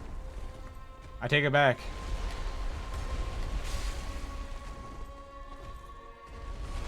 So he attacks again after this, right? He attacks a lot. Ooh, that was close. Let me heal, please. That's all I want.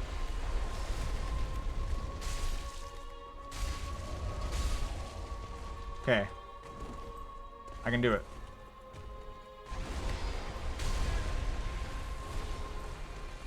Keep stamina. Keep stamina up. Oh. Jesus, the back steps.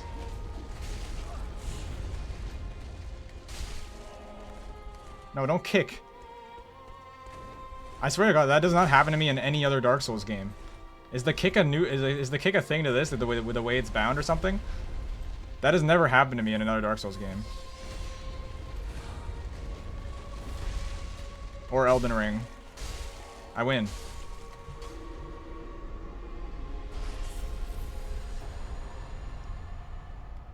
I don't agree that Dark Souls is memed into being harder than it is. You found it easier than the vast majority of people. Only having to fight Ornstein and Smo one time is not an experience that 99% of people have. But I will say that Dark Souls is definitely mostly about understanding patterns and building your character correctly, a lot more than it is about like getting good necessarily. People do overrate it, but they are hard games. Like they are definitely rightfully considered hard, especially with the level of crypticness and the fact of you having to discover things yourselves, all that sort of thing. It's understandable why Dark Souls is considered hard, I think. Definitely. I mean, I don't know if I consider it hard when it beats me twice. For Dark Souls, like Dark Souls, I guess maybe has a different standard for me. Definitely, like, yeah, like three times. I like, if I beat it on the first try in Dark Souls, that means it is insanely easy. If I beat it on the second try, that's pretty good. Third, fourth, second try. I mean, third, fourth, fifth try, that's a hard boss, and then beyond that is like very hard boss. Manus took me probably over 20 tries. He was one of those insane bosses for me. Again, for some people. Ornstein and Smo took me a lot of tries. Ornstein and Smo is the wall for a lot of people. But I'm not like a god gamer at Dark Souls, but I'm not like particularly terrible, I don't think. But I think the majority of people definitely had difficulty on Ornstein and Smo the first time they got to them. But, like I said, the biggest thing about Dark Souls is just having, like, a mechanical understanding. Gone to the cathedral? I don't think so. But maybe I'm just not remembering things properly. I don't think I've been anywhere that's like a cathedral. I fought the root thing. And then I... What else did I do? Oh wait, I have 20,000 souls. Was there a bonfire? In that room? I basically just went and explored around and stuff. Kept getting over to here. I went through the frickin' poison swamp. Yeah. I know it's joking I'm disabled. I usually consider myself below average. It depends on the game. Like, you seem to play a lot of high-intensity games. So, you know, I don't know anything about you for when it comes to that kind of stuff. But, like, if you play, for example, like a lot of Tekken 7, so it's like that's a game where you would also be disadvantaged. For me, is my ADHD a disability that affects games? I actually don't know. I think it definitely can be. But I don't think, for me at least, it makes it, like, I can focus, but it is definitely harder to get into, like, a flow state, I guess.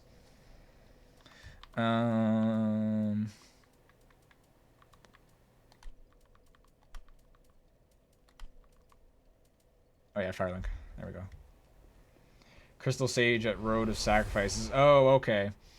So, the Crystal Sage is the big lizard, because I encountered it, and I went back, because I was trying to explore still at that time.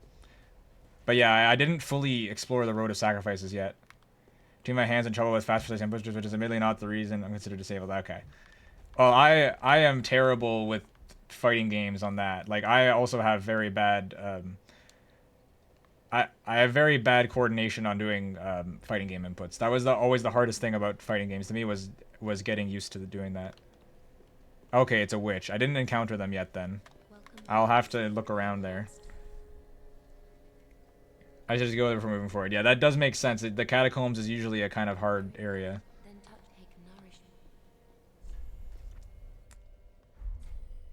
Yeah, let's actually use all on levels. I was thinking about if I wanted to get Havel's ring, but I need to get a lot of strength for the weapons, the great swords that will be cool to use. And I don't really think I need too much more health or stuff right now, so it would be good to have one more, like a few more vitality. I think I would stop at like 20 vitality.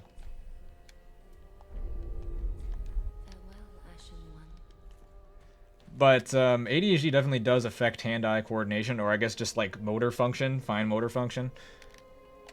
It's very strange how those things get affected, because I definitely noticed once I started medication that my fine motor function was improved, like instantly, just from being on medication. I noticed it day one, and I was like, what the fuck? Also, remember to fight the demon with Onion Bro? Oh yeah, I did do that. That was the first thing I did when I got back. Well, what happened, Mechanicat, is that I got on, I explored Lothric, and I found the Claymore, and I've upgraded that a little bit now. And then I went and fought the demon with Onion Bro, explored that general area. I think I found the ring that you are referring to. I've got the Pontiff Left Eye, which I got from the boss thing, and I found, I think the ring you're talking about is maybe this one? The Flynn's ring? I can't remember exactly which one it was. Or is it the one that I have equipped already? But either way, that one is really nice. Yeah, it's a common result of autism. Well, yeah, well, I think there's a lot of correlation. I don't know if I mentioned it before, talking while you were in the stream, but there is some sort of correlation between ADHD and the spectrum, and it makes sense because there's a lot of similar things. Though I don't consider myself on the spectrum, so I'm not saying I have autism or anything. Don't worry. They are definitely different things, but there's a lot of crossover, and they do get misdiagnosed between each other very, very often. I didn't mean to skip all that. And they made him a lord of Cinder, not for virtue, but from such as a lord, I suppose. But here I ask, do we have a sodding chance? Sodding?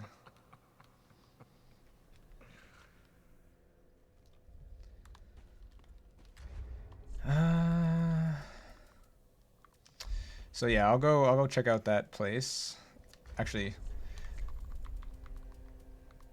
what is the stats that I need again? That needs 24. That needs 28. Yeah. Is there any other? Can I think I can just use every other weapon pretty much. Does it show me which ones? Okay. Yeah, I don't know why it does that, but it wouldn't just show me before.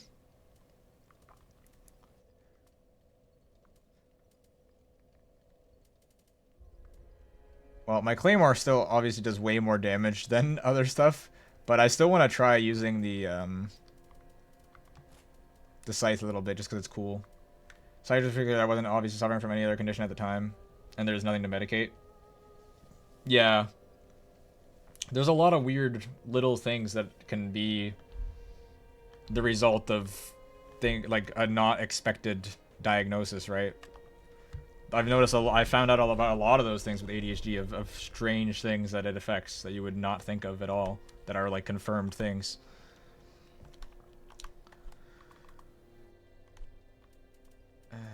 The road of sacrifices.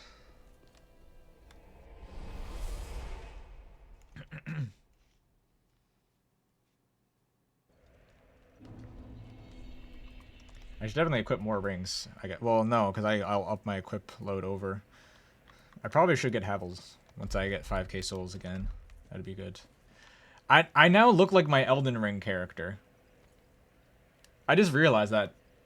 My Elden Ring character looked almost exactly like this for most of the game, where I had armor, where it had this like cloak stuff over the armor, and I had a scythe, and then I had 2 scythes. I honestly like to use axes a lot in DSM because of the weapons art. They give a damage boost. Oh yeah, I forgot about I actually completely forgot about weapon arts, to be honest. I can't use this right now, and I don't even know if I'll ever have 32 strength, but I'm just curious.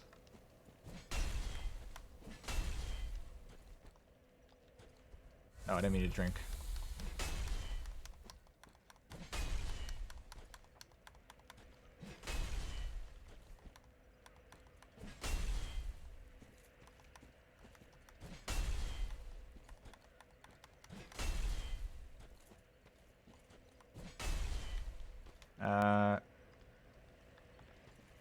Oh, I didn't mean to rest.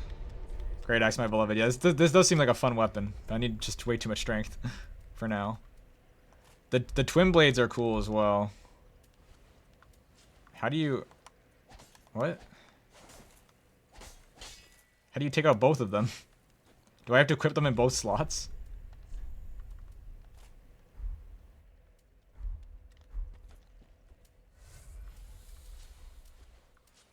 Oh, you have to just... Wait, what?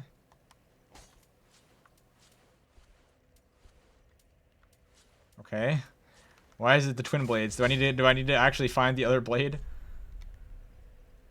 The small ones, yeah. This hand axe. Oh, they have a lot of damage, actually, for base level. Oh, you're probably right. It's probably triangle. I mean, yeah, okay. I don't think I really like how they play though. The twin blades, I mean.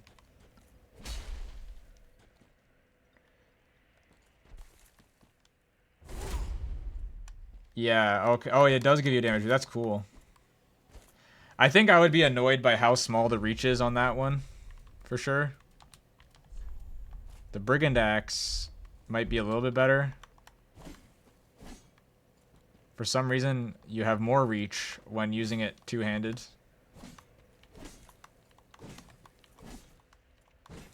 Oh my god, the swings are so fucking wide.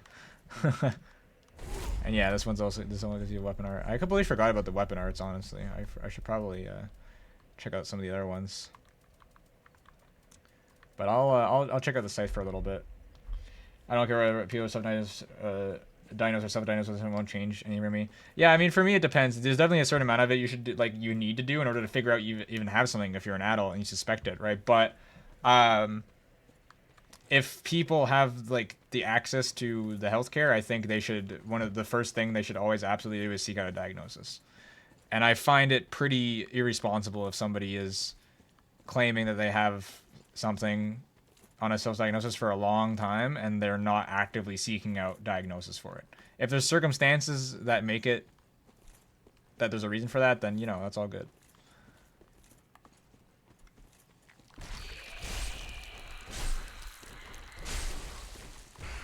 But I suspected for like 2 years, if not on and off longer, that I had ADHD before I got diagnosed. But I never claimed that I had it before I found out.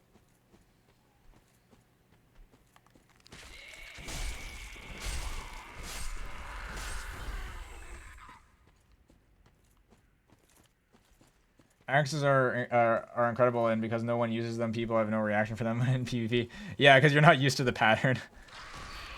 I might do some PvP at some point. I don't know if I'll do it tonight. Oh god.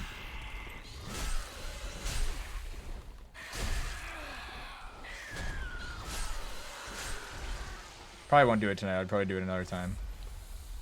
I would like to do a little bit on stream, yeah. I do quite like this scythe. Also, I now remember what you're talking about, Mechanicat, I think. Is the Crystal Sage... Well, I don't know if she's a Crystal Sage, but, like, there's a lady with a greatsword here. And I just ran away from her the last time because I saw there was more area to explore, and, I saw all these messages warning me about how strong she was.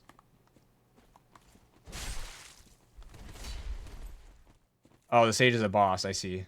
I've never heard of that boss.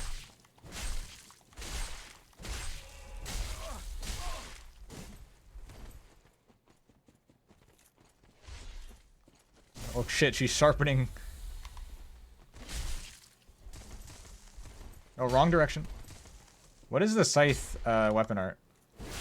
Oh yeah, it's the same as Elden Ring. Ah. Hey, you're just throwing shit at me. This scythe feels so much faster than the Elden Ring scythe. I wish the Elden Ring scythe was this fast.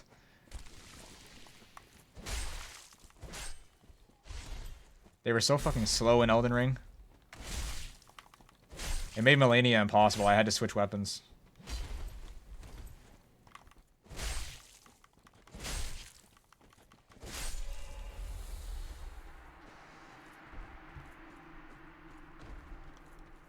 Alright.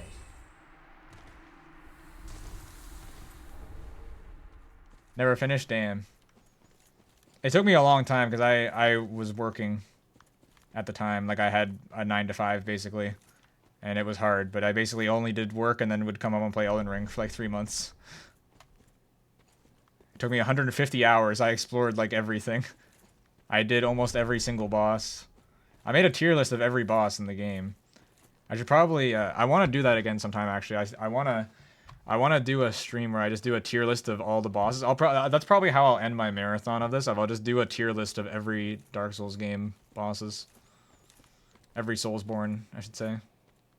Still need to buy ER. It never goes on sale. I think I feel like it went on sale one time, but I think it was only 1 time or 2 times so far.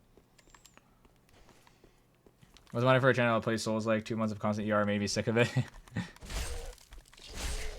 That is fair.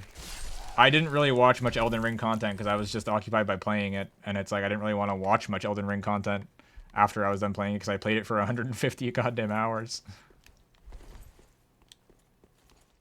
Great game though, definitely one of my favorite games of all time. Just definitely one of the best games I ever played.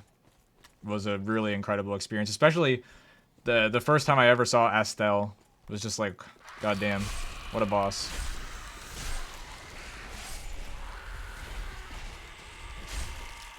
But I do have some hot takes about Elden Ring. Not the open world or anything. I liked all that element of it, but I feel the last few bosses of the game are very not great. No, I disagree, Alm. I think it was a great game, open world. It just depends on the kind of player. I hope that FromSoft doesn't do it too much, but the open world is what made Elden Ring, because of just the feeling of exploration in that game was incredible. I love being able to just run around. Now, am I ever going to replay the game? because of the open worldness, it definitely detracts from the replayability of the game. But I don't mind because I got 150 hours out of it, and it was an incredible experience. I think that feeling of exploration really added a lot for me. To me, I think it's my favorite open world game that I've played. Almost every game would be better if they weren't. It depends on the kind of player, right? Like, some people just like different things. I think, like, for me, for example, I really don't click with Breath of the Wild. It just isn't my kind of game that much, even though I really do like the game itself. The open world and, like, sandbox element of it really kill it for me. But the open worldness and sandbox elements of it that I don't like are, like, the main reason why tons of people really, really love it. And I can totally see why people see those elements as positives. It's just that for me, it's because it makes it a thing that makes it difficult for me to get through it, even though I really want to like it. It's just different strokes for different folks. Game sucks, don't buy. I played for 300 hours. Yeah.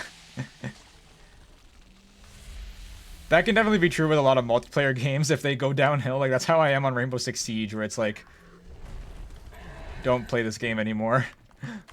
But, it's pretty funny. Overall, the motion controller blights on gaming. I mean, motion controllers are basically dead now. So but that was definitely a weird thing for a long time. But if you think about it, VR is just really advanced motion controls. But yeah, I definitely very heavily dislike the AAA open world formula, but that's why I liked Elden Ring, is that it was a subversion of the AAA open world formula, and it was open world done right.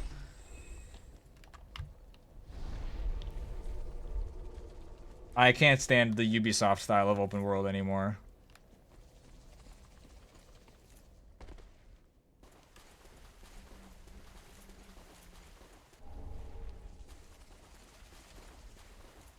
Alright.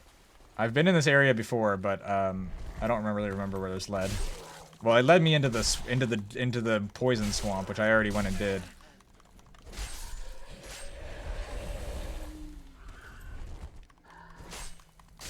Oh god. Hello, Crow. And that reminds me, because whenever I see Crow, I think of Skyrim. Skyrim is another game that is definitely like an amazing open world game. And it 100% benefited by open world. In fact, I would argue that the only good part of Skyrim, I mean, I would say the only reason Skyrim is good is because it is open world. The main storyline of Skyrim is trash. Nobody cares about it. Like, it's not trash, but it's like not the element that draws you into the game. The element that draws you into Skyrim is the fact that there are a ton of infinite paths just get lost on, even if there's not very much scripted content. You just find different things. Summon sign. Wait, is this a player? Or is that person? A Brazilian, I'm out of here. I can't believe there are 2 Brazilians. The entire 2 Brazilians in the world. It is a player. It definitely kind of is, Crow. I was trying to be nice. It's like interesting. The reason I like pulled back a little is because it is interesting. It's intriguing at first. And then it just like, yeah. then it gets bad. And it's so yeah, like you said, there's no agency. It's insanely linear. Because the intro of the story is iconic.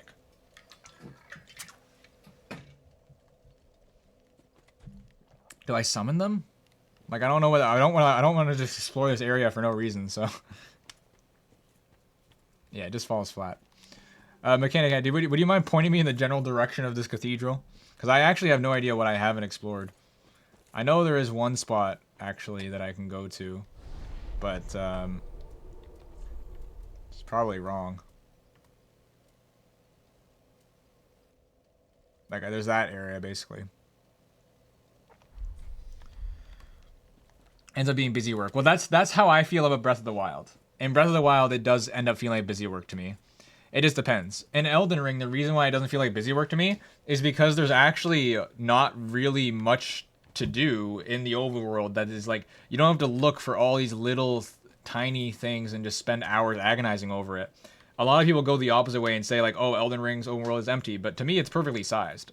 It's not overwhelmingly like huge of content, but it also feels like you have like room to explore and find things on your own, and everybody kind of has a little bit of a unique playthrough because they find different things. And that's what I really liked about Elden Ring. Several big areas instead of a huge open world. And to me, that's also the part of Elden Ring, is that it does feel like several big areas to me rather than one huge open world. You'll spend 5 minutes walking there and pick up little pieces of shit if you see them. Yeah, it can be like that. And I find that's the reason I like Elden Ring, because I don't find it's like that.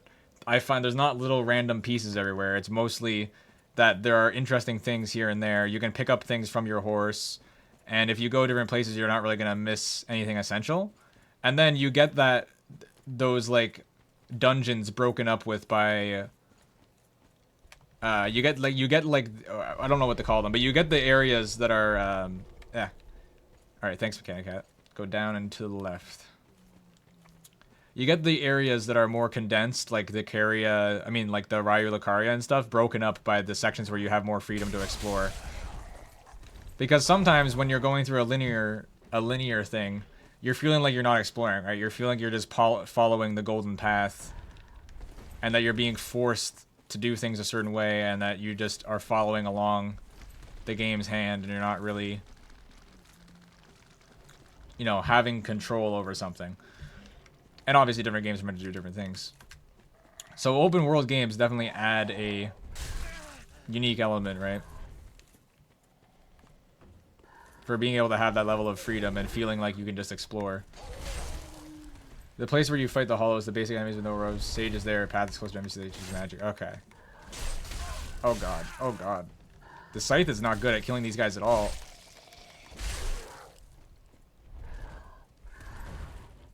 I was over here before. Jesus. Alright, I'm gonna equip the scythe. The scythe is faster than the Elden Ring scythe in this game, but it's worse because the hitbox is so strange. It has way wider attack in Elden Ring, it feels like to me. I'll use the Hollow Slayer one again. It's pretty good and also have higher dex bonus. Basic enemies with the rose sages there.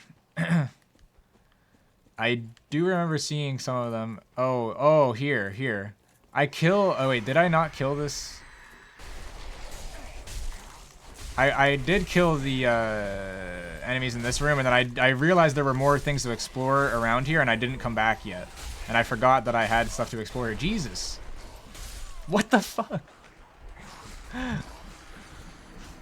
Major, I think, legacy dungeons is what people call them, yeah. Yeah, and again, different strokes for different folks, that's fair. But I think the open world elements of Elden Ring that went between them were great. Now, again, if I wanted to replay Elden Ring, yeah, it would be nice to just be able to go through all of the legacy dungeons. But you can pretty much just bum rush the legacy dungeons. You don't actually really have to do anything in the open world. You can just play that way. It takes roughly 20 or 30 hours to beat Elden Ring if you just do the critical path. But to me, that's not an interesting way to play the game because I'm not seeing everything. And I'm not exploring, I'm not spending time in the world. And if I'm playing something and not worried about replayability or anything, I like being able to spend time in the world. A lot of modern games to be too long. I guess it depends on the genre.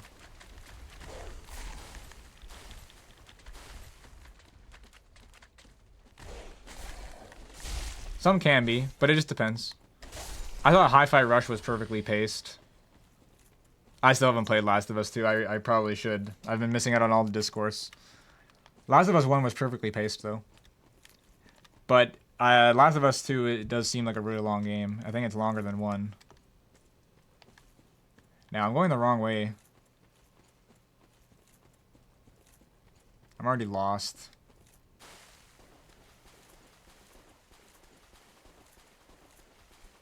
Oh, wait, what? Did I ever go through here before?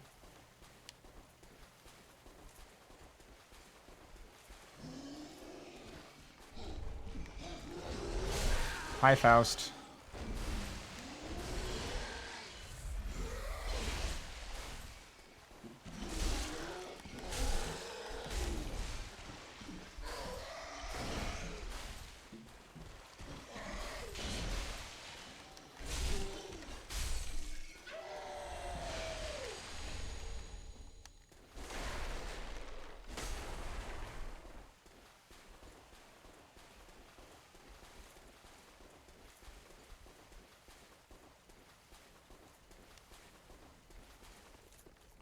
Okay, I've been here. Yeah, this is I think brings me to eventually where I want to go.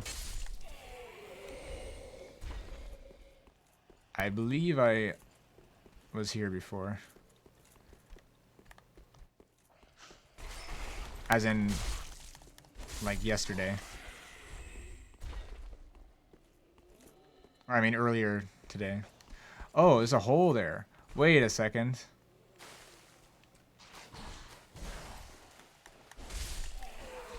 This is okay. That's where I was just in.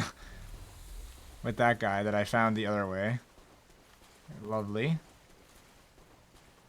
My favorite games are played in arcade style. 5 to 20 minutes, you go back to a menu, do something else, come back when you want. Yeah, I mean, it's nice to be able to have that sometimes. But I feel like there's a lot of games that definitely just aren't able to have that level of stop and start. Just by nature. But also, open world games basically are stop and start whenever you want as well. It's just self-ordained.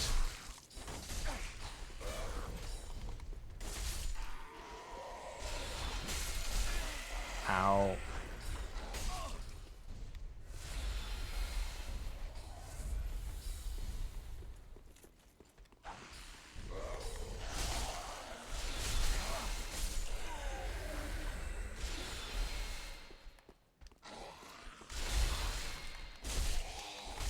Okay. I think this is new.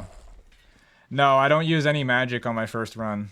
Usually. I mean, I did in Elden Ring because the magic system in Elden Ring I think was a lot more interesting.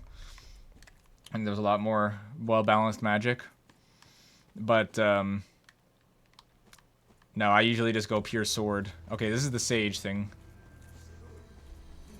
I have never heard a peep about this boss or seen it. So I imagine it's not really anything to write home about. Oh god, it's Navon.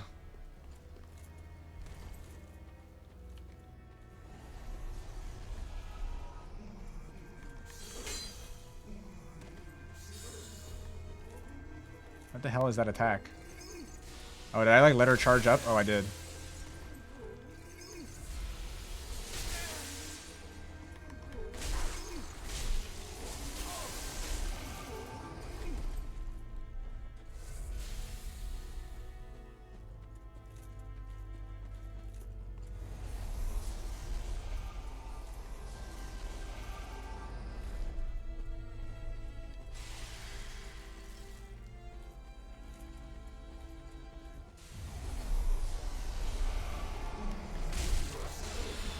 Fake. Oh, it's a fake one.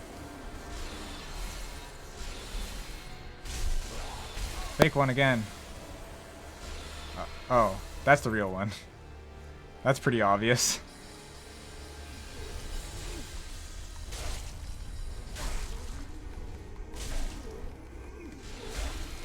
Hey, the fake ones can still damage me? That's not fair. Okay, I don't die to that again. Then you don't need to bother about the NPC, but if you want to get him to Firelink, he is in that area, kind of hidden, but not really. Yeah, I'm not. I probably won't bother. If I come across him, I'll grab him, of course. I won't go out of my way. I need to figure out how to actually get back there quicker. These enemies are so annoying. God damn.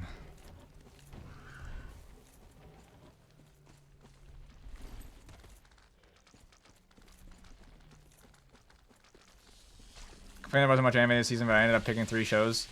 I need to start watching Dungeon Meshi because that's been on my radar for a while. I actually wanted to read the manga years ago. I just never got around to it.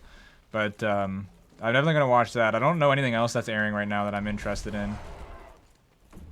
But I haven't looked because I don't have enough time to really watch much anime right now. So I haven't kept up. I need to catch up on Free Ren. That's the only other thing I've been watching. Which I guess is still technically airing this season, but it started the other season.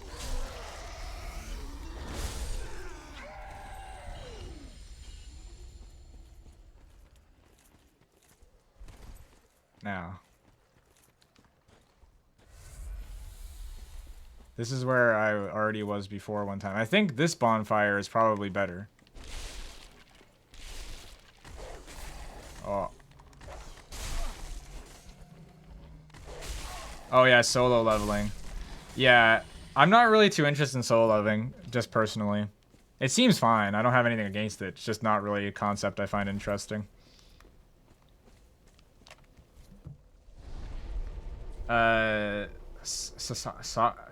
Sasaki and Peeps. I haven't heard of that one.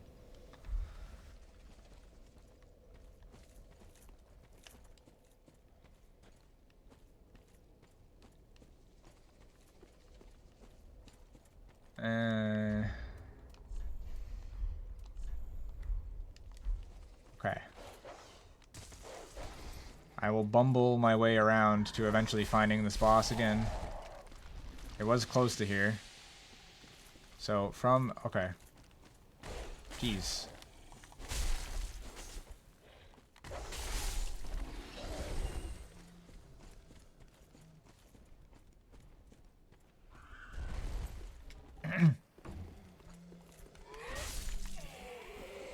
Wasn't quite here.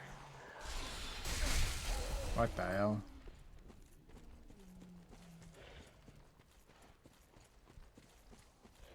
Well, have I even been over here before?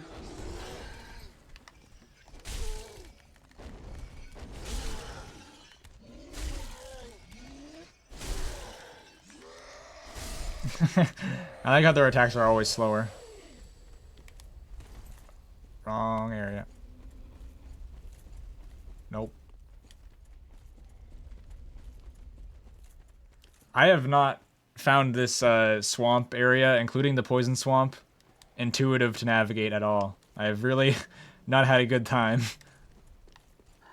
It hasn't been awful. It's not like it's I would not even put it in the top 10 for like hard Dark Souls areas to navigate and shit, but like, oh, it has not been great. Okay, we just run straight through.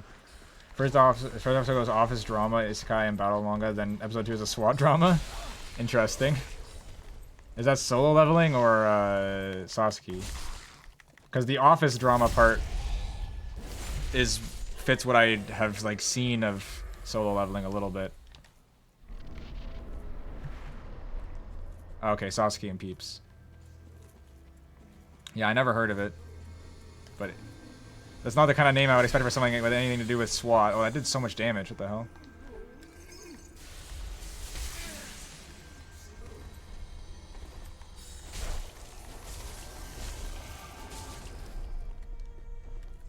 Huh, it's a victory. Praise the... I like how I can read these messages before I've won the fight.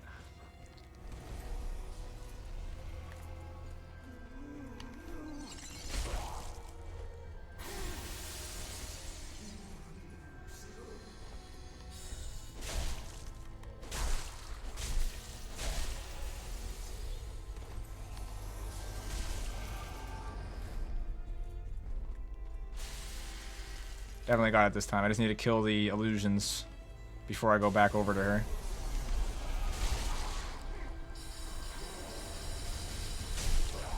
And before they shoot a massive beam at me.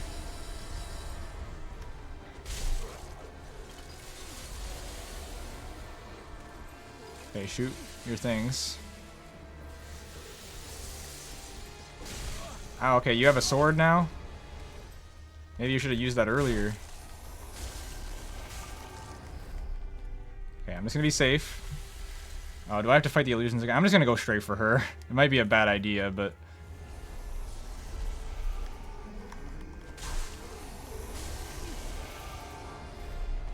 Oh, no. It was a good idea. Because she just instantly made them all go away.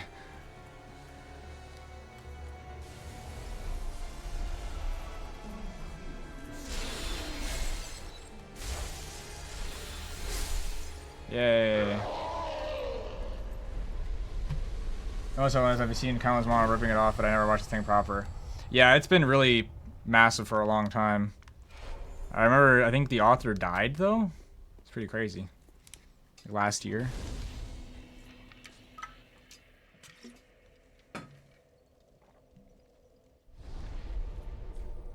Yeah, Frieren is great. I think the last episode I watched was the first episode where they just meet Sign. I think Frieren might honestly be one of the best anime I've seen in like years. It's like an all-time classic already, I feel like. If they, especially if they keep continuing it, it would be like, assuredly be like one of the all-time classics of anime, I feel like.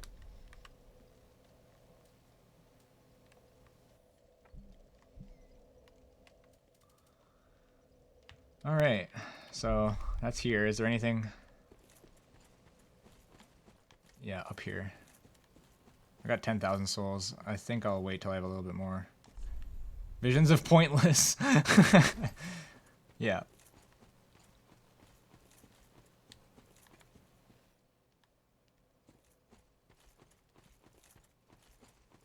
There we go. I don't think I'm going to go for too much longer here. I'm just going to explore a little bit. I still need to take a shower and stuff. I'm definitely not doing another boss.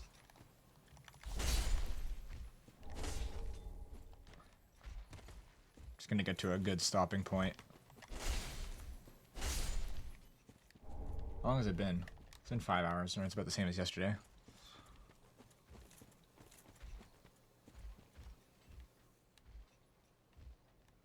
Oh, more of those guys. That sounds close. Oh, it is close. No, no, no. Oh, okay, I'm fine. I thought it was all over.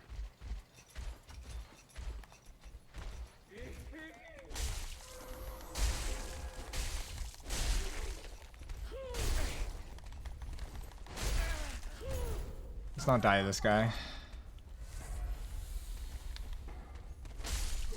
I like this greatsword a lot. It's got a cool moveset. It's going to be a while now for the next boss. Yeah, I mean, it took a while for me to do that frickin' poison swamp. That was probably like 3 hours. Though I did have to fight the stray demon, I guess. Time for message. Are you ready? Alright. Could this be a message? Huh. It's message. Therefore, praise the message. I've seen one pretty much exactly like that in Elden Ring. Another bonfire? That's kind of shocking.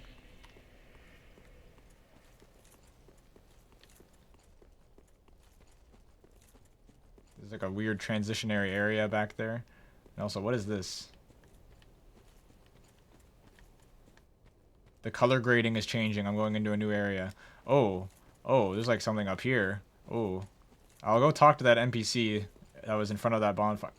Why is somebody running? Oh, that's an enemy. Oh, do you just come up here and get a shield? I thought this was going to go to like a whole nother area. But I guess it gets me behind this person. Not really. Yeah, this sword is so fast. It's actually like, it feels like it's faster than the claymore. And the stab attack is cool. Actually, I've never used the weapon art on this.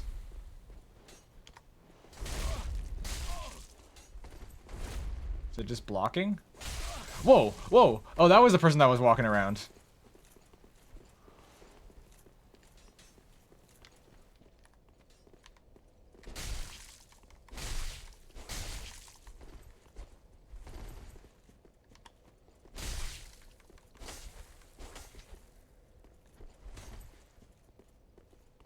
Yeah, I felt like there were a lot of bonfires in this poison swamp for no reason. And there's also other places where it feels like it's way too long.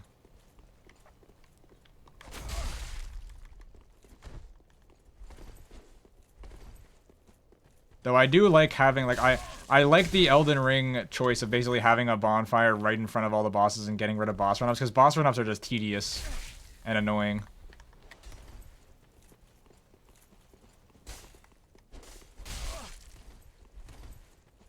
This is okay. This is actually pretty. I gotta like focus on this. Goddamn.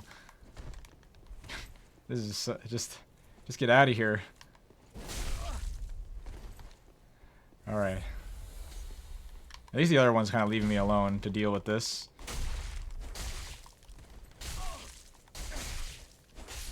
I can out-tank you. He had the same armor as me.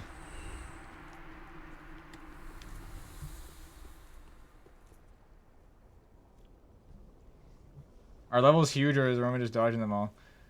It depends, yeah, like, like I said, it feels like there are some spots where there's just way, like, not enough. Close to the end of the game, there are some pretty stupid ones, like one right next to the other. That's basically what just happened in that little transitionary area. Boss runs are usually the reason I take breaks. Yeah. When I fight bosses, I don't want to, like, get out of the zone. So I end up sometimes just, like, playing a boss a lot of times in a row just because I need... Holy shit. Just because I don't want to, like, lose my focus on the boss, but then it's like you have to keep doing boss runs. Yeah, no, I understood what you meant from that one, Mechanic Cat, yeah. I was just saying, like, for that transitionary area, it was insane how close they are. But for me, even closer than those two with, like, with little to no resistance is gonna be very strange. People got up here. Oh, keep moving. I did it. I mean, I doubt I can actually get myself onto that. Yeah. That's funny. Ambush ahead, therefore be wary of sniper. Great, more.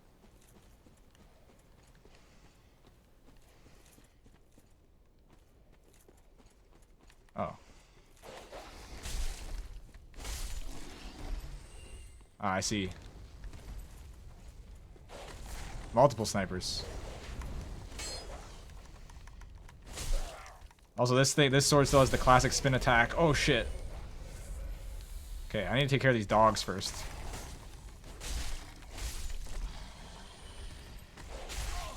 As I was saying. Okay, last Estus. Another dog. Let's bring them in here. Ow.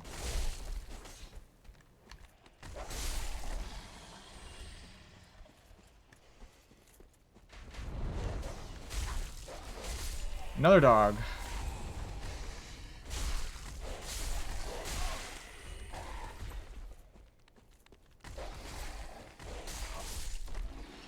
Okay. I'm gonna use an ember. Because I want to keep progressing. Oh. Oh, wait, I already have one. Okay. I haven't... Wait, no. Why can't I use it? I don't have one. I died to that sage. Okay, I do not understand.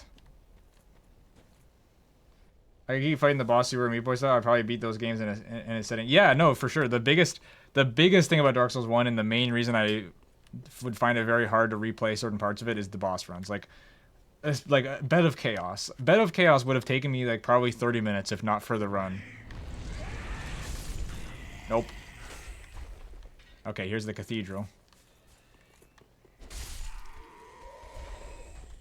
Once you defeat a boss, you get an ember. Okay, so that's why I do already have one. It's just that it's... I see.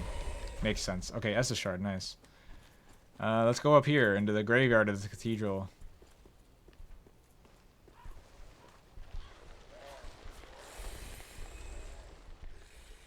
Let's not do that.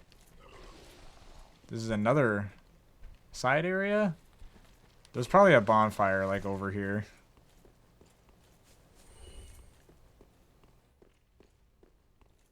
Nope. Let's open this door.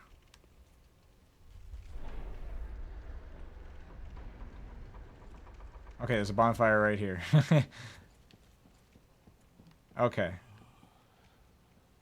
Merciful goddess, mother of the forlorn, who have no place to call their... This is where I'll stop. This will be a good stopping point. I got a whole new area that I just got into. I got some multiple paths to explore. For Ariandel.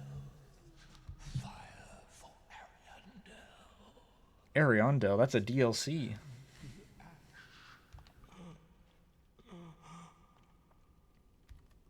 Wait, you've the same scent as that woman. I don't like where this is going. Oh, okay. Oh, you don't know how long I've searched. Oh. Okay. Now, Ashen One, my lady lives in the cold. I need you to a proper flame if you truly are. Okay. Thank you. They of ash never fail. Just a moment, then. Why is there a cutscene? The painting of Ariandel. Oh, this is how we probably do one of the DLCs. We have to go into Ariandel, and I imagine it's a painted world. Take it. Touch it.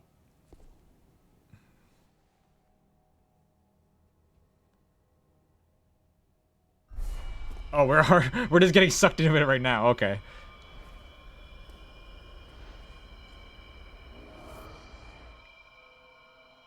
I thought we were gonna have to bring that scrap and like put it on the painting to go into the painted world. The ashes were too. Yeah, I got bored by the painting. Yeah, scrap a painting. Is this the DLC? I don't understand. He's mentioning Ariandel a lot, so I would think that if I'm going to Ariandel now, then this is the DLC. Damn, I was just in the cool cathedral. So can I just leave the DLC, or when do you think I should do it? That's another thing I don't know about this game at all, is when I should do the DLCs.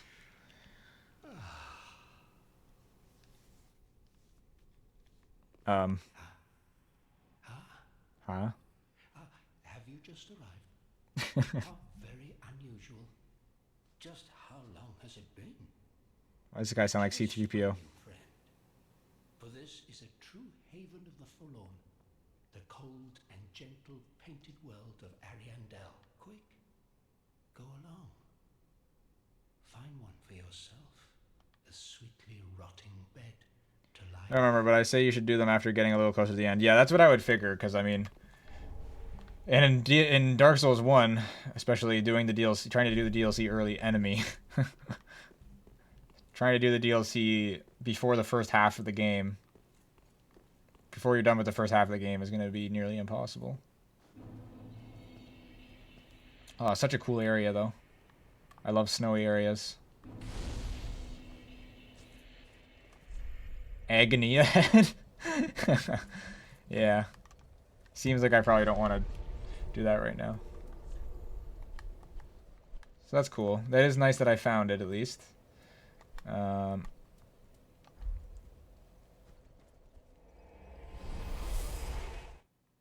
So I'll go here. And wait a second. Did I not get the bonfire? I didn't get the... Yeah, I didn't know that talking to that guy was going to send me into the freaking painted world. Okay, well, I guess it doesn't really matter. All I have to do is... These...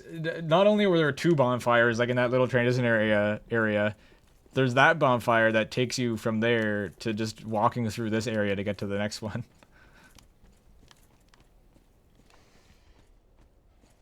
And what was the benefit that I got from staying in here to kill all these dogs and snipers? Absolutely nothing. There is no reason to not just run past them all.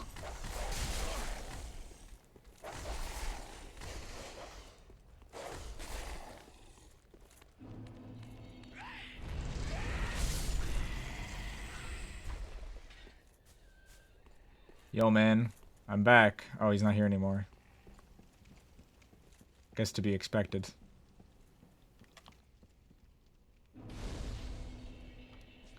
This is literally right here, so just open this door, because, you know, we have to... Oh, I got invaded. Somebody named Claymore.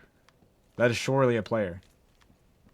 Well, I don't really want to lose my 16,000 souls, man. That would suck.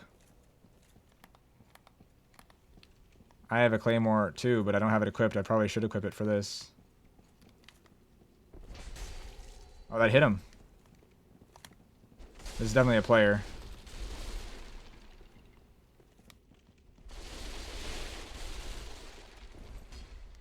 I'm just gonna break all these chairs.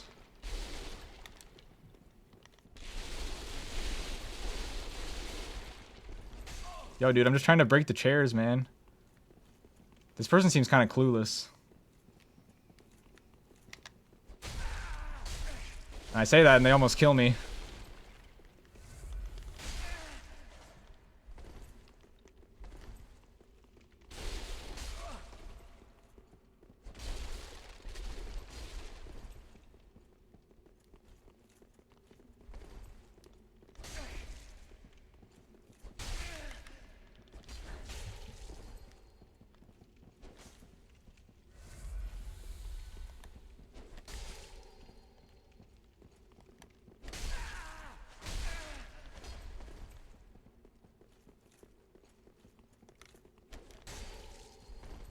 They have really strong armor.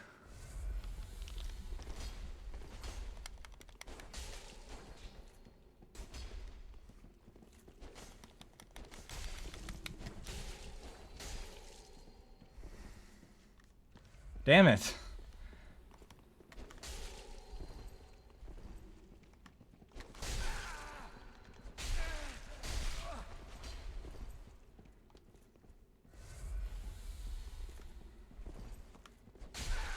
Oh, the little 180 they do?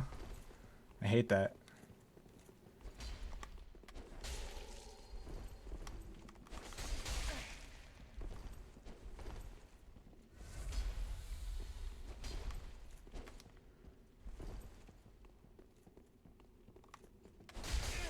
That's so annoying.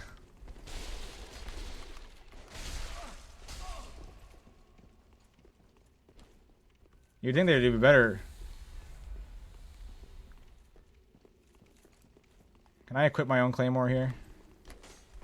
Oh, how'd that not hit them?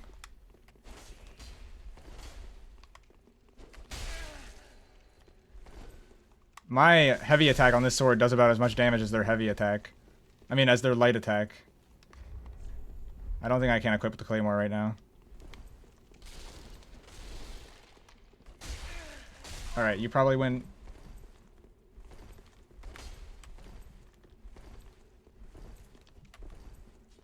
Yeah.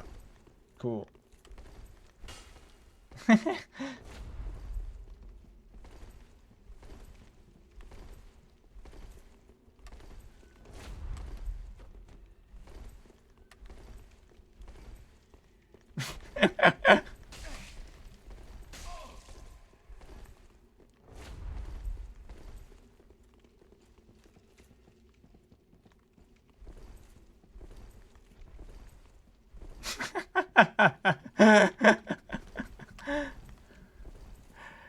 This guy sucks.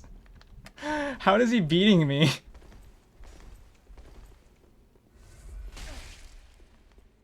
I feel like he isn't trying or something.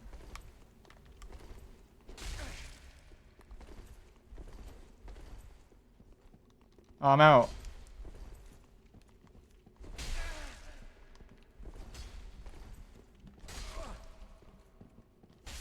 Did you get what you wanted?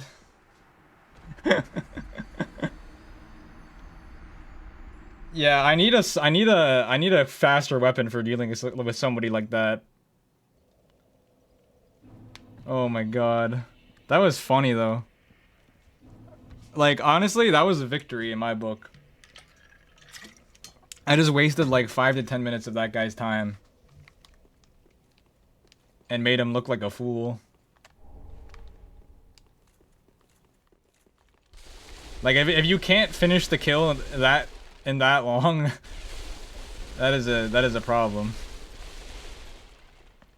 Though he was definitely trying to mess with me with like the boxing gloves and shit. Cause I think the only people that are still playing this game and doing PvP are like mega tryhards. But yeah, breaking poise is very important. That was the thing that sucks there. I think if I had the claymore out, I would have been able to win that. Would have been claymore versus claymore, and I would have proved that I'm the better claymore user. But anyways, let me open these doors real quick. Okay, that one's locked from this side, and then I'll just try this one and see if it's possible. Okay, it doesn't. Okay, that's all I wanted to see. But already, that will be it from me. I don't know when I'll do stuff. I probably should figure some stuff out in terms of getting some stream stuff set up and everything. Like death counter. There's a death counter thing I found out that does it automatically. You have to like give it a screenshot of the death screen and it will like use the mask to analyze your screen and it'll see when the death screen has popped up and then it will auto count. I was trying to set it up before the stream and it was just too complicated. So I'll try and get that for next time. But yeah, thanks again for coming. And let me close the game. And yeah, I won't be back tomorrow. I definitely won't. But I could be back on... I was about to say Thursday. Tomorrow's Thursday. I might be back on Friday. And if not Friday, I'll be doing something on the weekend. And I'm thinking about making schedules again, was something I was saying earlier. But I will see how that goes. I've got to get some school assignments out of the way before I can make that. So yeah. Yeah, so thank you everyone for coming. Thank you, and thank you, Mechanicat. Goodbye. Oh yeah, I have an ending screen this time, by the way. I actually finally got that on the go, so I will go to that now. Goodbye.